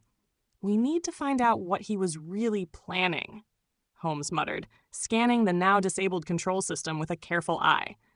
"There's still much to learn about the extent of his operations." I stepped closer, my mind still reeling from the rapid chain of events. We had narrowly escaped the grips of Blackwood's men, and although the immediate danger had passed, the questions swirling in my mind only grew. Who else was involved in Blackwood's grand scheme? How far did his influence truly stretch? "Holmes," I said, my voice tight with concern. "What exactly did Blackwood mean when he said, 'The dawn is coming'? What could he have meant by that? Is it a final phase of his experiment?" Holmes's eyes narrowed as he examined the now quiet machinery. His mind was clearly racing, fitting together the fragments of information we had gathered. After a long pause, he spoke, his voice a low murmur. "I believe Blackwood is preparing for something much more devastating. The experiments, the control over minds, that's all part of his New Dawn project. But what he's truly after is something far more dangerous. The complete destabilization of society itself. He's been creating a network of altered individuals, all of whom will act in unison, following his every command. It's not just about power. It's about reprogramming human behavior to his will." Lady Carrington's face darkened. "A puppet government. That's what he's trying to create." "Exactly," Holmes replied, his tone sharp. "And when he unleashes the full force of his altered network, no one will be able to stop him. Not the police, not the government, not even the army.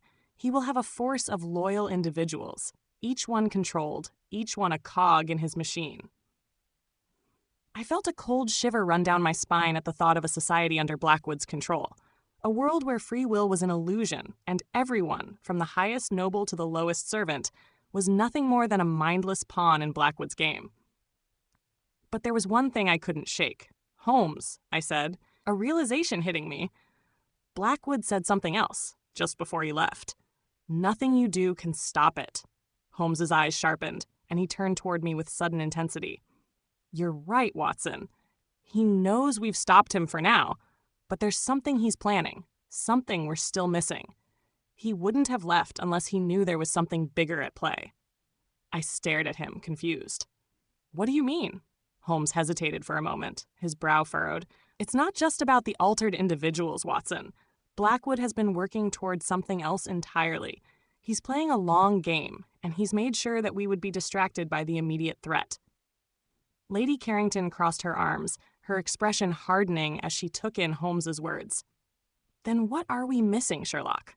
What is Blackwood truly after?" Holmes's gaze shifted toward the far wall of the room. His eyes narrowed as though he were seeing something no one else could. "We've been looking at his operations, his experiments, his mind control techniques, but the true key to his plan isn't in these machines. It's in something far more insidious." He turned back to us, his eyes alight with sudden clarity. "He's been using these experiments as a means to an end, not an end in itself. The New Dawn is not just a new world order, it's the dawn of a new form of human control." I watched him closely as the pieces of the puzzle clicked into place. "You think he's been working on some kind of weapon?" Holmes's lips twitched. "A weapon, yes. But not one of fire or force. A weapon of the mind. Imagine a world where Blackwood's altered individuals aren't just scattered throughout society, but implanted with a specific goal, an event, a catalyst. The entire society could be reprogrammed with the push of a button, Watson. A mass reawakening." I swallowed hard. "You mean he's created a mental trigger? Something that will activate these individuals all at once?" Lady Carrington nodded. And once they're activated, they'll follow his commands without question. They'll act like a swarm of mindless drones, attacking anyone who stands in their way. Holmes clenched his fists, his face a mask of determination. That's exactly what Blackwood is preparing for. He's waiting for the right moment to unleash his new dawn on the world, and we've just barely scratched the surface. The urgency in his voice was enough to make my heart race. We had no time to waste. If Blackwood's true plan was to trigger this mass awakening, then it could happen at any moment. We needed to stop him, and fast. We must track down the remaining individuals he's altered, Holmes continued. Find the key players, and if we're lucky, we may be able to locate the trigger he's designed to activate them. Lady Carrington stepped forward, her face determined. I know where we can start. There are a few individuals in my circle who've been acting strangely. People I thought I knew well who've started to exhibit odd behavior. We need to investigate them immediately. Holmes's eyes glinted with the excitement of a new challenge. Then we must waste no time. Let's go. The sooner we uncover the remaining pieces of Blackwood's plan, the sooner we can put an end to his reign of terror. With a final look at the now silent machinery around us, we turned and began our journey toward the heart of Blackwood's conspiracy. The race against time had begun. Chapter 15. The Masks We Wear. The night was as cold as the thoughts swirling through my mind. We had left the underground lair of Blackwood and made our way swiftly through the winding alleys of London, our footsteps echoing against the cobblestones as we ventured toward Lady Carrington's estate. Holmes was unusually quiet, his mind no doubt already several steps ahead in piecing together the fragmented puzzle we were only beginning to understand. Lady Carrington walked beside him, her posture as composed as ever, despite the dangers we had just faced. Her eyes, however, betrayed the weight of the situation. She had lived through the privileged life of the upper class. Yet now, with Blackwood's machinations closing in on her and her own social circle, everything she knew seemed to be unraveling. The grand estate that belonged to her was nestled on the edge of Mayfair, a testament to old-world wealth and status. As we entered through the large iron gates, I could see the familiar silhouette of the house, a stately building of pale stone that had been standing for centuries. But tonight, it seemed like a fortress, not a home. There was a sharp edge to everything, the scent of danger in the air, the soft crackle of tension hanging just beneath the surface of our conversation. Holmes was the first to speak as we entered the front hall. Lady Carrington, who are the people you suspect? You mentioned your social circle. Are there any names that stand out to you? Lady Carrington led us into the sitting room, where a fire flickered low in the hearth, casting long shadows across the room. She turned toward Holmes, her lips pressed tight as she chose her words carefully. There are a few, she began slowly, her eyes darkening with the weight of the secrets she was about to unveil. Most of them are people who've been close to me for years, family, friends, colleagues, individuals who have played crucial roles in high society, but of late, they've started to behave erratically. Erratically? Holmes repeated, his sharp gaze never leaving her face. Lady Carrington nodded, her fingers absently brushing the surface of a nearby table. There's one in particular, a man named Lord Blackwell. He's been a close friend of the family for decades, but in the last several months, he's been different. It's subtle at first, but there's a coldness to him now. His eyes, there's something behind them that wasn't there before. He seems to be constantly watching me, as if waiting for something. Holmes's eyes glinted with the familiar gleam of focused curiosity. And what about the others? Lord Montague, Lady Carrington continued, her voice faltering slightly. He's been increasingly withdrawn, spending more time locked away in his study. And then there's Lady Evelyn, my dear friend. She's changed the most. She's quieter now, almost as if she's lost herself. She hasn't been the same since the last time we met. Any connections between them? Holmes asked, his fingers steepled as he leaned forward. Lady Carrington took a deep breath, as though the weight of her thoughts threatened to crush her. They all attended a gathering at Blackwood's estate some weeks ago. I didn't think anything of it at the time, but now I wonder if that was when everything began to change. They've all known him in passing, but none of them ever had any particular affinity for him. Until recently. Holmes's expression shifted slightly, a flicker of realization crossing his face. That gathering, was it by invitation only? Yes, Lady Carrington answered, her eyes narrowing.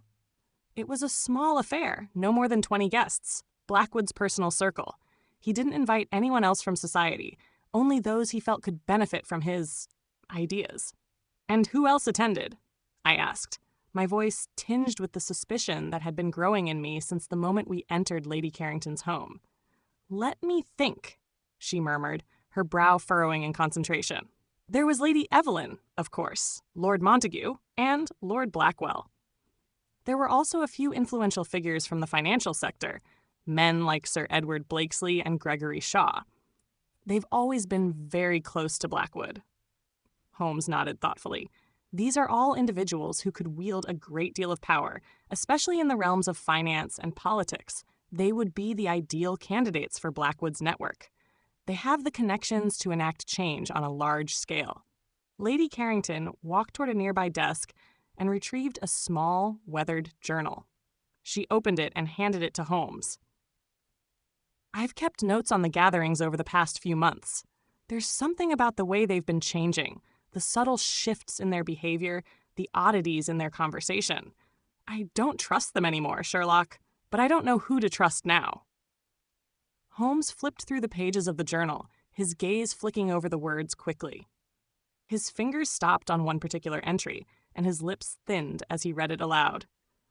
Lord Montague spoke of a new world tonight. He seemed strangely fervent, almost fanatic. I could barely get a word in, and when I asked him if he was well, he laughed and told me not to worry. But there's something in his eyes that I've never seen before. Holmes closed the journal and looked up at Lady Carrington. These gatherings are far more than simple social events. They're likely meetings where Blackwood is furthering his control over these individuals. If he has the ability to influence them through whatever means he's devised, it's likely that these gatherings are where it all begins. A shiver ran down my spine at the thought of a man, an aristocrat, being so utterly manipulated by another. How long had Blackwood been in control of their minds? How deep did his web extend? Holmes's eyes were already calculating, already considering the next move. We need to attend the next gathering, he said quietly, his tone firm. If Blackwood is as influential as he claims, we must confront him directly, but in a way that catches him off guard. These individuals will provide us with the key to unlocking his full plan. Lady Carrington's face grew pale. You want us to infiltrate his inner circle? After everything that's happened, that could be dangerous. We don't know who is truly loyal to Blackwood and who may be under his influence. Exactly, Holmes replied, which is why we'll need to be discreet. We can't afford to make our move too soon. Blackwood is watching, and if we're going to stop him, we'll need to understand the extent of his influence over these people. I looked at Holmes, a feeling of dread settling in my chest. How will we even know who is still themselves and who is already under Blackwood's control? Holmes's lips curled into a faint but knowing smile. That's where our advantage lies, Watson. I've learned one thing in all my years of investigation.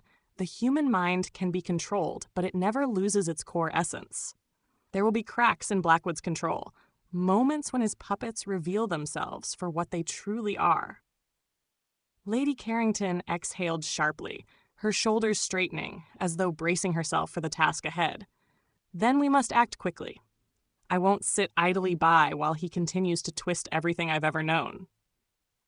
Good, Holmes said. We'll need your connections, Lady Carrington. I'll need to speak with the individuals who were at that gathering, as well as those who may not have attended. There are people in your circle who can give us the clues we need to expose Blackwood's plans.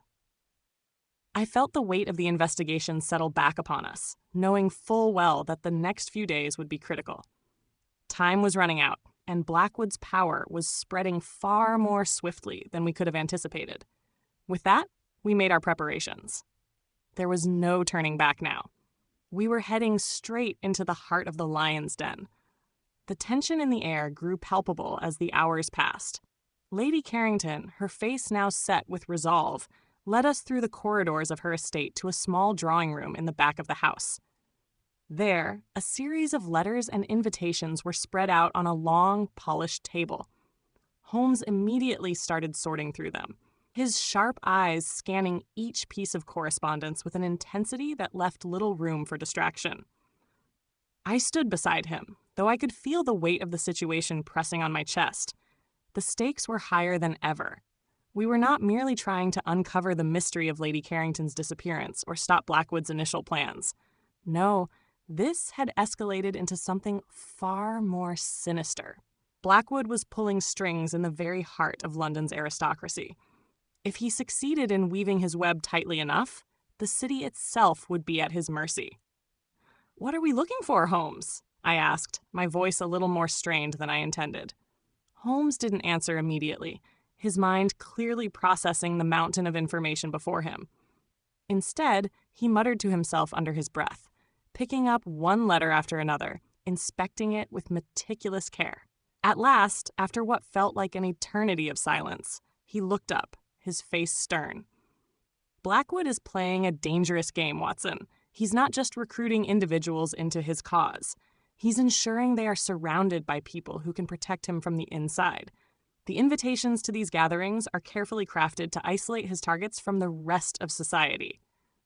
He is slowly making them believe that they have no other choice but to align with him. It's a brilliant strategy, but not without its flaws." I frowned, trying to understand.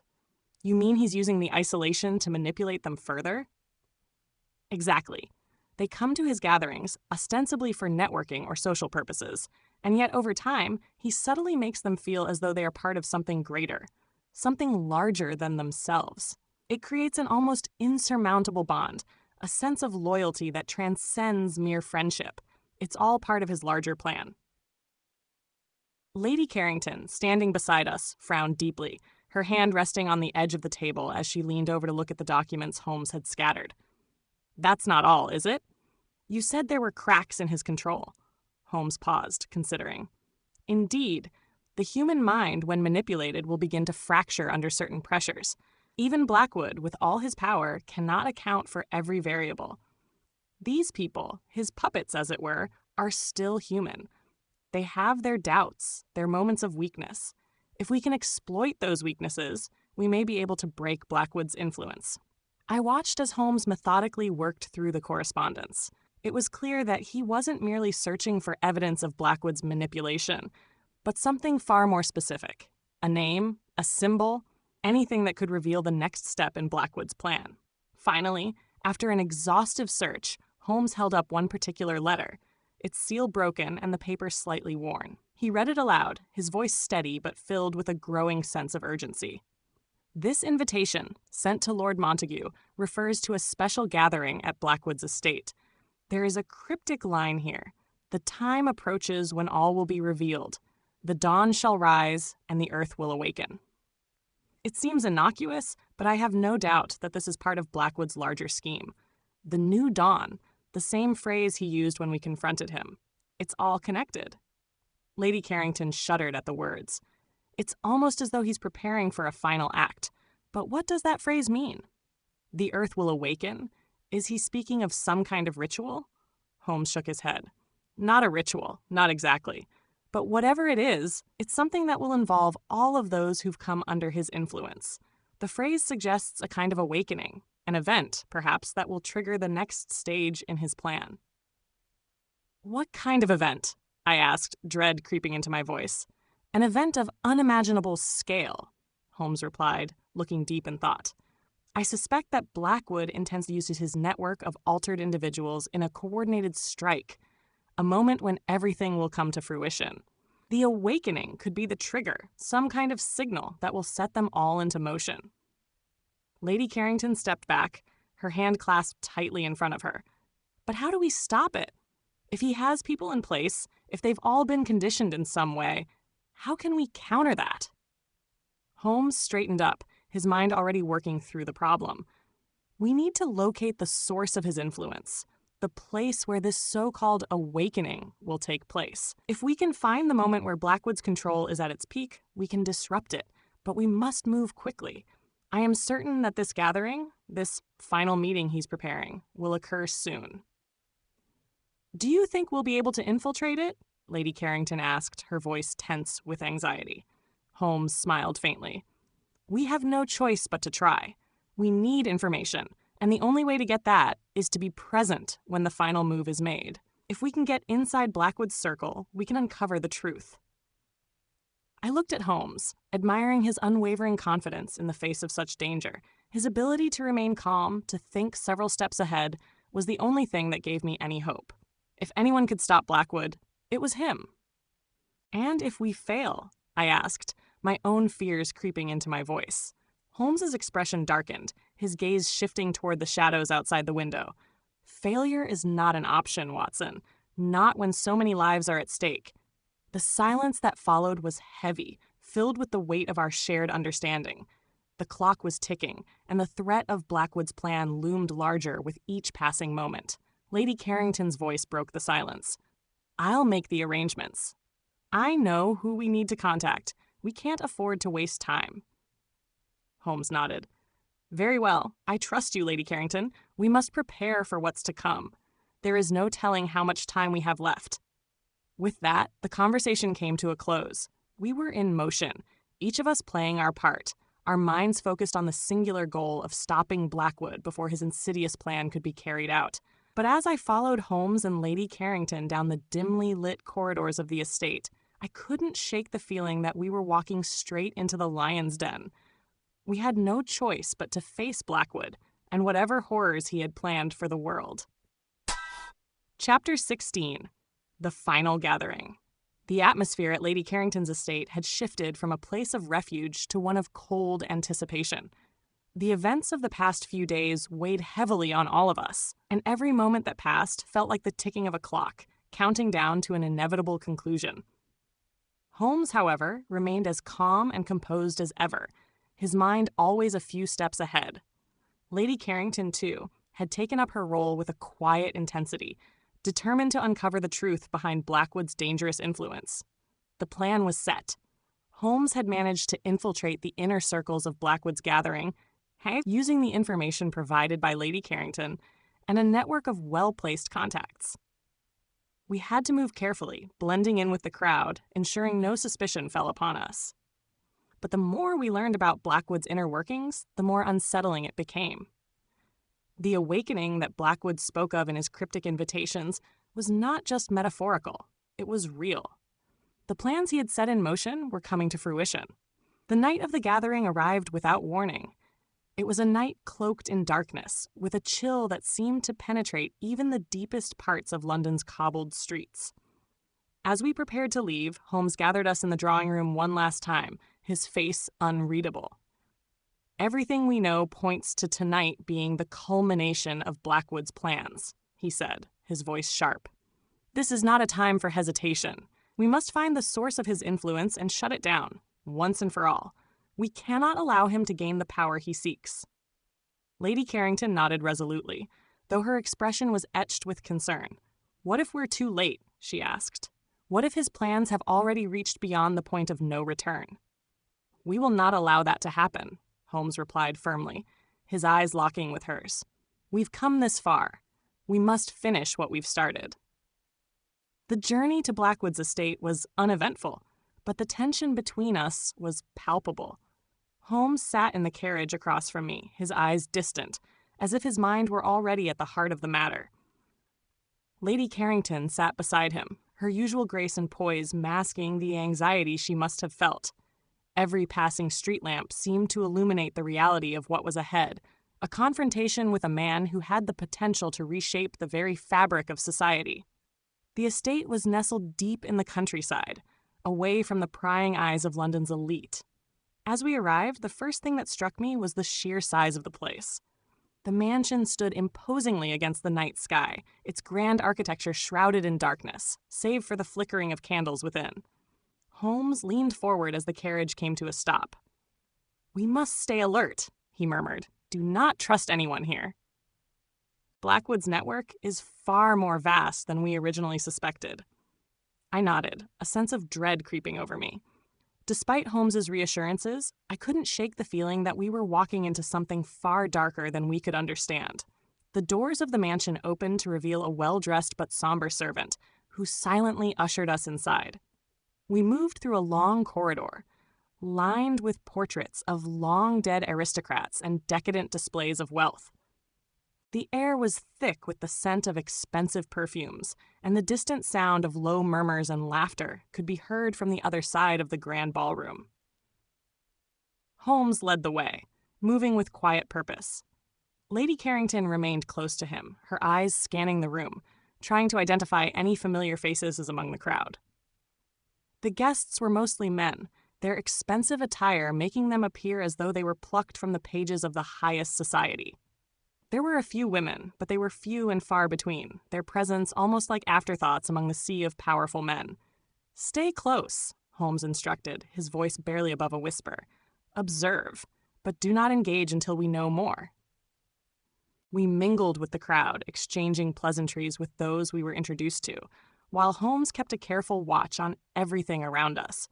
His eyes were constantly moving, taking in every gesture, every word spoken, every subtle shift in the guests' behavior. The gathering, though sophisticated in appearance, felt tense and uncomfortably quiet. There was an undercurrent of something darker, something concealed beneath the elegance of the proceedings. After a few moments, Holmes's attention seemed to sharpen. "There," he murmured, his eyes narrowing as he caught sight of Lord Blackwood, who stood at the center of the room, surrounded by a group of men. The man himself was a picture of control. His dark hair and sharp features gave him an almost otherworldly presence, and as he spoke, his voice carried an unmistakable authority. Yet it was his eyes, cold, calculating, that sent a shiver down my spine. Blackwood had the look of a man who had already won, who knew exactly what strings to pull to get what he wanted. Holmes's lips thinned in a gesture of barely contained displeasure. "We must find a way to get closer to him," he whispered. "This gathering is nothing more than a smokescreen for something far more dangerous." As we moved deeper into the room, the air grew heavier. The guests seemed to be watching Blackwood intently, hanging on his every word. A sense of unease crept through me.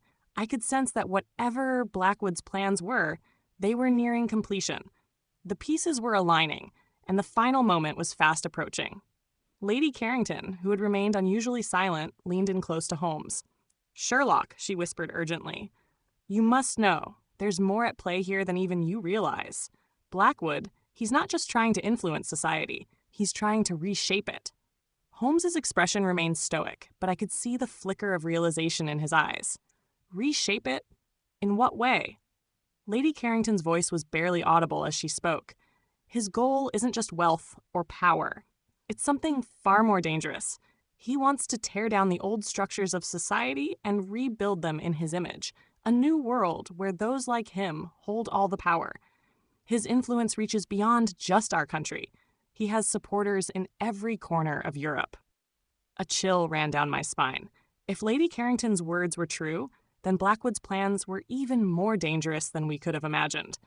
This wasn't just a matter of politics or influence. This was a radical attempt to tear down the very foundations of the world as we knew it. Holmes didn't respond immediately.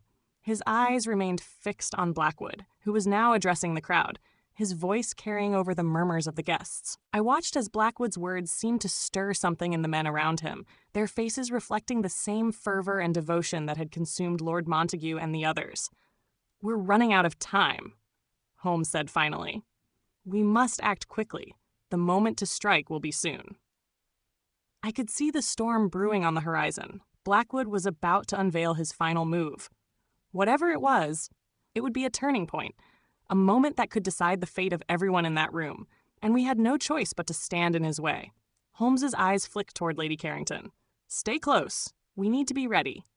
We waited, tense and silent, as the room grew more charged, and then, as if on cue, Blackwood raised his glass, signaling for the guests to gather around. "The time has come," he said, his voice cold and authoritative. "The dawn is upon us, and with it, a new era." As the final gathering began, we knew one thing for certain. The battle was about to begin. The room fell into a heavy silence, the guests standing at attention, their faces lit by the flickering candlelight as Blackwood's words echoed in the air. his hands still raised, the glass of wine in it glistening like a dark omen. Blackwood surveyed the room with an air of satisfied dominance. "The time is nigh," he continued, his voice smooth but carrying an undeniable weight. "The structures of the old world crumble under the weight of their own decadence. We stand on the precipice of a new dawn, where the future belongs to us, those who have the vision, the strength, and the will to shape it." A murmur rippled through the crowd, some of the men nodding in agreement, others remaining silent, though their eyes seemed to gleam with anticipation. It was as if they were waiting for something that Blackwood would now deliver. The tension was almost unbearable. Holmes stiffened beside me. I could feel the subtle shift in his demeanor, the slight clenching of his jaw. He had always been perceptive, but now I could see the full extent of the danger in his gaze. Blackwood wasn't just speaking of change. He was preparing for something much darker, something that could reshape the very fabric of the world. Lady Carrington, standing at my side, looked nervously at Holmes, her eyes betraying the unease that had been gnawing at her since we arrived. "What is he talking about?" she whispered, though I could tell she had an inkling that the answer was something far worse than she could imagine. Holmes's eyes never left Blackwood, but his voice was quiet, measured. "He's preparing for the final stage, Lady Carrington. The gathering of his followers is not just a social affair. It's the precursor to whatever ritual or scheme he's been orchestrating. I suspect this will be the moment when he reveals the true extent of his power. We must find a way to stop him before it's too late." A slight shift in Blackwood's demeanor caught my attention. He set the glass down slowly, his eyes scanning the room as if gauging the reactions of his audience. He was a master of theatrics, no doubt, each word, each pause, measured for maximum effect. "You see," Blackwood continued, his voice taking on a more intimate tone, "the world as it stands is broken. It is diseased. The aristocracy, the government, the so-called institutions that uphold this society, they are nothing but a facade. I've watched them for years, seen them rot from the inside out, and now it is time for change, a change that will set things right." The room was now entirely still. No one spoke. No one moved. The sheer weight of Blackwood's words seemed to hang in the air like a fog, clouding the minds of those around him. I noticed a few of the men in the room, particularly those closest to Blackwood, nodding slowly in agreement, their expressions distant and vacant, as if they had already surrendered themselves to whatever Blackwood had planned. Holmes's sharp eyes narrowed. "This is it, the moment he's been preparing for." I glanced at him, uncertain of what he meant. "What do you think he's going to do?"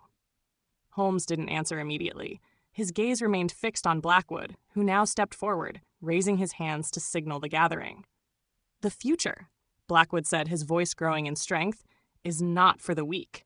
It is not for those who have spent their lives comfortably in their palaces and estates, untouched by the realities of the world.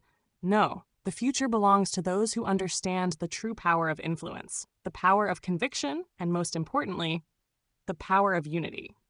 He paused, his eyes sweeping the room, and then slowly he added, "Tonight, we will forge that unity. Tonight, we will come together to awaken something far greater than ourselves." I felt a chill run down my spine. There was something in Blackwood's voice, something that made my blood run cold. It was as though he were drawing them into something far more sinister than simple political upheaval. Without warning, Blackwood turned to a side table where a large, ornate book had been placed. The leather-bound tome was open to a page, and as he approached, the room's attention shifted entirely to him. "This," Blackwood said, his fingers resting lightly on the book, "is the key to our success. The key to the new world." It wasn't just a book. It was a symbol, an artifact of some sort, ancient in its design. The dark symbols etched on the pages glimmered faintly in the candlelight, and the air seemed to thicken as he spoke the words written within. The crowd watched with rapt attention, and I felt an unspoken tension build as Blackwood raised his hands again, this time holding something from the book, a long, ornate dagger. The gleaming steel caught the light, its dark surface almost hypnotic in its sheen. "This is not simply a tool," Blackwood said, raising the dagger for all to see. "This is the instrument of transformation. With it, we shall sever the ties of the old world. We shall carve a new path for the future." Holmes's eyes flared with sudden alarm. "We must act now, Watson. It's already begun." Without hesitation, Holmes began to move through the crowd, his body weaving between the guests with calculated precision. I followed closely, my heart pounding in my chest. We had no idea what Blackwood was truly preparing to do, but we could feel the weight of the moment pressing upon us, urging us to act swiftly. As we neared Blackwood, I could feel the tension rise even further. The guests had fallen into a trance-like state, their eyes fixed on him, awaiting the next command. It was clear that Blackwood had them in his thrall. He had woven a spell over them that made them hang on his every word. But not Holmes. Holmes saw through the illusion. He understood that the dagger, the book, and all the symbolism were part of a larger game, a game that would soon be played out before our eyes. I could sense that we were approaching the pivotal moment, the very edge of whatever terrible plan Blackwood had in store. "Holmes," I hissed, grabbing his sleeve. "What do we do? How do we stop him?" Holmes's eyes were hard, his jaw set with determination. "We stop him now, before it's too late." He moved forward, pushing past the guests, heading straight for Blackwood. With a single swift motion, he reached into his coat and drew his own weapon, a small, sharp knife. The guests didn't notice, too enraptured by Blackwood's speech. But Holmes was too quick, too precise. In one fluid motion, he thrust the blade into the book Blackwood held, slicing through the pages and stopping the ritual dead in its tracks. "No!" Blackwood roared, his voice laced with fury. The guests, still under his spell, began to stir, confusion dawning in their eyes. Holmes didn't hesitate. "It's over, Blackwood," he said, his voice cold. "You won't manipulate these people any longer." For a moment, the room seemed to hold its breath. Then Blackwood's eyes flashed with rage, his hand tightening around the dagger. But he was out of time. Lady Carrington, now standing beside us, raised her voice, calling for the servants to seize Blackwood and his associates. And just like that, the game was over. The guests, still confused, looked around in stunned disbelief, their minds slowly clearing from Blackwood's influence. As the servants took Blackwood away, his defiance was palpable. But for the first time in this entire affair, he was no longer in control. Holmes turned to Lady Carrington, a small smile crossing his face. The darkness has been lifted. But even as he spoke, I couldn't shake the feeling that Blackwood's defeat was only the beginning. Chapter 17. The Echoes of Power. The days following the unraveling of Blackwood's gathering passed in a blur, yet the weight of the events lingered, hanging over us like the smoke of a fire long extinguished. Holmes was quieter than usual, and I couldn't help but wonder what had truly been left behind in the wake of Blackwood's downfall. The estate was no longer a fortress of dark influence. It stood as a hollow shell, stripped of its illusory power. Yet something about it still felt unfinished. I had hoped that, with Blackwood captured and his conspirators arrested, Lady Carrington would finally be able to find the peace she had so desperately sought. But as we sat together in the drawing room of her family's estate, her gaze was distant, as though she were staring through the windows at a world that no longer made sense to her. "Sherlock," she said quietly, breaking the silence. "Do you believe we've seen the last of Blackwood?" Holmes, who had been absorbed in his thoughts, looked up from his cigarette with an unreadable expression. "No," he replied succinctly. "We've removed one head of the serpent, but the body remains. There are more layers to this than we have yet uncovered." I glanced between the two of them, uneasy. "What do you mean? Blackwood's influence has been shattered. His followers have been captured." Holmes leaned back in his chair, his eyes narrowing thoughtfully. "Yes, Watson, that is true, but the power he sought was never merely personal. He wasn't acting alone, and his vision didn't end with his arrest. What we saw was only a fragment of a much larger scheme, an intricate web of power that reaches far beyond his personal ambitions. And someone, even now, is quietly picking up the pieces." Lady Carrington shuddered at his words, drawing her shawl tighter around her shoulders. "Are you saying there's still danger?" "I'm saying there are others out there," Holmes replied, his voice colder now. "Others who shared Blackwood's vision, his ideals, and they'll want to continue where he left off. We must find them before they complete what Blackwood started." There was a long silence as we all processed this new turn of events. The weight of Holmes's words was undeniable. For all the success we had enjoyed in apprehending Blackwood and his associates, the true scale of his machinations was still unknown. The game had only changed form. As night fell, Holmes and I found ourselves once again in the heart of London, this time navigating the labyrinthine streets that led to a quieter, less polished corner of the city. Holmes had received word of a clandestine meeting taking place, one that, he believed, might offer us a glimpse into the dark corners of Blackwood's network. "We're not looking for anything overt, Watson," Holmes explained as we made our way through the narrow alleys, the dim gaslights casting long shadows on the cobblestones. "What we need is subtlety, a whisper in the right ear, a glance exchanged in passing. Blackwood may be in prison, but those who followed him are still out there, operating in the shadows. They won't make their move publicly, but they will leave a trail." "What are we looking for exactly?" I asked, my curiosity piqued by the intensity of his tone. Holmes paused for a moment, surveying the scene ahead of us with the sharp eye of a hunter.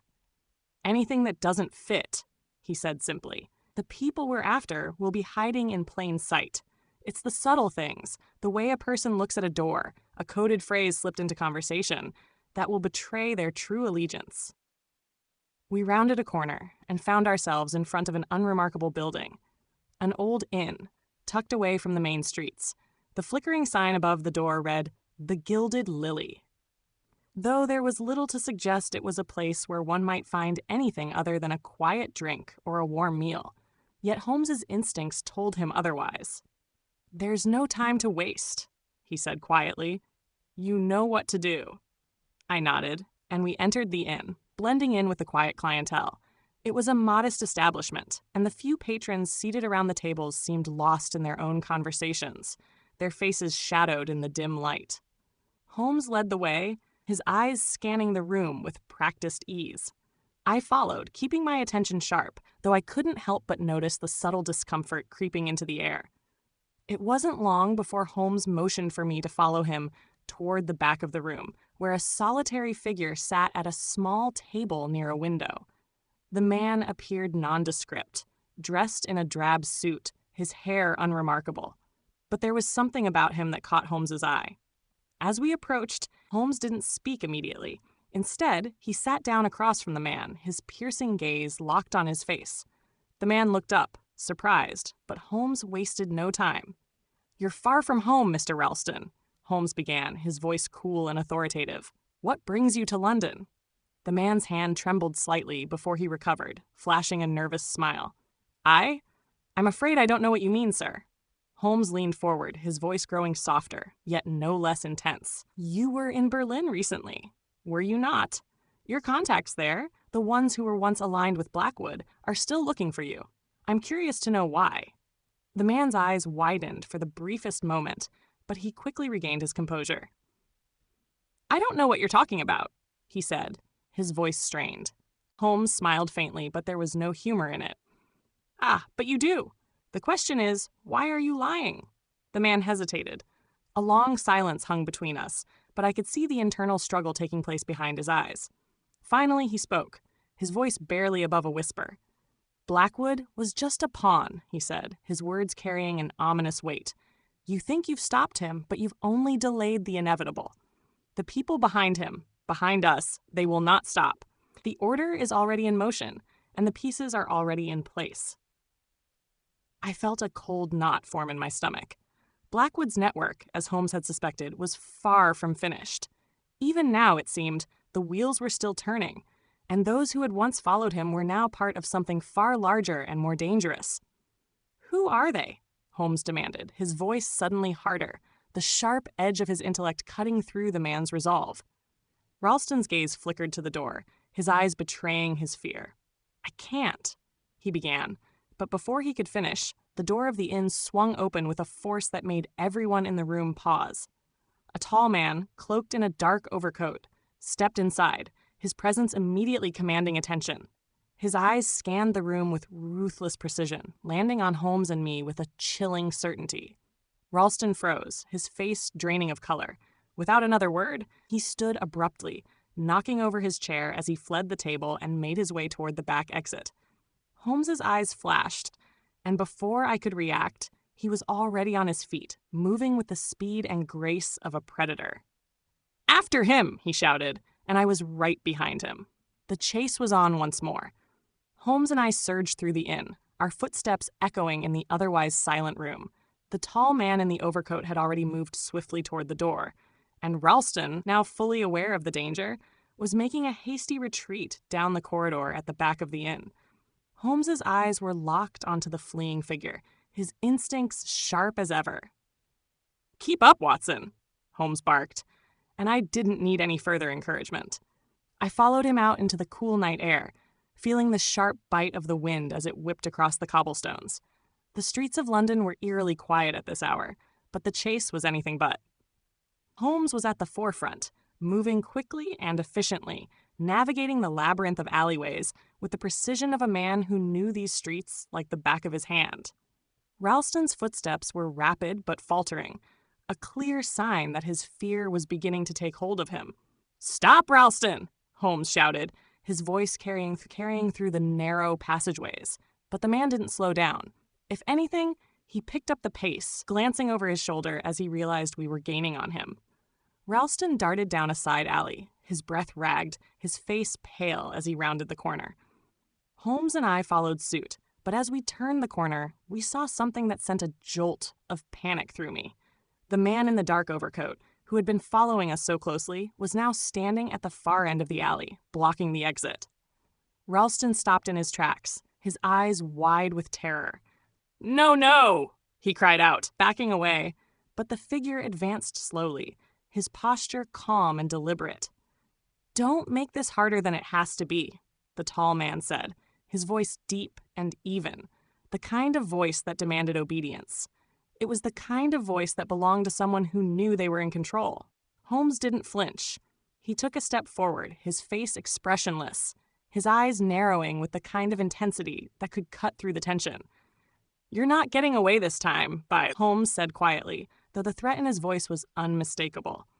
The man in the overcoat didn't respond with words.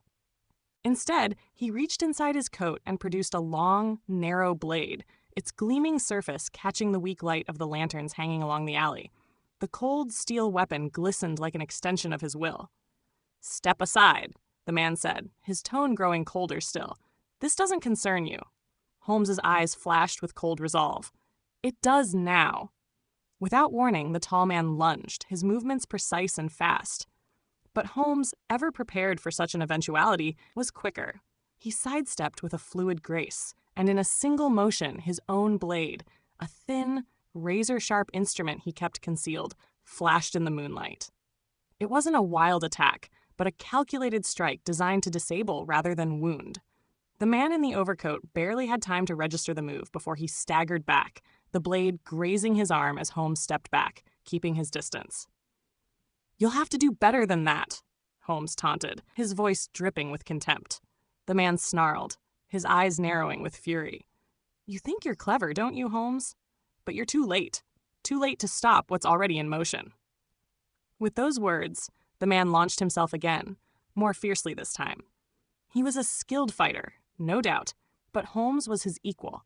Their blades clashed in a sharp, metallic ring, each trying to gain the upper hand. The alleyway seemed to shrink around us as the two combatants danced, their movements a blur of precision and deadly intent. I stood back, not daring to interfere, watching with bated breath as the fight unfolded before my eyes. Holmes, though clearly engaged in the struggle, maintained a cool, calculating demeanor. It was a battle of wits as much as it was one of skill, but I could see that the tall man was growing desperate, his swings becoming more erratic, his focus wavering as he struggled to regain control. It was in that moment that Holmes made his move. With a sudden shift, Holmes disarmed the man, his blade striking with surgical precision to knock the weapon from his opponent's hand. The tall man stood frozen for a brief second, as though he had realized his defeat, before Holmes's hand darted to his throat, pinning him against the alley wall with the sharp point of his own blade. "Not so fast," Holmes said, his voice low but firm. "Now you'll tell me everything." The man's breath was shallow, his eyes wide with fear. "You don't understand," he gasped. "You're playing into their hands. The order is too powerful. You've only begun to scratch the surface." Holmes's grip tightened slightly, the tip of his blade digging into the man's skin. "I'm listening." The man swallowed hard, his throat constricting. It's not just Blackwood. He was a tool, a pawn, the real power behind all of this. It's much bigger than him, much older. Holmes's eyes narrowed. Who is behind it? Who's orchestrating all of this? The man closed his eyes for a moment, and I could see the internal struggle playing out behind his gaze. His lips trembled as he spoke. "I can't say," he whispered, his voice a mixture of fear and defiance. "They'll kill me if I do." Holmes was unflinching. "They'll kill you anyway if you don't." The man's resolve cracked, and his head dropped slightly, as though he had finally resigned himself to his fate. "The Black Order," he muttered, the words barely audible. "They were behind Blackwood, and they'll be behind whatever comes next. You've made a mistake thinking this is over." A chill ran down my spine as I absorbed the implications of what he had just said. "The Black Order?" I repeated, my voice shaky.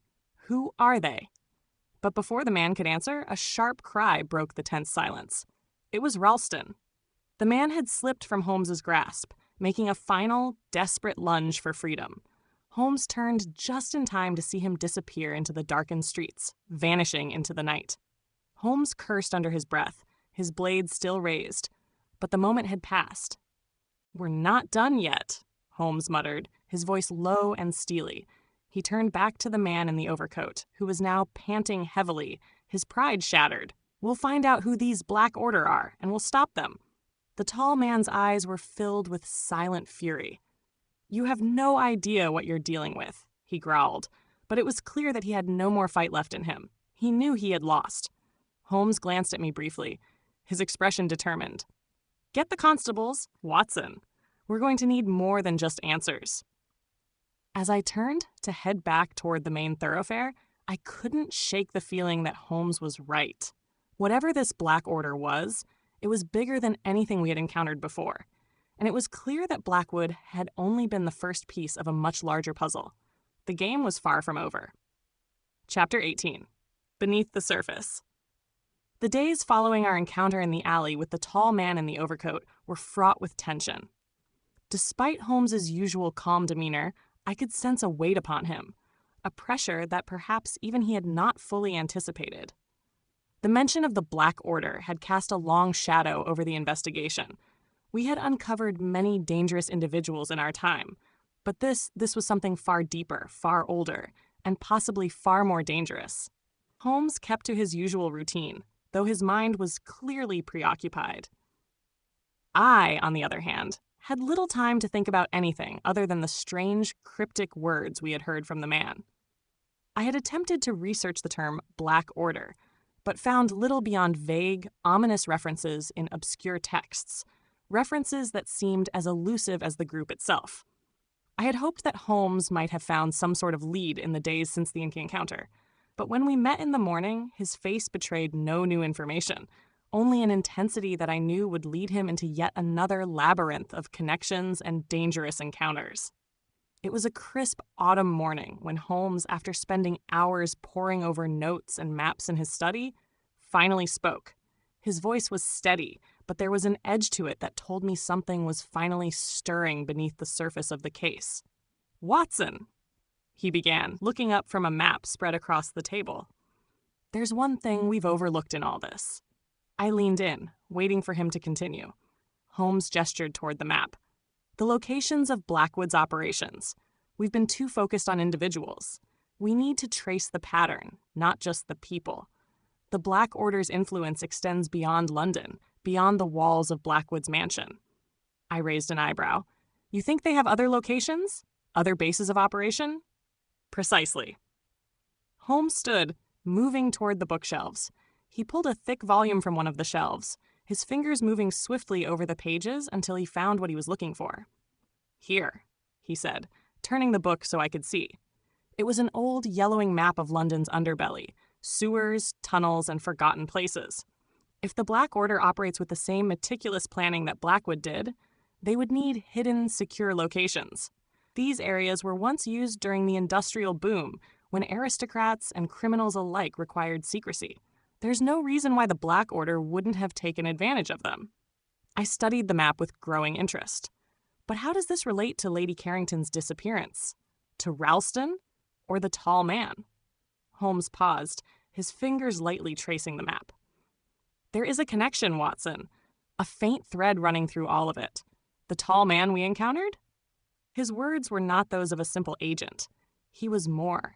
And Ralston, he knows more than he's letting on. The Black Order may be pulling the strings from behind the scenes, but we've already seen their reach. How deep it goes. I could see it now. The poem. The one Lady Carrington left behind. You think it's a clue? Something to guide us? Holmes nodded. Yes, but the clue is encoded, hidden beneath layers of meaning. What Lady Carrington knew, or what she stumbled upon, is not just an isolated event. It's part of a grander scheme.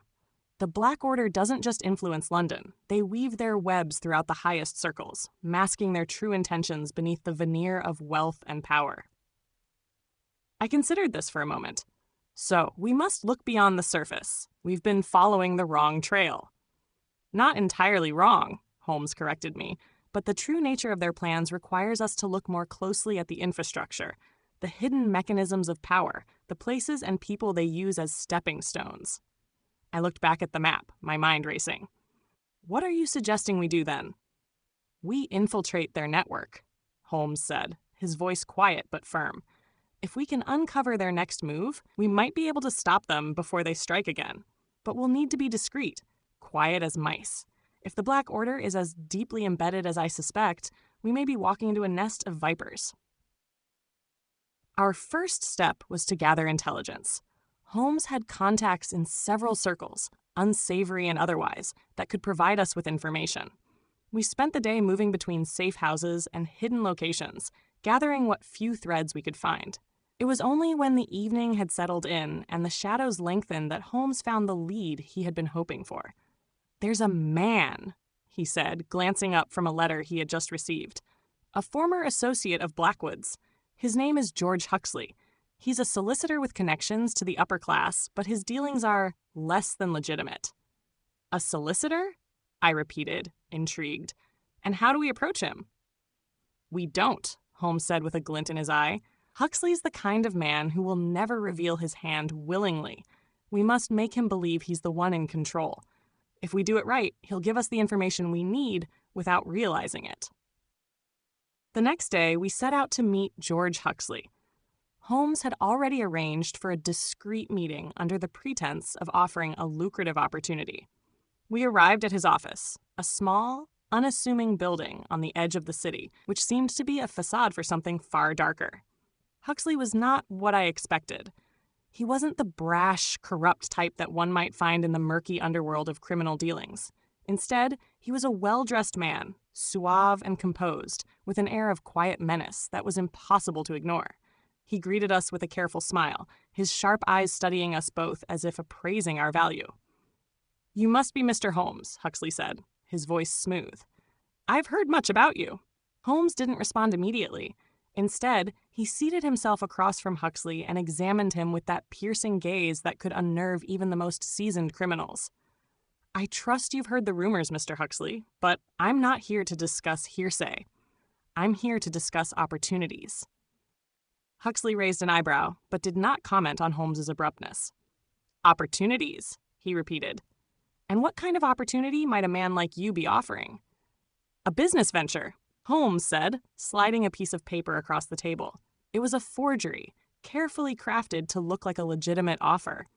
One that could be quite profitable if the right connections are made. Huxley picked up the paper, his eyes scanning it quickly. His expression remained impassive, but his fingers tightened around the edge of the paper as he read. I see. And what's the catch?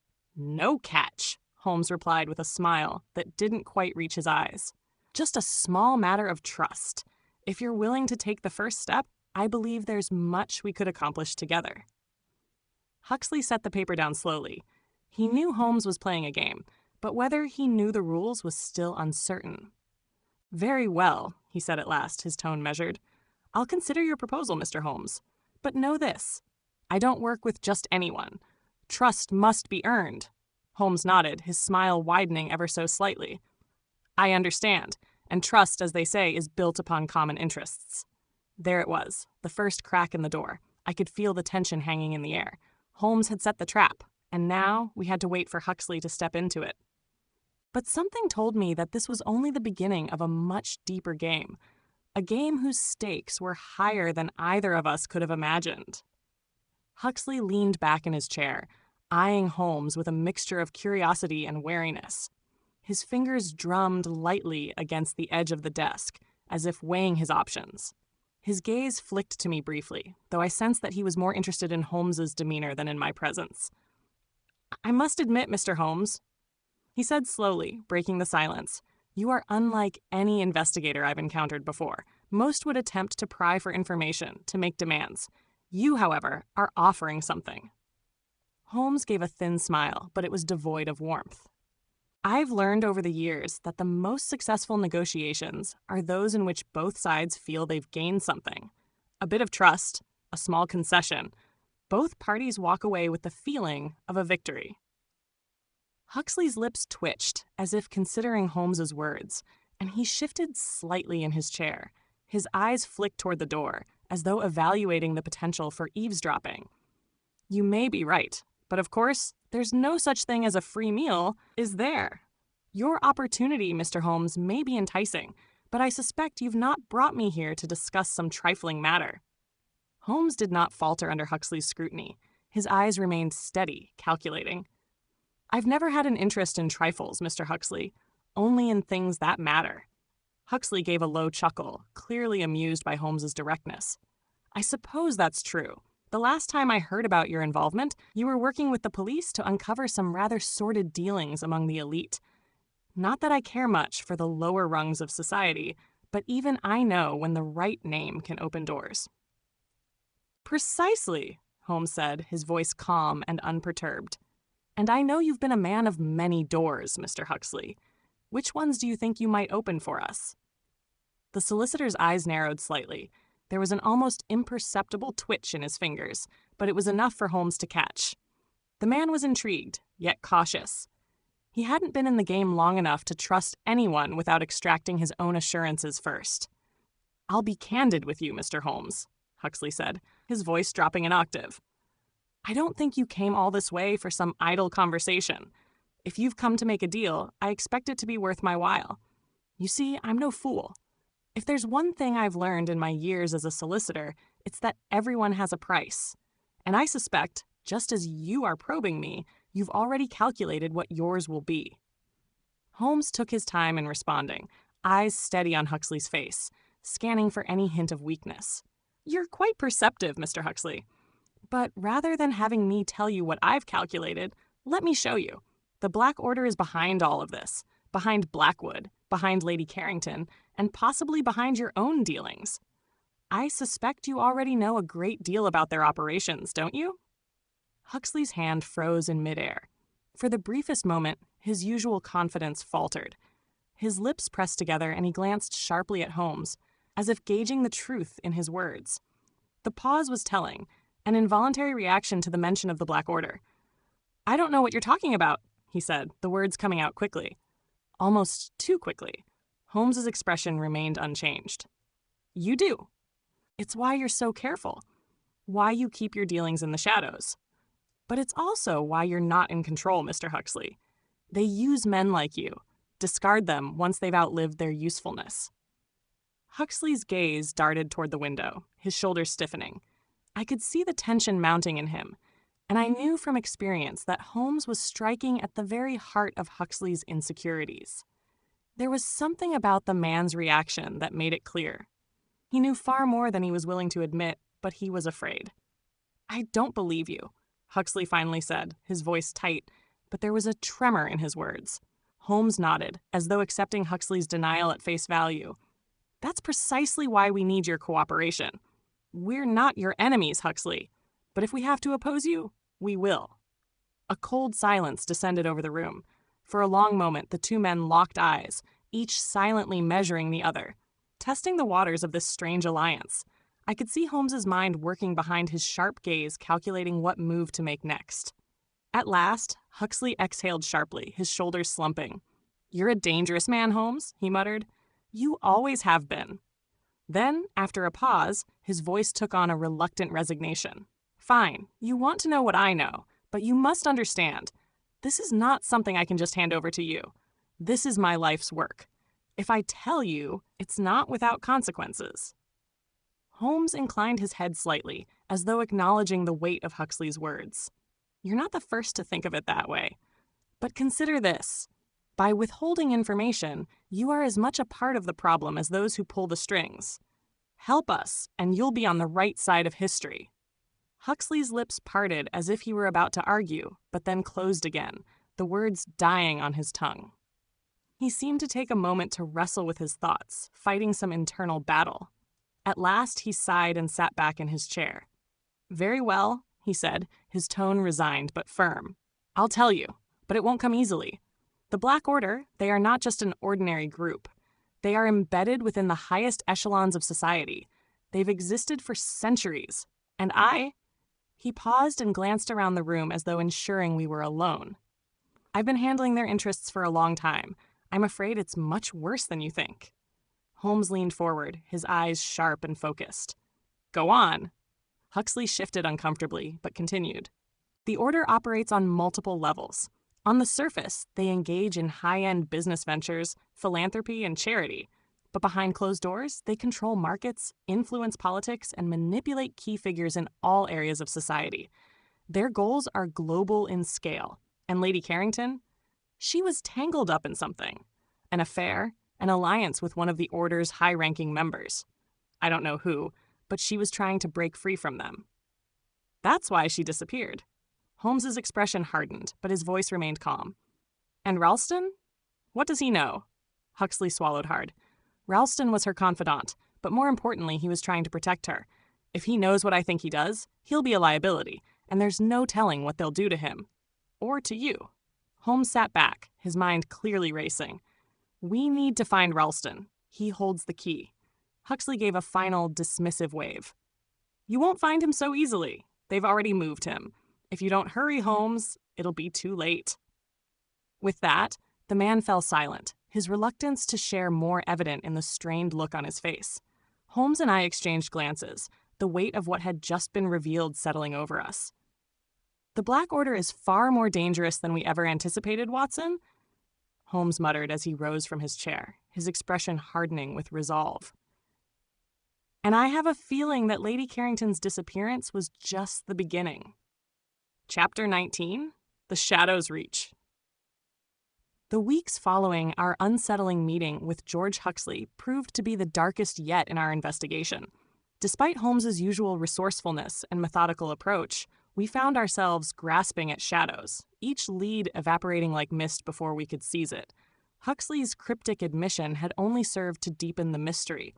The Black Order, an ancient and insidious network that controlled the very fabric of society, loomed larger with each passing day.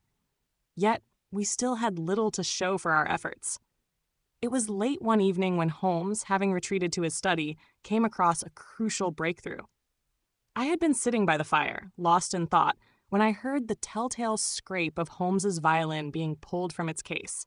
It was his way of thinking, of untangling the threads that had been left twisted in his mind. When he played, I knew that his mind was working at full capacity, and I waited for him to share whatever new piece of the puzzle he had uncovered. After several minutes of deep concentration, Holmes set down his violin, his gaze sharp and alert as he turned toward me. "Watson, I've had an epiphany." I raised an eyebrow. "An epiphany, you say?" Holmes's eyes gleamed with intensity. "The Black Order is not as secretive as we thought. In fact, they've been operating in the open for years, right under our noses." I stood up from my chair, intrigued. "What do you mean? We've been scouring every corner of London, and we haven't found a shred of evidence that ties them to anything tangible." Holmes strode over to a set of maps and blueprints laid across the table. "That's because we've been looking in the wrong places. The Order doesn't hide in back alleys or shadowy warehouses. They infiltrate the institutions that are considered pillars of society. Their influence is subtle, but it's pervasive.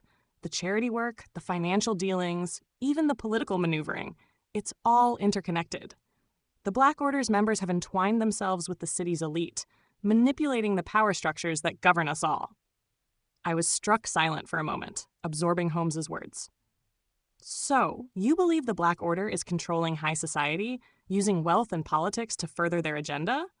Holmes nodded grimly. Precisely. And Lady Carrington's disappearance was no random act. She was trying to expose them, perhaps unwittingly, but she was getting too close, and in the end, they decided to silence her. I felt a chill at the thought. But we have no leads on where she's gone, or who took her. Holmes's fingers drummed lightly on the table. No, Watson, not yet, but I believe I know who can point us in the right direction. Who? Ralston. The next day, we set out for the city's financial district, where we had learned Ralston had once been a frequent figure. Ralston, as Holmes had theorized, had ties to some of the wealthiest families in London, and it seemed likely that he could help us unravel the last threads of Lady Carrington's mystery. When we arrived at his office, a small, nondescript building tucked away between two much grander structures, Holmes wasted no time in heading straight to the door. We were greeted by a middle-aged man with a stern expression who informed us that Ralston was currently unavailable. However, after Holmes's usual display of charm, we were soon allowed inside. Ralston's office was sparse, the walls lined with old, leather-bound books and tall windows that offered a view of the bustling city beyond. As we settled into the room, Holmes immediately began examining every detail with his usual precision, searching for any hint, any clue that would reveal more than the room's appearance suggested. "What are you looking for?" I asked quietly, noticing his intense focus. "Anything out of place, Watson," Holmes replied, his voice soft but firm. "Anything that might tell us where Ralston has been, or what he's been involved in." I watched as Holmes moved from desk to desk, inspecting papers, opening drawers, and flipping through books. Finally, his gaze alighted on a small notebook tucked into the back of a drawer. It was a journal, old and worn, its pages yellowed with age. Holmes flipped it open, scanning the contents quickly. "Here we are," he muttered, his eyes scanning the text. "Notes about meetings. Discussions of a plan. No, not a plan. A scheme." He paused, his lips curling into a wry smile. "And there it is. A name. The Black Order." I stepped forward, peering over his shoulder. The journal was filled with shorthand notes, but scattered between the jotted reminders and lists were references to high-profile figures in London. Bankers, politicians, and aristocrats. I recognized a few names, but one in particular stood out. Lord Edward Blackburn, the very same man who had once been a close associate of Blackwood. "What do you make of this?" I asked. Holmes stood still for a moment, his eyes darkened in thought. "It's exactly what I feared. Ralston knew too much, Watson. He had been following the Black Order's dealings for years, and it seems they weren't content to simply let him dig. He was likely silenced for his efforts. But the question remains, where is he now? And why hasn't he returned?" "Could he be in hiding?" I suggested. "That's possible," Holmes agreed. "But I believe Ralston's disappearance is more than just an attempt to escape. If the Black Order has its grip on him, then he's likely being held somewhere hidden away, out of sight." We continued to comb through Ralston's office for several more hours, but nothing more of note surfaced. The only thing that became clear was that our search for Ralston was far from over. We needed a new approach, a different way to dig deeper into the Black Order's influence. It wasn't until later that evening, as we were preparing to leave, that we received the break we had been hoping for. Holmes's private network of informants had uncovered something vital, a pattern in the Black Order's movements that linked several of the missing persons cases in London to the network's operations. Among them, a name stood out once again, Lord Edward Blackburn. Holmes's expression hardened as he looked over the information. "Blackburn," he muttered. "He's been involved in this far longer than I suspected." "What are you thinking?" I asked, sensing a shift in Holmes's demeanor. "We need to find Lord Blackburn," he said, his voice low with determination. "He's the key to this entire operation. If we can uncover his role in the Black Order's machinations, we'll have the leverage we need to bring them down." I nodded, fully aware of the dangers that lay ahead. But I also knew that Holmes would stop at nothing to uncover the truth. no matter how deep the conspiracy went, no matter how dangerous the journey became. And so, our search for Lord Blackburn began, following a trail of deceit shadowed by a network whose reach extended far beyond our understanding. The next morning, the fog hung thick over London, shrouding the city in a blanket of damp mystery. Holmes and I met at breakfast, the silent exchange of a shared purpose in the air. We had set our sights on Lord Edward Blackburn, the key to untangling the labyrinthine web spun by the Black Order. Holmes had already made arrangements, using his network of informants to track down Blackburn's last known whereabouts.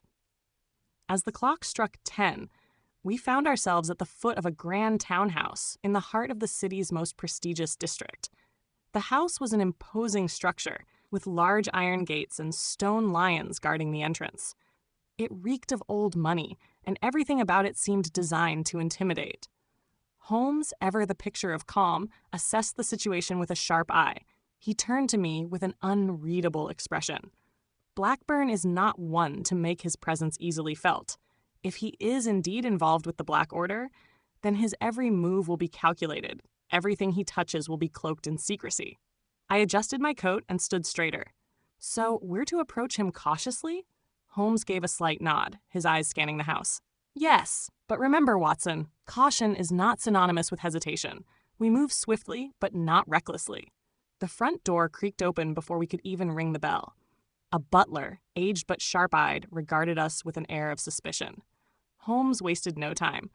I am Sherlock Holmes, and this is my colleague, Dr. Watson. We are here to speak with Lord Blackburn regarding some urgent matters. The butler's brow furrowed, but after a brief hesitation, he stepped aside and allowed us entry. The house was dimly lit, the air heavy with the scent of leather and polished wood.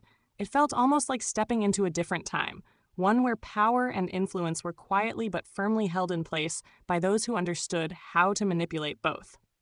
We were led down a series of corridors, each more lavish than the last, until we arrived at a grand study. Lord Blackburn, a tall man with sharply cut features, was seated behind a large mahogany desk. His demeanor was one of controlled detachment, though his eyes held a spark of curiosity upon seeing us. "Mr. Holmes, Dr. Watson," he said with a voice as smooth as silk. "What brings you to my home uninvited?" Holmes, ever the picture of calm confidence, answered without hesitation. "We are investigating matters of great importance, my lord. Matters that, I believe, involve you personally. I hope you will assist us in our inquiry." Blackburn raised an eyebrow, but his gaze never wavered from Holmes. "Is that so? And what, pray tell, could I possibly have to do with your investigation?" Holmes's sharp gaze met Blackburn's unwaveringly. "Your name has surfaced in relation to a very particular and dangerous organization, Lord Blackburn, an organization that has, over the years, woven its influence throughout the highest echelons of society, the Black Order." For a moment, the room was entirely still, save for the faint ticking of a clock in the corner. Blackburn's fingers, resting idly on the desk, tightened ever so slightly. It was subtle, but it didn't escape Holmes's notice. The man's composure was beginning to crack. "My lord," Holmes continued, his voice quiet but steady, "you are too well versed in matters of power to feign ignorance of the Black Order, and I think we both know that your connection to them runs deeper than you're willing to admit." Blackburn's expression hardened, and he leaned back in his chair, steepling his fingers. "Mr. Holmes, I do not appreciate being accused without evidence. I have no involvement with any such organization. I trust you will leave my home immediately before this conversation becomes any more distasteful." Holmes remained calm, his eyes narrowing ever so slightly. "I think you'll find that the evidence is far more compelling than you imagine, Lord Blackburn. I suggest you consider your position carefully. The Black Order is not a group you wish to anger, but should you cooperate, I believe there are ways to resolve this matter without further complications." Lord Blackburn's eyes flickered briefly to the window, a slight tension in his jaw betraying his cool exterior. "What do you want from me, Holmes?" he asked, his tone edged with reluctance. Holmes's lips curled into a faint smile. "I want the truth about Lady Carrington, about Ralston, and most importantly, about the Black Order's plans." The room seemed to grow colder as Blackburn processed the weight of Holmes's words. He stood abruptly, walking to a large bookcase against the wall. "You are treading on dangerous ground," he said, his back to us. "And if you think your investigation will lead to some grand revelation of my involvement, you will be sorely disappointed." As he spoke, he pulled a leather-bound book from the shelf and placed it on the desk with a heavy thud. The title was obscured, but the gesture was deliberate. Holmes stepped forward, his eyes flashing with a mixture of curiosity and caution. "Then let us see what you are hiding, Lord Blackburn." The tension in the room thickened, and for a brief moment, the world outside seemed to pause. Lord Blackburn, his back still turned, remained silent. The air between us seemed charged with the weight of unspoken truths. Holmes's gaze flickered from the book to Blackburn's stoic figure. "I suggest you let us see the contents of that book, my lord, or perhaps I'll start asking the questions that may not be so easy to answer." Blackburn's hand rested on the book for a moment longer before he slowly turned to face us. His eyes were hard now, but the faintest shadow of uncertainty lingered behind them.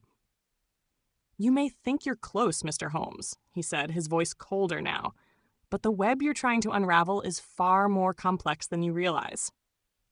Holmes's gaze never faltered. "I'm aware of that, my lord, but the more intricate the web, the more satisfying the unraveling." With that, he reached forward, taking the book from the desk and flipping it open. As he did, the pages revealed a series of cryptic symbols and detailed accounts, references to powerful figures, secret dealings, and plans that spanned decades. It was a ledger of sorts, but not just any ledger. This was the beating heart of the Black Order's operations. Blackburn's face went pale, the color draining from his cheeks as he realized what had just happened. Holmes had gained access to the very thing he'd fought so hard to protect. "This is it," Holmes murmured, his voice low with satisfaction. "This is the evidence we need." Blackburn's posture stiffened, and for a moment he seemed to contemplate his next move. But there was something in his eyes, something that told me he knew the game was up. He had underestimated Holmes. Perhaps in that moment he realized that the web had indeed been unraveled, and there was no way to put it back together again. Lord Blackburn straightened, a grim expression crossing his face. "You've won, Mr. Holmes, but I warn you, this is only the beginning. The Black Order will come for you, and when they do, you will regret ever crossing them." Holmes gave a small, satisfied smile. "I'm counting on it, my lord. The game has only just begun." As we left Blackburn's mansion that afternoon, the weight of our discovery hung over us. We had the evidence we needed, but we knew that the battle ahead would be far more dangerous than any we had faced before. The Black Order was watching. And now, so were we. Chapter 20. The Heart of Darkness. The following days were spent in a whirlwind of activity as Holmes and I sifted through the information from Blackburn's ledger. It was a complex web of deceit, interwoven with names and dates that spanned generations of London's elite. But amidst the chaos, one thing stood clear. The Black Order was far more than an underground society. They were an institution. They held sway over nearly every corner of life in the city, from politics to business, from law to charity. It was a force that, if not dismantled, would continue to manipulate and control for decades to come. Holmes's mood had shifted noticeably. The usual aloofness had been replaced by a focused intensity that bordered on obsession. He had made it his personal mission to take down the Black Order, and everything else, including my own well-being, seemed to take a back seat to his pursuit. We had gone through the ledger with meticulous care. Every entry, every notation was of critical importance, and every name could be the key to unraveling the entire organization. But as the pages turned, a pattern emerged. The names on those pages weren't just individuals. They were a network of interlinked figures, all of whom were part of the same shadowy cabal. The more we uncovered, the deeper the rabbit hole went. It was on one of those long nights that the breakthrough came. Holmes had spent hours poring over the journal, muttering to himself in his usual cryptic fashion. I had been reading in the corner of the room, trying to distract myself with a novel, but my eyes kept drifting back to the scattered documents on the table. At last, Holmes spoke, his voice a sharp contrast to the silence that had hung in the room for so long. "Watson, I believe we have them." I jumped to my feet, startled by his sudden declaration. "What do you mean, Holmes?" He stood abruptly, his hand hovering over the ledger. "This name right here. A. Wyndham." He pointed to an entry in the ledger. "It's the link we've been missing. Wyndham is the key to the Black Order's leadership. He's been orchestrating everything from the shadows." I leaned over the table, studying the name. "Who is he?" Holmes's expression darkened. "That's what we need to find out.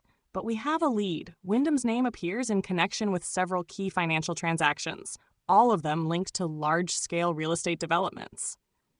I believe he's involved in the slum clearance schemes, Watson, the ones that led to the deaths of so many innocents." My stomach turned at the thought. "You mean to say that Wyndham is directly responsible for the destruction of entire communities?" Holmes's eyes flashed with anger. "Yes, and that's just the beginning. There's more at play here than just greed. Wyndham has been using his influence to manipulate the city's power structure. He's been playing a game of chess, and we've been the pawns." I took a deep breath, trying to steady myself. The scale of the operation was far beyond anything I had imagined. "Where do we start?" Holmes's lips curled into a thin smile, his eyes gleaming with anticipation. "We start with Wyndham's estate. He's been hiding in plain sight, Watson. We're going to pay him a visit." The next day, we set out for Wyndham's estate, which lay on the outskirts of London to Snay, nestled in the hills just beyond the city's sprawling limits. The house was a sprawling mansion, surrounded by acres of well-tended gardens and high iron fences.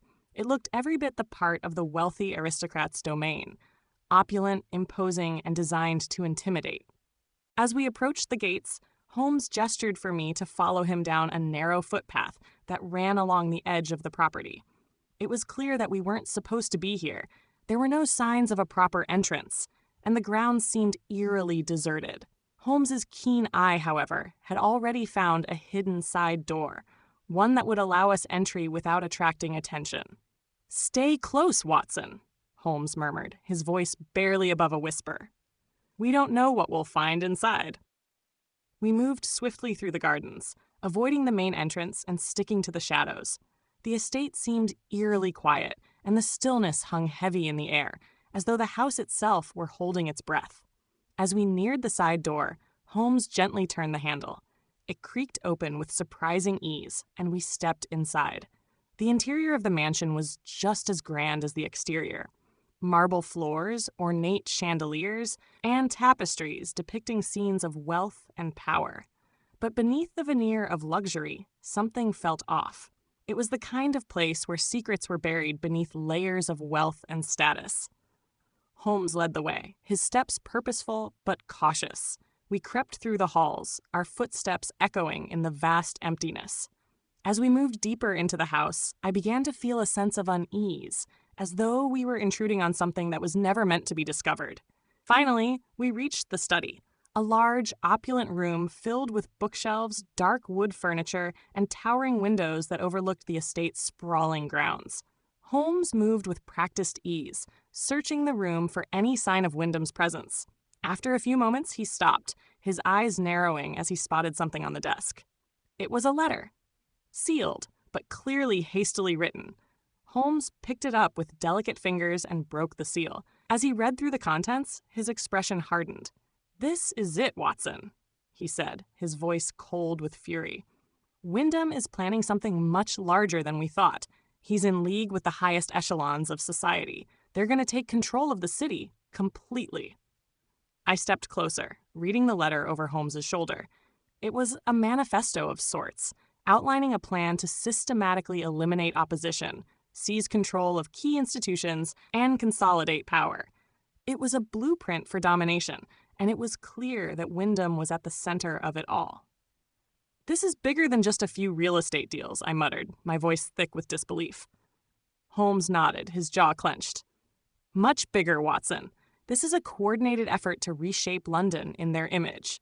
They're not just playing a game of politics. They're manipulating everything, from the economy to the law, from the police force to the military. And they've been doing it for decades." I took a step back, overwhelmed by the implications of what we had just discovered. "What can we do, Holmes?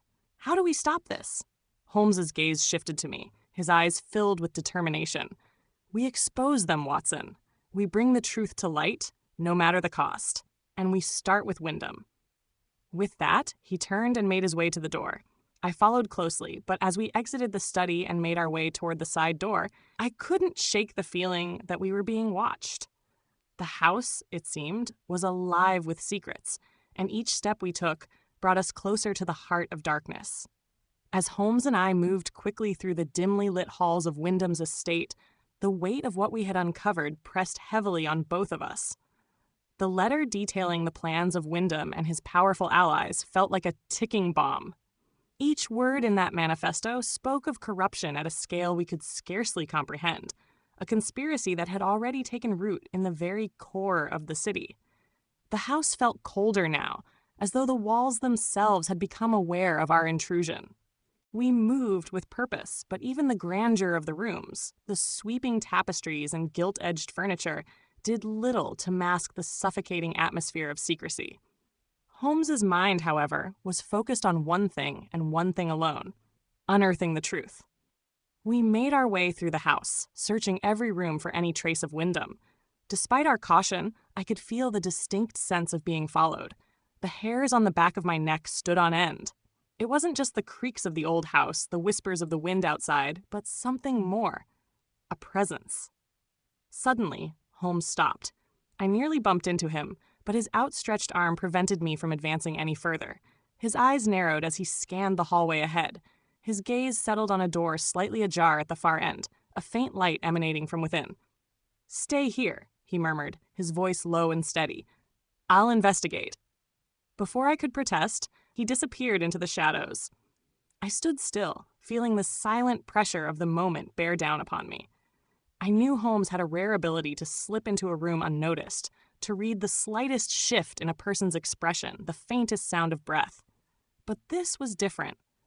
Something felt off about this entire estate, as though it were brimming with unspoken threats. I waited for what felt like an eternity. But in truth, it was no more than a few minutes before Holmes returned, his face grim. "It's a trap," he said quietly, his voice sharp. "The room was empty, but there are signs of recent activity. Someone's been expecting us."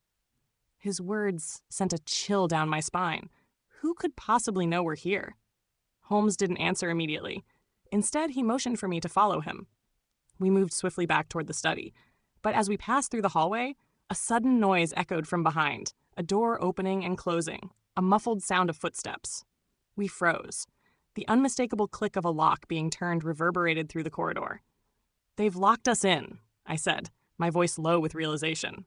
"Holmes, what do we do?" Holmes's expression was unreadable. His eyes flickered toward the nearest exit, but as we neared, a figure emerged from the shadows, a tall, thin man dressed in black, his face partially obscured by a dark scarf. I tensed, instinctively moving closer to Holmes. The man spoke in a low, cold voice. "I would advise against trying to escape, gentlemen. You are not in a position to leave." Holmes's eyes gleamed with an intensity I had rarely seen. "You underestimate us," he said, his tone sharp. "Who are you? And what is Wyndham's involvement with this?"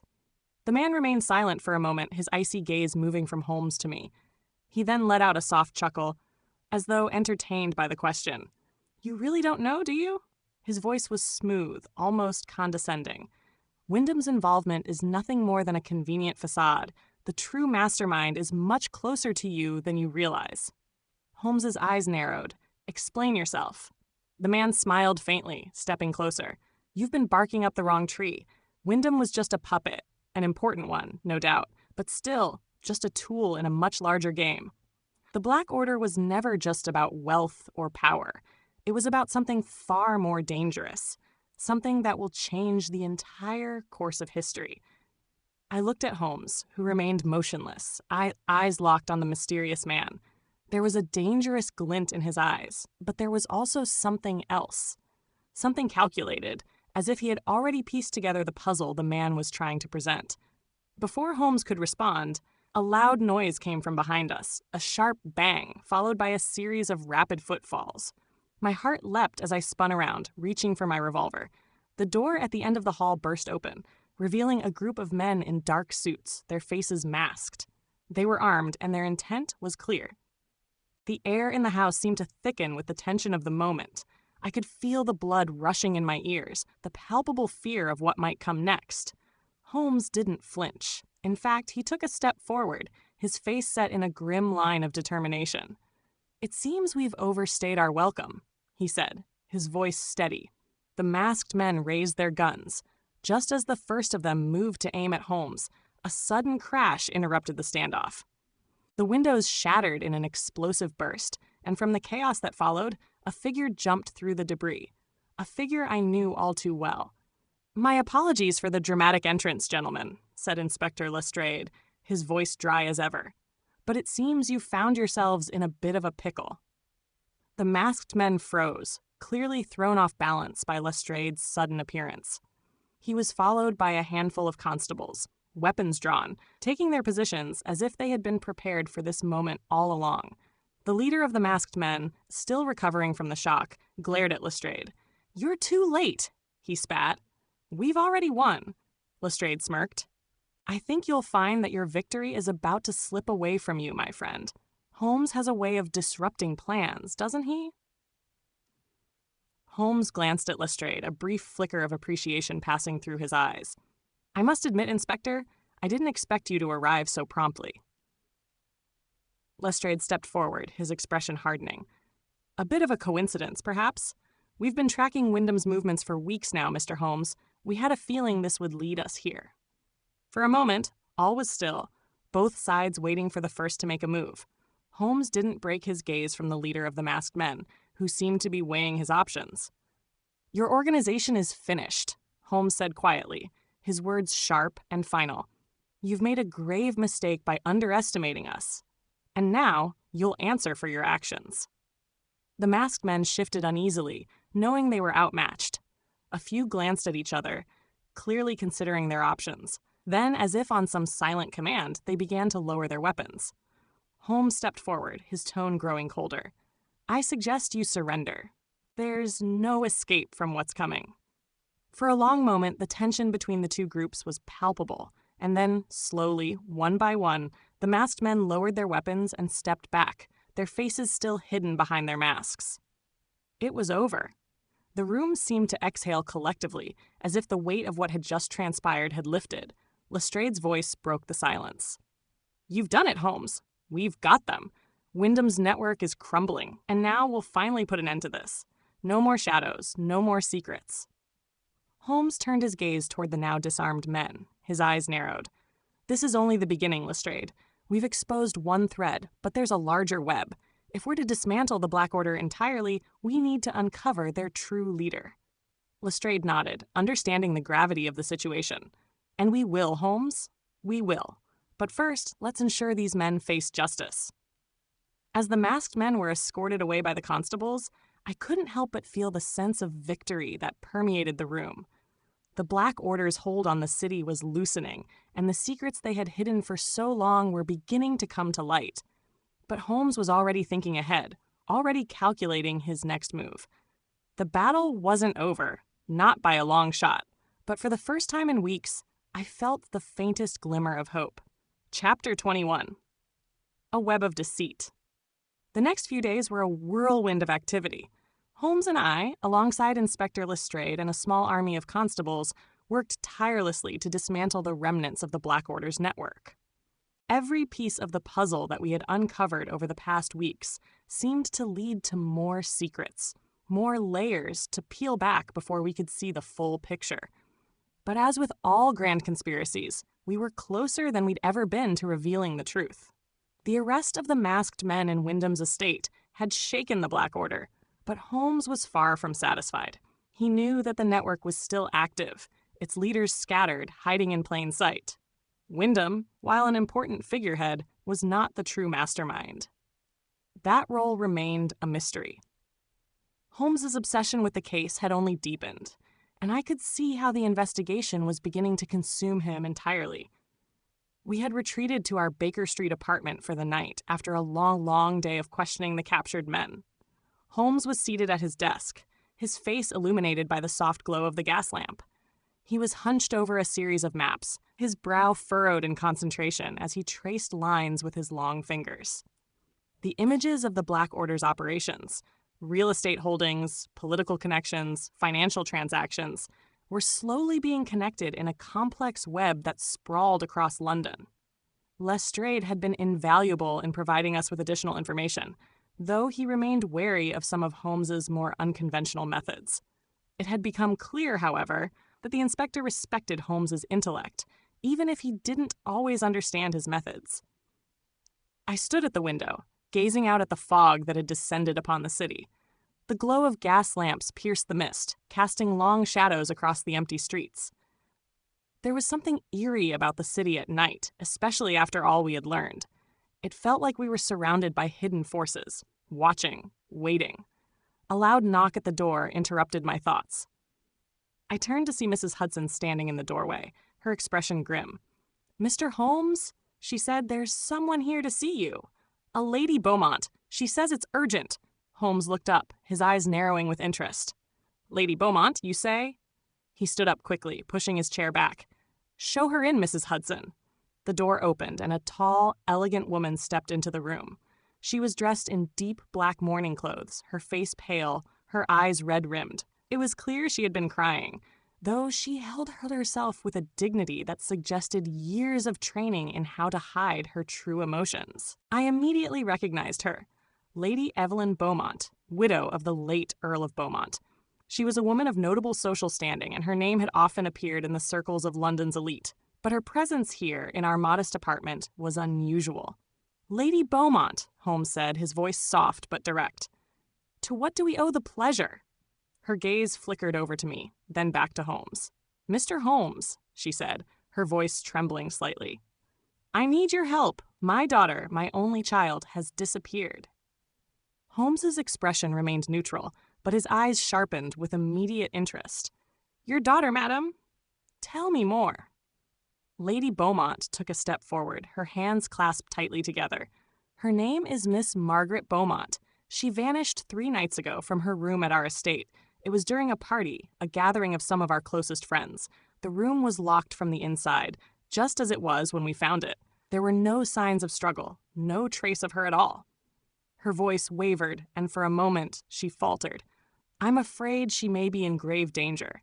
Holmes took a few steps toward her, his sharp eyes scanning her face. "Have you informed the police?" he asked, his tone measured. "I have," Lady Beaumont replied. "But she hesitated. "They're dismissing it as a case of a runaway. But I know my daughter. She would never leave on her own, not like this. And there's something more, something I can't explain, that tells me this is no ordinary disappearance." Holmes tilted his head, his mind already working through the possibilities. "You mentioned there were no signs of struggle, no trace of her. Does that mean there were no forced entries into the room either?" "None," Lady Beaumont confirmed, her hands trembling slightly. "The door was locked from the inside. The window is shut tight. There's no way she could have left without help." Holmes took a moment to consider her words, then looked up at her. "And what of the guests at this party? Any particular individuals who may have caused you concern?" Lady Beaumont hesitated, as if weighing how much to reveal. There were a few people in attendance who were not as they seemed. A certain gentleman, Sir Alistair Carrington, a man of some influence, though I know little of his true nature. I have reason to believe he may be involved, though I cannot prove it. Holmes's eyes flickered at the mention of Sir Alistair Carrington's name. I saw the connection form in his mind almost immediately. "And did your daughter have any acquaintances among these individuals?" Holmes asked, his voice steady. Lady Beaumont nodded. "Yes, Margaret was close to Sir Alistair's niece, a young woman named Caroline. They were very good friends, but recently there was tension between them. Margaret had begun to distance herself from Caroline, though she never explained why." Holmes glanced over at me, his gaze filled with unspoken understanding. "Very well, Lady Beaumont. I shall take the case. I will begin my investigation immediately. We will find your daughter." A sense of relief seemed to wash over Lady Beaumont's face. "Thank you, Mr. Holmes," she whispered. "I knew you were the only one who could help." As she turned to leave, Holmes motioned for me to follow him. We both stepped into the hallway, and as the door closed behind us, he spoke in a low voice. "We need to find Sir Alistair Carrington and Caroline as quickly as possible. I suspect the answer lies within their circle. There's more to this than a simple disappearance, Watson. I nodded, feeling a strange unease settle over me. It was clear that Lady Beaumont's daughter was caught in the middle of something far darker than a mere family dispute. As Holmes continued to gather his thoughts, I couldn't help but wonder if this case was somehow tied to the larger web of intrigue we had already uncovered: the Black Order, the slum clearance schemes, and the shadowy figures who had been pulling the strings in the background. Holmes seemed to think so, but only time would tell. For now, we had a new mystery to unravel: a missing woman, a locked room, and a circle of people who knew more than they were letting on. And I had no doubt that the answers would come at a steep cost. We set off immediately for Lady Beaumont's estate, our minds set on discovering the truth. As we stepped into the cab and the streets of London blurred past us, I couldn't shake the feeling that this case was going to be far more complicated than it first appeared. A disappearance, a locked room, and a web of deceit. The pieces were starting to come together. But we were only at the beginning of what would undoubtedly be another intricate puzzle. And, as always, I trusted Holmes to see us through the darkness. The cab rattled through the foggy streets of London, each bump in the road seemingly in sync with the rising tension that had settled between Holmes and me. My mind spun with the strange, shifting nature of the case we were now involved in. A young woman had disappeared from her locked room during a dinner party, with no trace of how she had gone or where she had gone to. Lady Beaumont's words echoed in my mind. There was something more to her daughter's disappearance, a hidden layer, perhaps buried beneath a tangle of social circles and whispered secrets. As we arrived at Lady Beaumont's grand townhouse, the silhouette of the building loomed in the mist like some Gothic relic. The heavy stone facade adorned with ivy and the faint glow of lights from the windows, casting long shadows on the cobblestone street.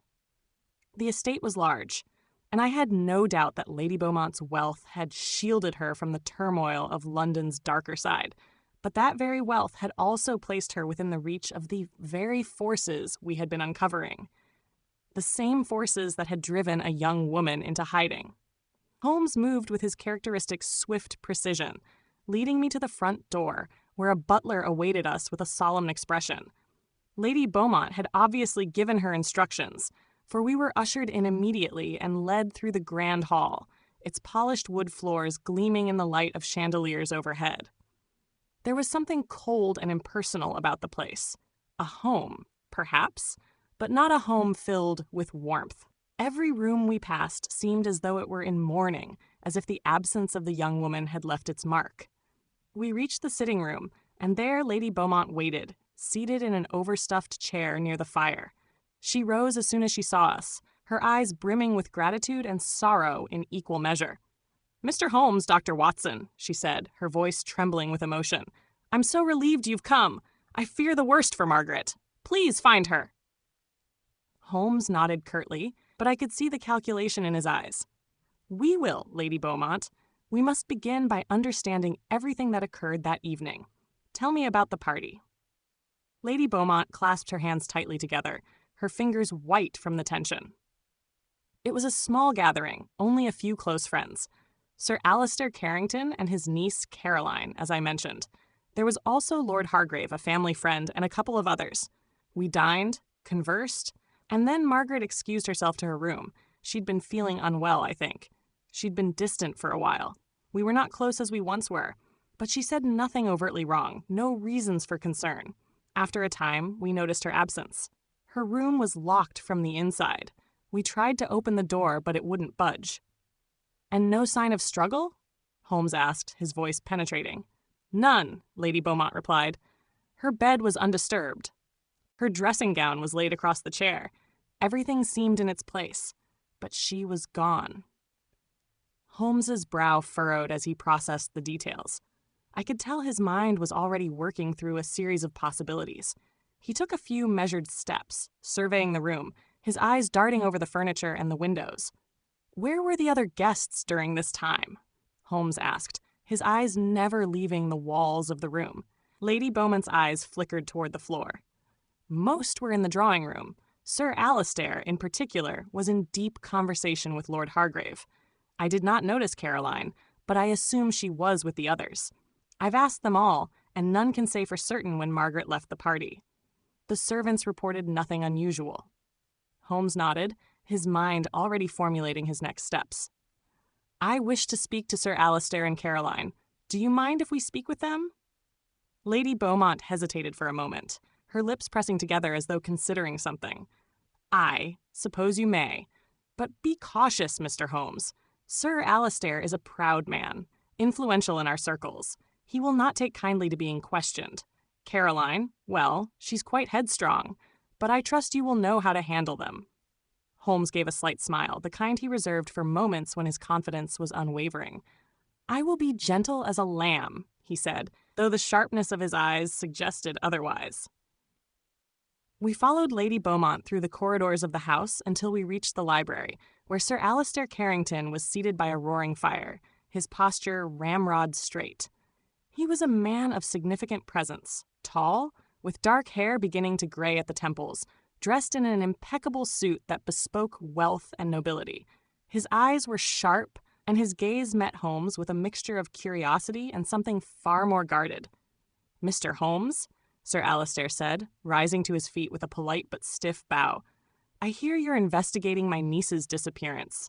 I must say, I'm surprised to see you here. Holmes didn't waste time with pleasantries. We're here to find the truth, Sir Alistair. Your niece's disappearance raises several questions, and I need your cooperation to answer them. Sir Alistair's face tightened slightly, but he regained his composure quickly. Of course, I will answer whatever I can. But I must say, I find it rather shocking that you would suspect foul play in such a manner. Margaret was a young woman, sensitive and prone to fits of dramatics. She likely left on her own accord, perhaps to escape the pressures of this house. Nothing more. Holmes's eyes bored into Sir Alistair's. And yet the door was locked from the inside. You see, Sir Alistair, there's something peculiar about that. No signs of entry or exit. No sign of struggle.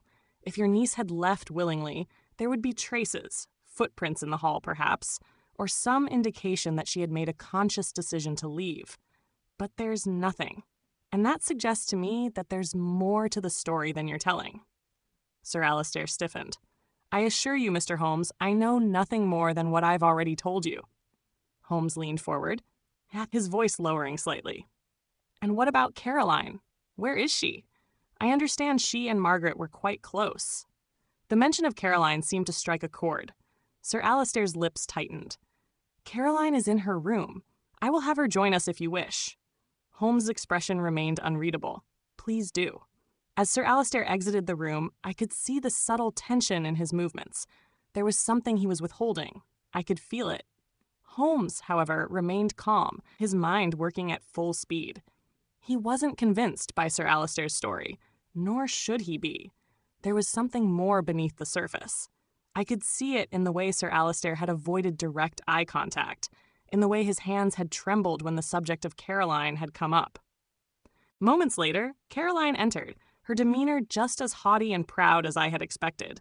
She was young, no older than 20, with striking red hair and a cool beauty that spoke of privilege. Her sharp green eyes looked over Holmes and me with an appraising stare, though her expression remained poised and controlled. Mr. Holmes, she said, her voice cool but not unfriendly. I understand you're here regarding Margaret. Is it true that you suspect foul play? Holmes's eyes sharpened. I suspect many things, Miss Carrington, but the most pressing question is, why would Margaret leave her locked room in the manner she did? Surely you must have an explanation for this. Caroline hesitated, her lips pressing together in thought. I don't know. I had not spoken to Margaret much during the evening, but I know she was troubled. She and I had a disagreement not long before the party. Nothing serious, but enough to make her upset. She's always been sensitive, too sensitive for her own good, I suppose. She paused, then added with a nervous laugh, I think Margaret was prone to running away from her problems, not facing them. Perhaps she has simply gone off on her own. Holmes regarded her intently, as if searching for any hint of dishonesty in her words. Do you know where she might have gone? Or perhaps someone else who could have helped her leave? Caroline's gaze faltered for a brief moment before she met Holmes's eyes once more. "I don't know," she said, her voice wavering slightly. "But I wish I could help you, Mr. Holmes. I truly do." Holmes said nothing for a moment, his mind working as always. Finally, he rose and gave a small nod. "Thank you, Miss Carrington. You've been most helpful. If I need further information, I will not hesitate to ask." As she turned to leave, Holmes's gaze followed her with an unreadable expression. There was something about her words, the subtle hesitation in her tone, that suggested she knew more than she was letting on. It wasn't the first time I had seen Holmes's mind unravel a mystery, and I had no doubt that he had already formed a theory, though he would not share it with me just yet. As we left the room and headed toward the front door, Holmes glanced at me. "I believe our next move is clear, Watson. But before we proceed, I need to learn more about Sir Alistair's connection to the Black Order. If we can link him to them, we'll be able to understand the motive behind Margaret's disappearance." I nodded, feeling a growing sense of urgency. We were on the cusp of something much larger than we had initially anticipated, and the deeper we dug, the more certain I became that Lady Beaumont's daughter was merely a piece in a much more dangerous game. Chapter 22. The Unseen Hand. The streets of London had grown darker as we made our way back to Baker Street, the fog creeping in once more as though it were alive, wrapping itself around the buildings, swallowing the last traces of daylight. Holmes had been unusually quiet throughout the journey, his mind clearly consumed with the case at hand. I could almost see the wheels turning behind his sharp, calculating eyes. Once we arrived at 221B, Holmes wasted no time in pacing the room, his hands clasped behind his back as he muttered to himself. The only sound that filled the silence was the occasional scrape of his boots on the wooden floor. "Watson," he said, his voice cutting through the stillness. "There is a thread, and it is fine, but it is there nonetheless. A very delicate thread that binds Lady Beaumont, Sir Alistair Carrington, and Miss Caroline to something far more sinister than we have yet understood. You see, all of them are but players in a much larger drama." I raised an eyebrow. "What are you suggesting, Holmes?" He stopped pacing and turned to face me, his eyes gleaming with intensity. "I am suggesting that Margaret's disappearance is no mere escape from the confines of a stifling family gathering. No, Watson, this is part of something far darker, a conspiracy of high society with its roots in the Black Order." I sat down in my armchair, leaning forward. "The Black Order? But how can you be sure?" Holmes ran his fingers through his hair, clearly frustrated by the lack of concrete evidence. "I am not certain yet, Watson, but there are clues. Caroline's nervousness, Sir Alistair's defensiveness, Lady Beaumont's refusal to tell us certain things, all of it points to a web of deceit, manipulation, and betrayal. I believe Margaret stumbled upon something she was not meant to know, something her family wanted buried." I nodded slowly, following his reasoning. "But what could it be? What is the connection between Margaret and the Black Order?" Holmes's eyes narrowed, and he walked over to his desk. From beneath a stack of papers, he retrieved a thin, leather-bound notebook. He held it up to me. "This, Watson, is where I believe the key to the entire case lies." I took the notebook, noting the faded cover and the unmistakable signs of age. "Where did you find this?" "It was in Lady Beaumont's study," Holmes explained. "I had the opportunity to examine her private papers while we were there. Among the documents, I found references to a particular event, a secret meeting involving Sir Alistair and several other influential men. The date corresponds to the night of Margaret's disappearance." "Are you suggesting that Margaret overheard something during this meeting?" Holmes nodded. "Exactly, and I suspect that she did more than overhear. I think she uncovered something, a plot or scheme that could unravel everything." I opened the notebook carefully, scanning the faded entries. There were names, dates, and cryptic phrases scattered throughout, none of which made immediate sense, but one entry stood out to me. It was written in a different, more hurried hand. "Beaumont's daughter is more than she appears. We must ensure she is kept quiet, whatever it takes." I looked up at Holmes. "This confirms it, doesn't it? Margaret's disappearance is not an accident. Someone is trying to silence her." Holmes's face darkened. "Indeed, Watson. The Black Order operates in the shadows, and they do not take kindly to those who threaten to expose them. But there is more to this than simply eliminating Margaret. The key lies in her discovery. What was it that she stumbled upon that made her so dangerous? Holmes's voice dropped to a whisper, as if the answer were just within reach. I believe we are dealing with something far more intricate than we initially thought. Margaret is at the center of a conspiracy that spans generations, one that involves power, wealth, and manipulation. And if we are to find her, we must first understand what she knew and why it put her life in danger.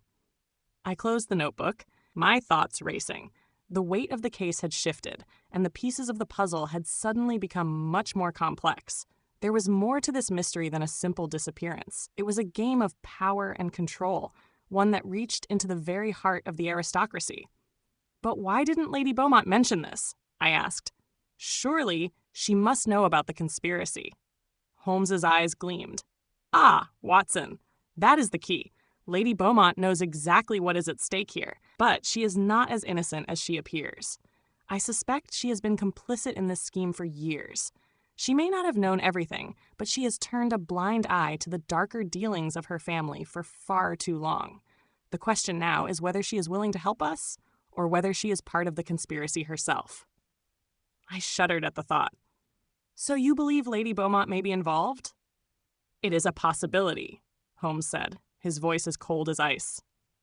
But we must proceed carefully. If Lady Beaumont is indeed a part of this, she will try to protect her family at all costs. We cannot trust her without further evidence. I nodded, understanding the gravity of the situation. Holmes was right. Every move we made from this point on had to be calculated and precise. One wrong step, and the truth could be lost forever. As the evening wore on, Holmes continued to analyze the notebook, his mind working through the labyrinth of clues. I, too, was lost in thought, piecing together what we had learned so far. Margaret's disappearance, the cryptic notebook, the shadowy figures in the Black Order, all of it pointed to something far larger than a simple missing person case. Finally, Holmes broke the silence. Watson, we need to visit the Carrington estate. I have a feeling that something there will lead us closer to the truth. But first, we must pay a visit to our old friend, Inspector Lestrade. He may have information that we do not.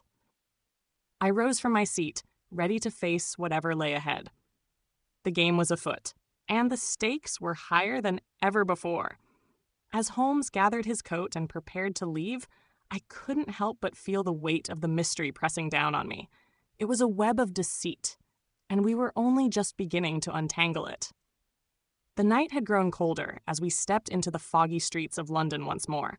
This time, the darkness felt different, as if something had shifted in the city's underbelly.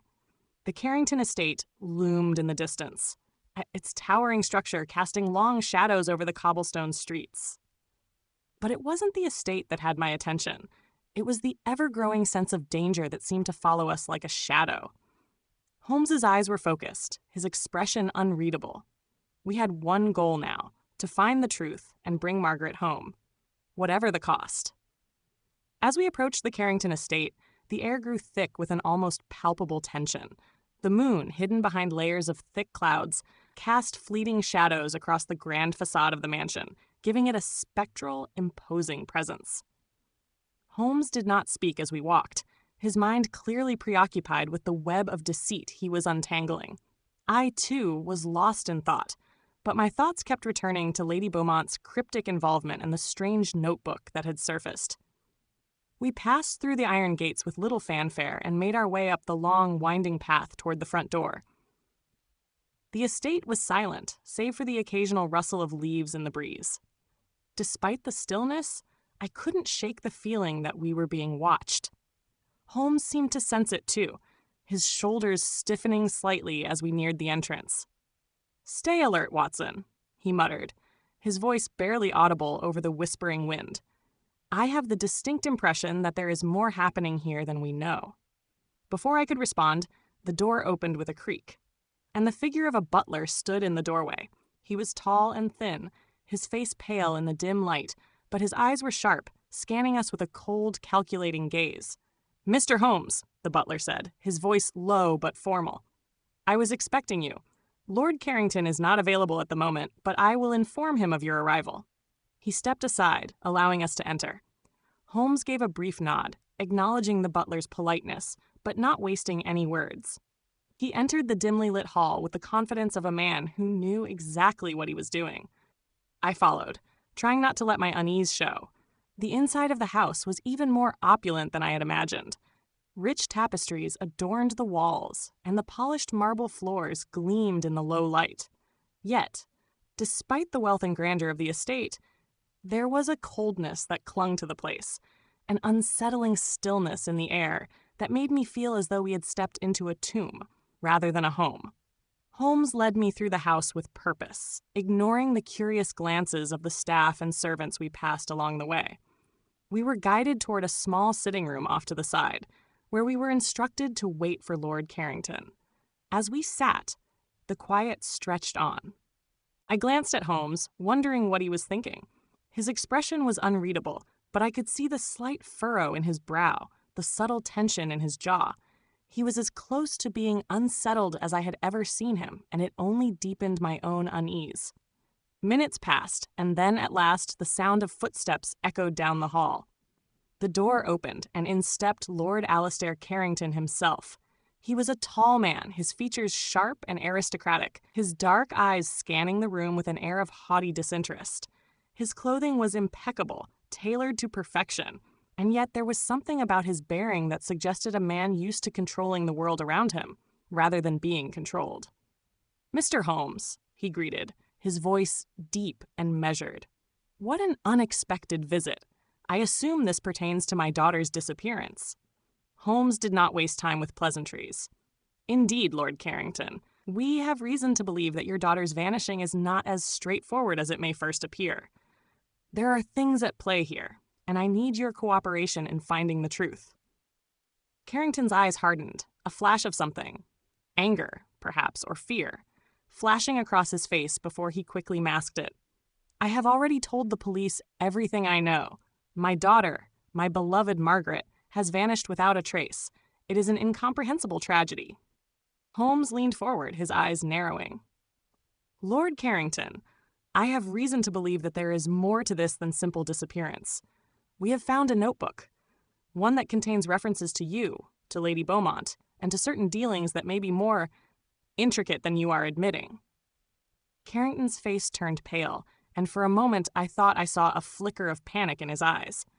But it was gone in the blink of an eye, replaced by an icy composure.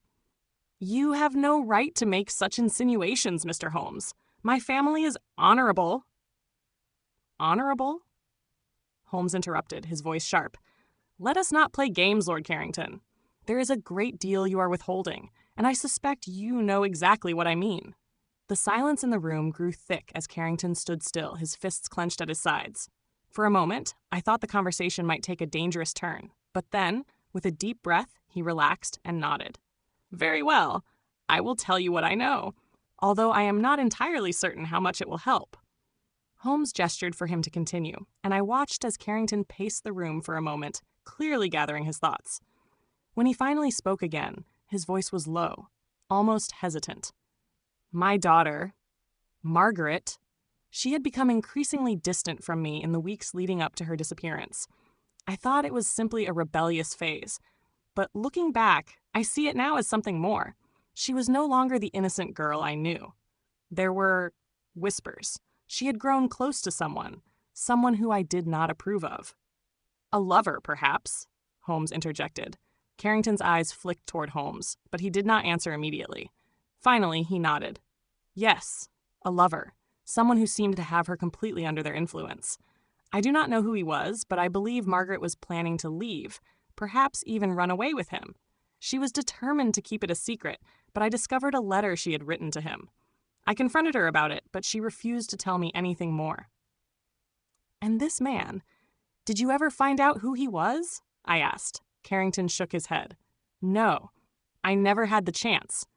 The night she vanished, I found her room locked from the inside, and when I forced the door open, there was no sign of her, just a small piece of paper, a poem. It meant nothing to me at the time, but I now realize it was a message, a clue." Holmes's eyes narrowed, and I could see the gears turning in his mind. What was the poem? Carrington hesitated, then pulled a small scrap of paper from his pocket and handed it to Holmes. The ink was faded and the paper worn, but the words were still legible. Through shadows deep and whispers low, the truth shall find its final glow. In silence, death will pass its toll, and love will lead the way to soul. Holmes examined the paper for a moment, his brow furrowing. This is it. This is the key. I looked from Holmes to Carrington, puzzled. But what does it mean? Holmes did not answer immediately. Instead, he folded the paper carefully and placed it in his pocket. It means, Watson, that we are closer to the truth than we thought. Margaret's disappearance was not a random act. It was carefully planned, and the poem is the final clue she left behind. Carrington looked at Holmes, his face pale. What do you mean? What truth are you speaking of? Holmes stood, his eyes flashing with determination. It means, Lord Carrington, that your daughter's disappearance is part of something much larger, and we are going to find out what. With that, Holmes turned toward the door, signaling that our visit had come to an end. As I followed, my mind raced with the implications of what we had learned. The puzzle was slowly taking shape, but the pieces were still scattered, just out of reach. Holmes was right. We were getting closer. But what would we uncover when we finally put it all together? Only time would tell. Chapter 23, The Truth Beneath the Surface. The fog had thickened by the time we left Carrington's estate, and the chill of the night settled into our bones. Holmes walked with an urgency I had not seen in him before.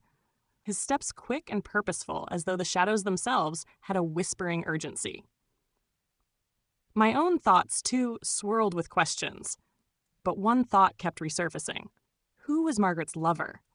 And why had she been so desperate to flee? As we made our way back to Baker Street, Holmes remained tight-lipped, lost in thought. I could see that his mind was racing through the various threads we had gathered, trying to piece them together. I, however, found myself pondering the poem Margaret had left behind, the cryptic verse that seemed to hold the key to her disappearance. Upon entering 221B, Holmes immediately set about poring over his notes, scouring the journal he had been keeping on the case. I settled into my chair, my thoughts still heavy with the enormity of the mystery. "Watson," Holmes said suddenly, breaking the silence, "I believe I have found something. Something we have been overlooking. A pattern that ties all of this together." I stood up, eager to understand. "What is it, Holmes? What have you found?" He didn't answer immediately, but instead walked to his desk, retrieving a map of London. "Look here," he said, tapping a finger on a specific area of the city. "This is the district where the Carrington estate is located. Now, if we trace the movements of Lady Beaumont, Sir Alistair, and even young Margaret herself, we notice a recurring pattern. Their activities, their contacts, the places they frequent, all seem to converge on a particular location." I leaned over the map, examining the area he had indicated. It was a quiet, unassuming neighborhood on the outskirts of the city, largely overlooked by the upper classes.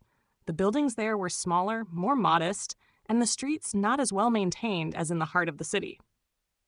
"This area," Holmes continued, "has long been associated with rumors of illegal activities. Unsavory dealings, shall we say. And if my suspicions are correct, this is where the key to Margaret's disappearance lies." I felt a shiver crawl up my spine. "Are you suggesting that the Carringtons, and perhaps Lady Beaumont as well, are involved in some sort of criminal activity?" Holmes's eyes gleamed with the intensity of discovery. "Not just involved, Watson. I believe they have been actively participating in a series of illicit deals for years, deals that could topple their carefully crafted reputations. And I believe Margaret learned of it, perhaps even became involved herself, which is why she had to disappear." The thought was chilling. It was one thing to consider a family caught up in some quiet scandal, but to think that they might be involved in something far more nefarious was a different matter entirely. The more I thought about it, the more the pieces of the puzzle seemed to fall into place. But why would they go to such lengths to keep Margaret quiet? I asked, struggling to understand the full extent of the situation. Holmes began pacing again, his mind clearly working through the question. "That, Watson, is the central question. I believe Margaret discovered something far more dangerous than just the Carringtons' involvement. There is a hidden network, a group that has manipulated these families for decades. And Margaret, for reasons we are still piecing together, became the key to unraveling it. I looked at Holmes, suddenly understanding. You think she was trying to expose them? Yes, Holmes replied. She stumbled upon a secret, perhaps not even intentionally. But once she discovered the truth, she became a threat they could not allow to live. That is why she had to be silenced. I turned back to the map, my mind racing. If Margaret had indeed uncovered something this dangerous, we had to act quickly. Her life was no longer the only one at risk. We were all caught in a web of deception, and unraveling it would be far more complicated than we had originally imagined. Holmes's voice interrupted my thoughts. I believe it is time to visit that neighborhood. The answers we seek may be hidden in the shadows of those streets. I have a hunch that we will find something or someone there who can shed light on this dark puzzle. The neighborhood Holmes had indicated was quiet when we arrived, its streets eerily still. The buildings were run down, but there was an undeniable sense of history to the area, as though the faded facades had seen more than their fair share of secrets over the years. We walked through the narrow streets, Holmes leading with purpose, his sharp eyes scanning every detail. We had no particular destination in mind, but I trusted Holmes's instincts. He was, after all, never wrong in these matters. As we passed a small tavern, Holmes paused and nodded toward the door. "This is it, Watson," he murmured, stepping toward the entrance. I followed him inside, and the moment the door closed behind us, the noise of the street was swallowed by the low murmur of conversation and clinking glasses. The tavern was dimly lit, the air thick with the smell of smoke and stale beer. A few patrons sat hunched over their drinks, casting furtive glances in our direction. Behind the bar stood a man who looked as though he'd seen more than his fair share of trouble, his face scarred from old wounds, his eyes sharp but wary. Holmes approached the bar with his usual air of authority. "I'm looking for information," he said, his voice low but commanding. "Information about a certain group that operates in these parts. Perhaps you've heard whispers of them? A group with connections to the upper classes, wealth, power, and dark dealings." The bartender stiffened, his eyes flickering with suspicion. He wiped a glass absent-mindedly as Holmes continued. "You know the one I mean," Holmes pressed. "The kind of group that doesn't take kindly to those who threaten to expose them. A group that might have connections to the Carrington family, to Lady Beaumont, and to a young woman who vanished recently, Margaret Carrington." The man behind the bar hesitated, clearly torn between fear and the urge to speak. Finally, he leaned in close, lowering his voice to a whisper. "You shouldn't be asking about them," he said, his tone sharp with warning. "It's not something you should be digging into. People who do, well, they disappear too. Just like her." My heart sank as the pieces of the puzzle came together with frightening clarity. Margaret had uncovered more than just a scandal. She had discovered something far more sinister, something that had been buried for years. The bartender's eyes darted nervously toward the door, and he whispered, "If you're set on finding out, go to the old warehouse at the edge of town. It's there, hidden in plain sight. But be careful. They'll be watching." Holmes nodded grimly. "Thank you for your cooperation. We'll be on our way." As we left the tavern, the weight of what we had just learned hung heavy between us. The clues were coming together, but the danger was growing with each passing moment. We had one final lead, and it was a dangerous one. The warehouse loomed before us, its darkened silhouette cutting into the fog. It was an imposing structure, weathered and forgotten by the world. Holmes's eyes glinted with determination, and I could see the fire of resolution in his expression. "We're close now, Watson," he said quietly. "Very close." But as we stepped toward the building, something inside me warned that the truth we were about to uncover might be more than either of us was prepared for. As we approached the warehouse, the fog seemed to grow thicker, enveloping the structure in a suffocating blanket of mist. The air was colder now, biting against my skin as I pulled my coat tighter around myself. Holmes's pace did not falter, his every step deliberate, as if he had already anticipated what awaited us inside. The warehouse, despite its imposing presence, had an aura of abandonment about it. The tall, narrow windows were grimy, and the rusted metal door stood slightly ajar, as though inviting us in, or perhaps daring us to enter. A faint sound of creaking could be heard from within, the telltale sign of an old structure settling under the weight of time. The silence outside was unsettling, and I couldn't help but feel as if we were being watched, though the only movement was the swirling fog. "Stay alert, Watson," Holmes whispered, his voice low and controlled, yet filled with the urgency that now permeated his every action. "We are on the cusp of unraveling something far more dangerous than we initially imagined." I nodded, my hand instinctively moving to the revolver holstered under my jacket. The thought that we were about to confront whatever shadowy organization had been behind Margaret Carrington's disappearance, and possibly many others, sent a cold shiver down my spine. Holmes moved to the door with practiced ease and pushed it open slowly, the rusty hinges groaning in protest. The interior was as dark as night, save for a few flickering gas lamps that provided a sickly glow, casting eerie shadows across the walls. I could see piles of crates and barrels stacked haphazardly in the corners, their contents unknown but ominously nondescript. The air was musty, tinged with the scent of rotting wood and the metallic tang of something I could not quite place. "Stay close," Holmes muttered, his voice echoing off the walls of the cavernous space. He took a few cautious steps inside, his eyes scanning the shadows for any sign of movement. I followed, my senses on high alert, every creak of the floorboards beneath our feet making me tense. As we ventured further into the warehouse, the atmosphere grew heavier. It felt as though the very walls were closing in on us, the silence pressing against our eardrums. My mind raced with possibilities, but Holmes seemed utterly calm, his eyes flicking from one corner of the room to the next. It was as though he could already see through the darkness, anticipating what lay ahead. Then, in the far corner of the warehouse, I saw it. A figure, half hidden in the shadows, standing motionless as if waiting for us to approach.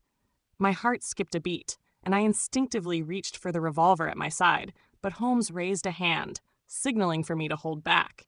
"Not yet," Holmes whispered, his voice barely audible. His eyes locked onto the figure, studying its every move, every subtle shift.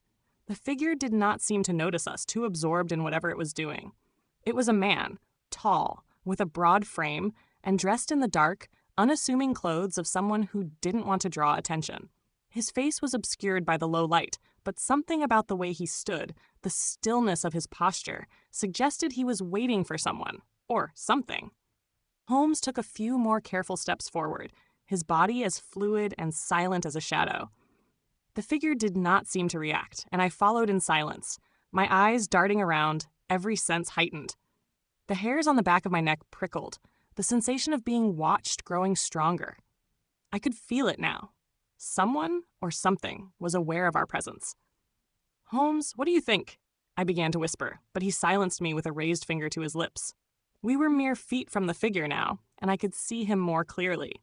He was rifling through a stack of papers, perhaps documents related to whatever illicit activities were taking place in this hidden corner of London. Holmes's eyes flicked over the papers briefly, then back to the man. He nodded slightly, confirming a suspicion that had been forming in his mind. With a sudden movement, Holmes stepped forward, his hand grasping the man's shoulder in one swift motion. The man let out a startled gasp, but before he could react, Holmes spun him around, pinning him against a nearby crate. The man struggled briefly, but quickly fell still under Holmes's unyielding grip. "Who are you?" Holmes demanded, his voice cold, authoritative. "What are you doing here?" The man's eyes flicked nervously from Holmes to me, his lips trembling. I don't know what you're talking about," he stammered, his voice wavering. "I'm just a worker here. I have no—" "Don't lie," Holmes interrupted sharply. "You are no worker. You're part of something much larger, a group that has been controlling the lives of the Carrington family and others without their knowledge. Now, answer me. What were you doing with those papers?" The man swallowed hard, his eyes darting back and forth as though searching for an escape route. It was clear that the truth was about to come out, but it seemed he was reluctant to share it. Holmes's grip tightened slightly, and the man flinched. I was just delivering them," he muttered, his voice low. They told me to bring them here. I didn't know what was in them. I swear. But they're important. Very important to them. Who are they? Holmes pressed, his voice growing colder. Who are you working for? The man hesitated, clearly terrified. For a moment, I feared he might remain silent, but then he spoke, his voice barely a whisper. I don't know their names. I swear I don't. They're the ones who make the deals, who control everything. But there's one, the one who speaks for them. He's the one who runs everything. He told me to get the papers to the safe house to make sure no one followed me. He paused, his face turning ashen. He said there'd be a reckoning soon. Everything was going to change. Holmes's gaze sharpened as he processed the man's words. And where is this safe house? The man hesitated again, and for a moment I feared he would say nothing. But then his shoulders sagged and he muttered, It's near the docks, the old abandoned warehouse by the Thames. No one goes there. No one who isn't supposed to, anyway. Holmes nodded sharply. Thank you for your cooperation. You've been most helpful. But I suggest you disappear before things get complicated. With that, Holmes released the man, who wasted no time in scrambling to his feet and bolting for the nearest exit. I watched him disappear into the fog, his footsteps echoing faintly as he fled. Holmes, however, remained focused, his mind already processing the new information. To the docks, Holmes said with grim finality, turning toward the door. I followed him without hesitation, my mind racing. The safe house, the hidden dealings, the Carringtons' involvement. Everything was leading us to this final confrontation. We were about to uncover the full extent of the conspiracy, and I couldn't shake the feeling that, whatever we found, it would shake the foundations of everything we thought we knew about London's elite. Holmes, I said quietly as we stepped into the night, do you think we're truly ready for what we might find there? Holmes's eyes gleamed in the darkness, his expression unreadable. We don't have a choice, Watson. The truth has a way of coming to light, even in the darkest places. And with that, we set our sights on the docks, the fog swirling around us like a cloak, as the final piece of the puzzle waited to be revealed. Chapter 24, the final revelation. The docklands were eerily quiet, the thick fog wrapping around the wooden beams and rusted warehouses like a veil. The air smelled of salt and decay, a constant reminder of the river's dominance over this forgotten corner of London. Holmes and I moved with purpose, our footsteps muffled by the damp ground beneath our boots. The world seemed swallowed by the mist, the outlines of the warehouses barely visible through the dense fog. Holmes's eyes darted around, every sense on high alert. I knew better than to ask questions at this stage. We were nearing the end of the investigation, and every instinct told me that we were about to uncover a truth that had remained hidden for far too long. This is it, Watson, Holmes murmured, his voice low. The safe house. It is time to unmask those behind this intricate web. We approached an old, dilapidated warehouse, its structure leaning precariously toward the Thames, as though it were about to topple into the water at any moment. There were no lights inside, but the faintest glow from the gas lamps lining the streets illuminated the dark outline of the building. It was exactly as the man had described, a place forgotten by time, and yet still holding secrets that had festered in its walls for years. Holmes stopped in front of the large wooden door and examined it carefully. His eyes flicked to the hinges, the door frame, and the floor, each movement deliberate. He seemed to be considering something, weighing his options, before finally nodding to himself. We go in quietly, Holmes whispered, his voice filled with the familiar calm confidence I had come to rely on in moments like this. We cannot afford to alert them to our presence. The element of surprise is our greatest advantage. I nodded, though my mind raced. Who exactly were these people? What had they done to Margaret Carrington, and what dark forces were they capable of unleashing upon the world? The tension in the air was palpable, and my hand instinctively gripped the revolver hidden beneath my jacket. Holmes approached the door, gently pressing his shoulder against it to nudge it open. It creaked in protest, but it was quiet enough not to alert anyone inside. Slowly we stepped through, our eyes adjusting to the dim light. The inside of the warehouse was vast, an enormous open space filled with stacks of crates and piles of discarded materials. The faint smell of mildew and wet wood hung in the air, but there was something else now too. a palpable sense of danger. Holmes didn't speak. His gaze scanned the room with precision, his every movement calculated. I, too, searched the darkness, the hairs on the back of my neck standing on end. There was something out of place here, something wrong. Suddenly, a faint sound echoed from the far side of the warehouse. A whisper of footsteps on the stone floor. Holmes and I froze, our attention snapping to the source of the sound. I could barely make out the shape of a figure moving in the shadows.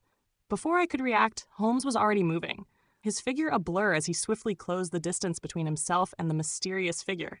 I followed closely behind, my hand on my revolver, ready for whatever might unfold. The figure turned sharply as Holmes reached them, but it was not the hardened criminal we had expected. Instead, it was a young woman, a familiar face. "Margaret!" I exclaimed, shocked beyond belief. She stood before us, her expression pale and worn, but alive.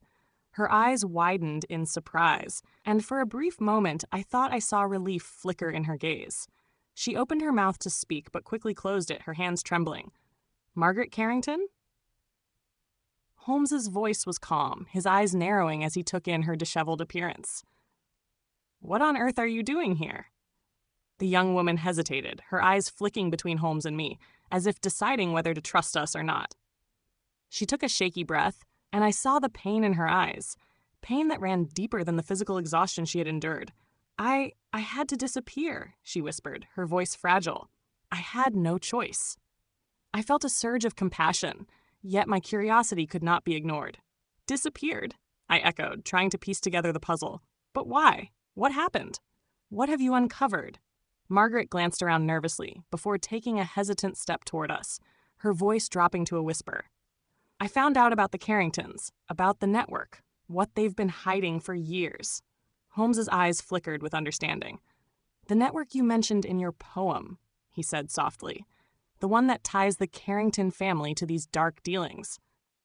Tell us, Margaret, what is this group?" She nodded slowly, tears welling in her eyes. "It's not just the Carringtons. It's a group of influential families, all tied to the rise of the industrial age. They've been manipulating things for years, controlling entire sectors of the economy, wiping out entire families to seize their land. They've been buying off officials, rigging markets, and they killed my father." I was stunned. "Your father?" I repeated, the pieces beginning to fall into place. "The man who was supposedly bankrupt, who committed suicide." Margaret's voice cracked. "It wasn't suicide. My father discovered what they were doing, and when he tried to expose them, they framed him. They made it look like he'd lost everything, that he had no choice but to end his life. But he didn't. He was murdered." Her confession hit me like a punch to the stomach. The implications were enormous. The Carringtons and the families they were connected to were not just involved in corruption. They were complicit in a far-reaching conspiracy that involved murder, deceit, and the manipulation of entire industries for their gain. "But why?" I asked. "Why did they want you gone? What role did you play in all of this?" Margaret hesitated again. "I wasn't supposed to know," she said, her voice trembling. "I was only supposed to be the innocent daughter, the young lady living a privileged life. But when I found the letters, when I started to piece things together, I knew I had to do something. I couldn't let them get away with it." Holmes's sharp gaze was fixed on her, and I could see his mind racing.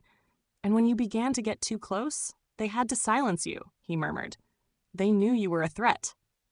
Margaret nodded miserably.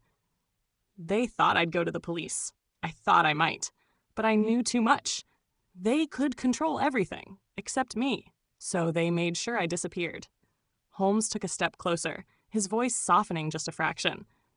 "You should have come to us, Margaret. We could have protected you." She looked up at him, a faint smile forming on her lips, though it was clouded by fear and sorrow. "I didn't know who to trust. Everyone I knew was part of it, except for you." There was a long silence as we all absorbed the weight of her words. For a moment, the world outside seemed to fade away, leaving only the three of us standing in that dimly lit warehouse, surrounded by the echoes of past betrayals and lies. Finally, Holmes spoke again, his voice filled with a quiet resolve. "We will make sure that they are brought to justice. You will not have to hide anymore." Margaret's eyes filled with gratitude, but I could see the lingering fear there as well. "I don't know how you can do it," she whispered. "They're two powerfuls. You don't understand the depths of their influence. They'll come after you too." Holmes's face remained impassive, but his tone was unwavering. "It is not a matter of understanding, Miss Carrington. It is a matter of action, and we shall act, swiftly and decisively." The truth had been revealed, and with it came the certainty of the dangerous path ahead. The conspiracy was far larger than we had ever imagined, but we had the evidence now. The game was no longer about finding the truth. It was about surviving long enough to ensure that the truth was heard. As Holmes turned to leave, his mind already working on how to bring down the elusive network, I glanced back at Margaret, who was now standing alone in the warehouse, her future uncertain, but no longer defined by fear. This case, I realized, had led us not just through the dark corridors of corruption, but into the very heart of a twisted empire that would stop at nothing to protect its secrets. But they would be stopped. And we, with Margaret's courage, would be the ones to stop them. As we stepped back into the dark streets of the docklands, the chill of the fog clung to our coats and faces. The city seemed to hold its breath, as if waiting for the inevitable clash between the truth and those who would do anything to hide it. Holmes was already several steps ahead of me, his sharp mind no doubt racing through the possibilities, calculating our next moves. "Watson," he said, his voice low but resolute, "we have much work ahead of us. The Carringtons and their allies will not simply allow us to expose their dealings. We need to move quickly and decisively." I nodded, my thoughts racing. There were so many questions still left unanswered. How far did this network stretch? Which other powerful figures were involved in this web of deceit? And more importantly, how would we uncover the full scope of the conspiracy without endangering ourselves or Margaret further? "Holmes, what do we do next?" I asked, my voice tinged with urgency. "We begin by getting Margaret to safety.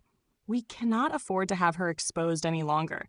Her knowledge of the inner workings of this conspiracy is invaluable, but it also makes her a target," Holmes said, his gaze piercing the fog. "We will need to find a place where she can lie low, at least until we have gathered enough evidence to take to the authorities."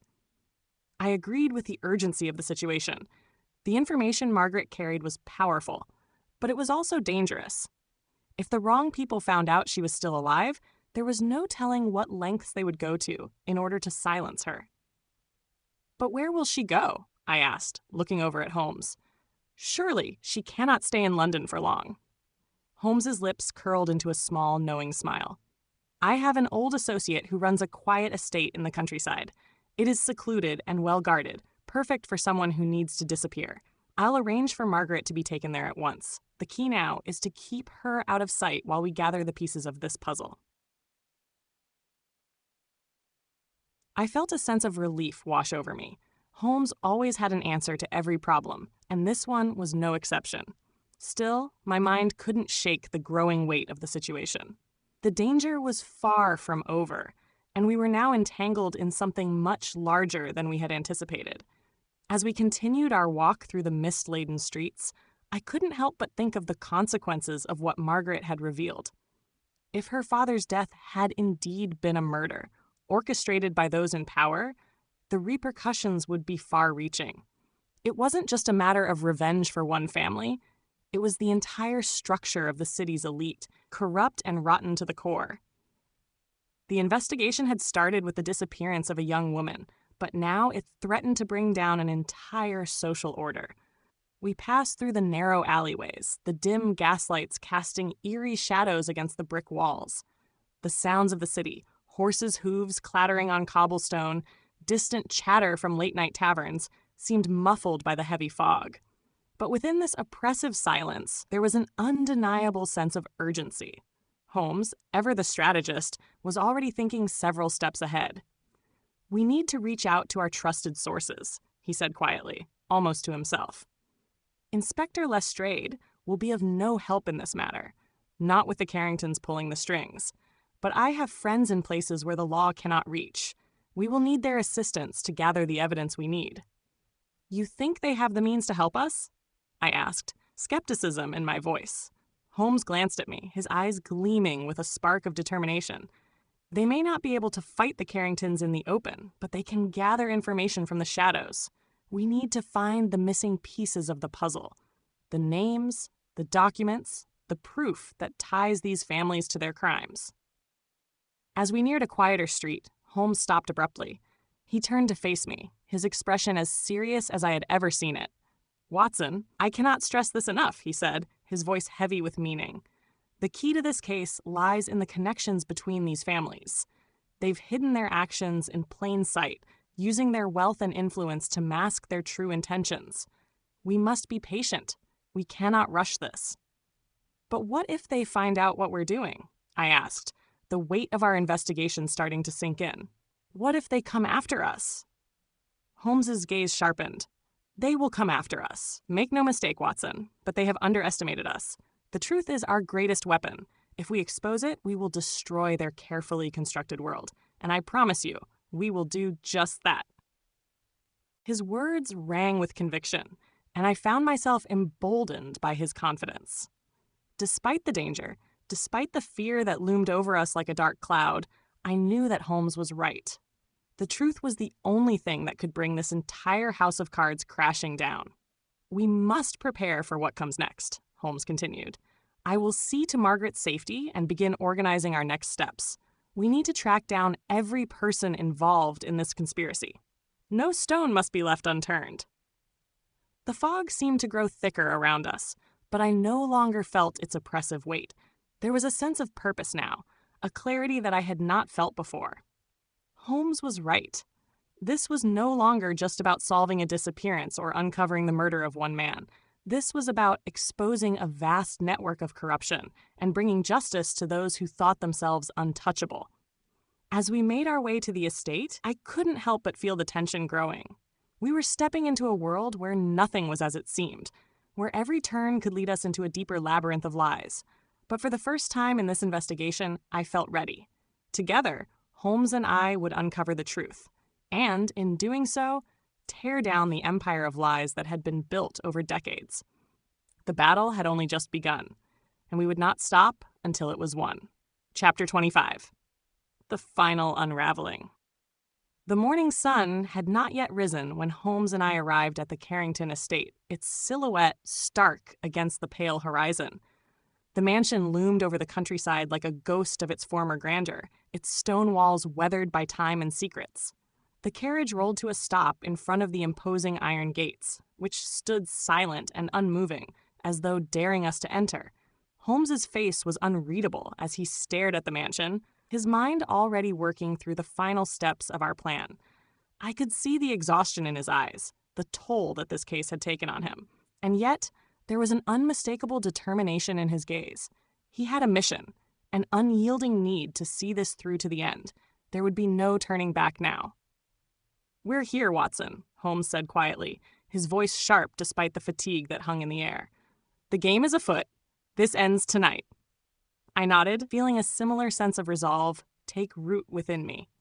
The final chapter of this sordid affair was upon us.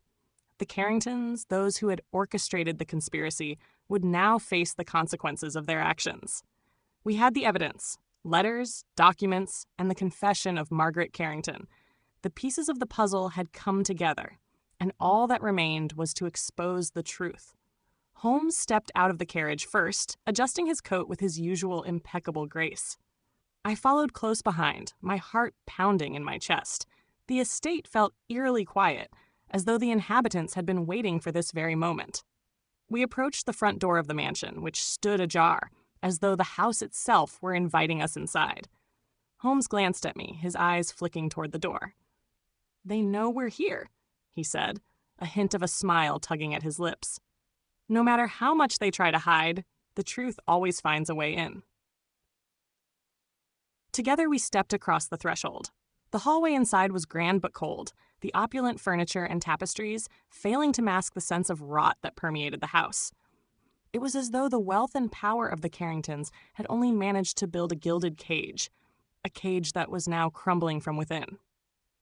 Holmes led the way, his steps purposeful as he moved toward the study. The door was already cracked, and through the gap, I could see the figure of Lord Carrington standing in front of a roaring fire, his back turned to us. His posture was rigid, as though he were lost in thought, but the moment we entered, he stiffened. "Ah, Holmes," Carrington said without turning around, his voice smooth but tinged with something I couldn't quite place. Was it fear? Or was it arrogance? "I see you've come to finish what you started." Holmes didn't respond immediately. He merely took a step closer, his eyes narrowing as he observed Carrington. I could see the wheels turning in his mind, the careful assessment of the man before him.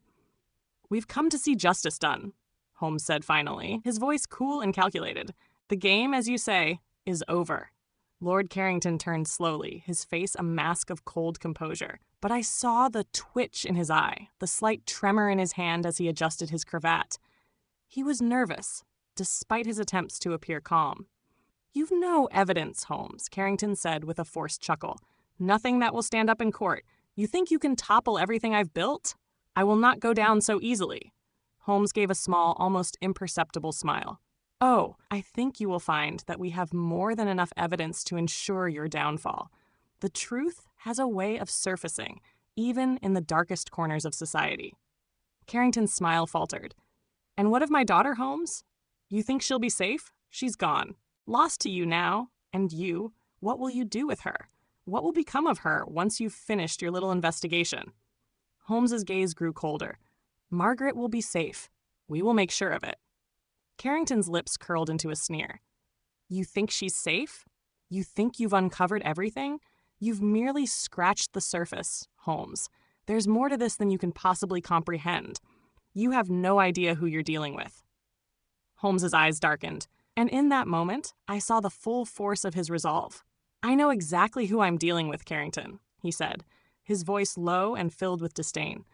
"A man who would sacrifice everything for wealth and power. A man who would murder, manipulate, and deceive to protect his empire."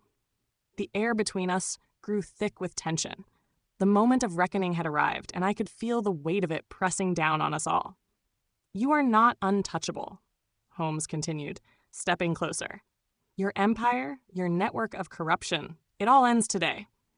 Carrington's expression twisted with fury. "You cannot stop what has already begun. You are nothing but a fly, buzzing around the web that I've spun. Your time is up, Holmes." At that moment, the door behind Carrington swung open, and a new figure stepped into the room. A tall, imposing man with sharp features and a cold, calculating gaze.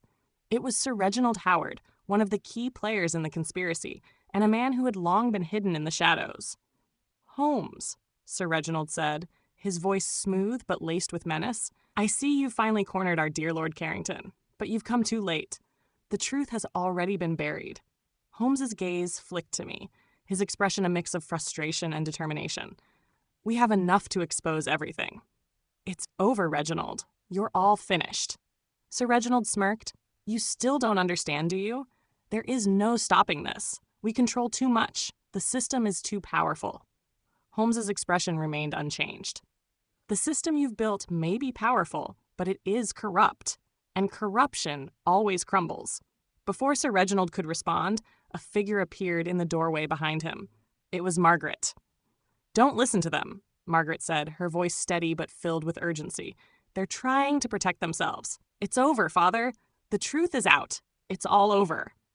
Carrington's face twisted with disbelief as he turned to face his daughter.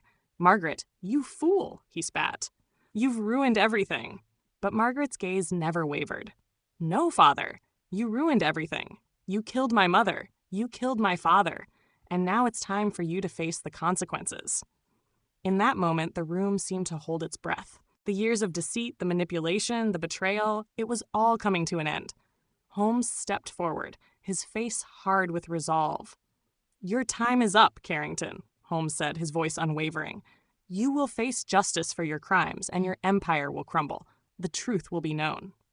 Carrington opened his mouth, but no words came out. His defiance had shattered, replaced by a look of stark realization. The walls had closed in, and there was nowhere left to run. As the constables arrived moments later to arrest the Carringtons and their allies, Holmes and I stood together, watching as the once untouchable family was taken away in chains. The weight of the case finally seemed to lift from our shoulders. Margaret turned to us, her eyes filled with gratitude and something else. relief, perhaps, or hope for the future. "Thank you, Holmes," she said, her voice steady. "I don't know what would have happened without you." Holmes offered her a faint smile. His expression softened. "You did the hard part, Margaret. You brought the truth to light. That was your victory." As the dawn finally broke over the horizon, the first rays of sunlight pierced through the fog, casting a pale light over the ruins of the Carrington Empire. The case was over, but the battle for justice had only just begun. And as we left the estate behind, the world seemed just a little bit brighter, a little bit more just. As Holmes and I stepped out of the Carrington estate, the cold morning air seemed to hold a deep stillness, almost as though the city itself was exhaling, having borne witness to the crumbling of yet another corrupt empire. The events of the past few days had unfolded with a rapidity I could scarcely comprehend. There had been moments of doubt, moments when it seemed the darkness might win. But now, as the first light of dawn stretched across the sky, the weight of our success began to sink in. Margaret stood beside us, her posture still tense but no longer burdened by fear. Her eyes, which had once been filled with uncertainty and dread, now glimmered with something different: resolve. She had not only survived the storm, but had helped expose the truth that had eluded so many for so long. Holmes's gaze softened as he observed her. "It's over, Margaret. You're free now." The words were simple, yet they carried a depth of meaning.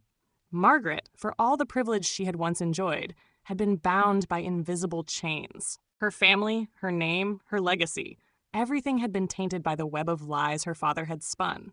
But now, with the truth laid bare for all to see, those chains had been broken. She was free to start anew. "I don't know what to say, Holmes," she said quietly, her voice tinged with both relief and sorrow. "How did you know it would end like this? How did you know the truth would come to light?" Holmes glanced at me, as though considering whether to answer her question. Then, with a faint smile, he turned back to Margaret. "In matters of deceit, the truth has a way of revealing itself, even when we think it is hidden. It is in the nature of things to unravel when exposed to the right light." I could see Margaret was still processing the weight of it all, but her shoulders had relaxed, the tension that had once gripped her body now dissipating like smoke in the morning air. She had taken the first steps toward healing, but there was a long road ahead. Her father's betrayal, her mother's untimely death, and the horror of what had transpired, these were scars that would take time to fade. As we made our way back toward the carriage, I couldn't help but reflect on the long road that had led us here. The case had begun as a simple disappearance, a mystery that seemed more like a puzzle than anything truly dangerous. But as we peeled back the layers of the Carrington family's lies, we discovered something far more insidious: a network of manipulation, murder, and betrayal that had tainted everything they touched. But now it was over. The truth had prevailed, as it so often did when Holmes was involved. The carriage ride back to London was quiet. Margaret sat across from us, her face thoughtful, her mind no doubt grappling with the finality of the situation. The events of the past few days would stay with her forever, but I had no doubt she would find a way to move forward. She was stronger than she realized, and though the future would be difficult, she had an undeniable resilience. Holmes leaned back in his seat, his eyes distant as he stared out the window. I knew him well enough by now to recognize the look on his face. It was the calm before the storm, the moment of reflection that came after a case had been solved. He was already thinking ahead, planning for whatever challenge would come next. For Holmes, the game was never truly over. There was always another mystery waiting just beyond the horizon. "You've been quiet, Holmes," I remarked, breaking the silence. "What's on your mind?" He turned his gaze to me, a glimmer of amusement in his eyes. "I was considering the nature of justice, Watson. We've seen many cases where those in power escape the consequences of their actions, but today, justice has prevailed. It is a rare thing in our world, but it is always worth fighting for." "I agree," I said, settling back into my seat. "But how many cases like this remain unsolved? How many people are still suffering because those in power think they are beyond reproach?" Holmes's eyes darkened, his expression hardening. "Many, Watson. The world is filled with shadows where corruption thrives, hidden from the light of day. but we must continue to seek out the truth, no matter how difficult it may be to uncover. Margaret, who had been silently listening to our exchange, spoke up. I'm not sure where to go from here. My family is gone. My father, my name, everything. What am I supposed to do now? Holmes regarded her with a mixture of empathy and resolve. You are not defined by your family, Margaret. Your strength, your courage, those are the things that will guide you. The past cannot be changed, but you have the power to shape your own future. And in time, the world will come to know you for who you truly are, not for the sins of those who came before you. Her eyes glistened with unshed tears, but there was a sense of peace in her gaze now. Thank you, Holmes. You've given me a chance to rebuild my life. I don't know how I can ever repay you for that. Holmes gave her a small, reassuring smile. There is no need for repayment, Margaret. You have already done the hardest part. You have chosen to face the truth, no matter the cost. That, in itself, is a victory. We arrived back at the Holmes residence in Baker Street, the familiar surroundings offering a sense of comfort and stability after the tumult of the past few weeks. Margaret would stay with us for a while longer, safe in the knowledge that her enemies were now in the hands of the law. Holmes, ever the vigilant detective, would continue to keep an eye on the developments, ensuring that justice was served in full. But as the days passed, it became clear that Margaret's life would eventually find its balance again. She would rebuild her reputation, her future no longer tied to the legacy of her father's corruption. And though the road ahead would not be easy, she would walk it with the strength she had found within herself. For Holmes and me, the case had reached its conclusion. The Carringtons were no more, their empire of lies exposed and dismantled. It was yet another chapter in the ever-growing story of our work together, a story that, as always, was never truly finished. There would always be another mystery, another puzzle to solve. And as long as I had Holmes by my side, I knew we would always be ready to face whatever came next. As we sat in the quiet of Baker Street, I couldn't help but feel a deep sense of satisfaction. The world, for all its darkness and deception, was still a place where the truth could shine through. And as long as Sherlock Holmes walked the earth, that truth would always have a champion. Thank you so much for listening. We hope you enjoyed the story. Don't forget to leave a comment letting us know which story you'd like to hear next and where you're tuning in from. We love hearing from our detective fans around the world. See you in the next adventure.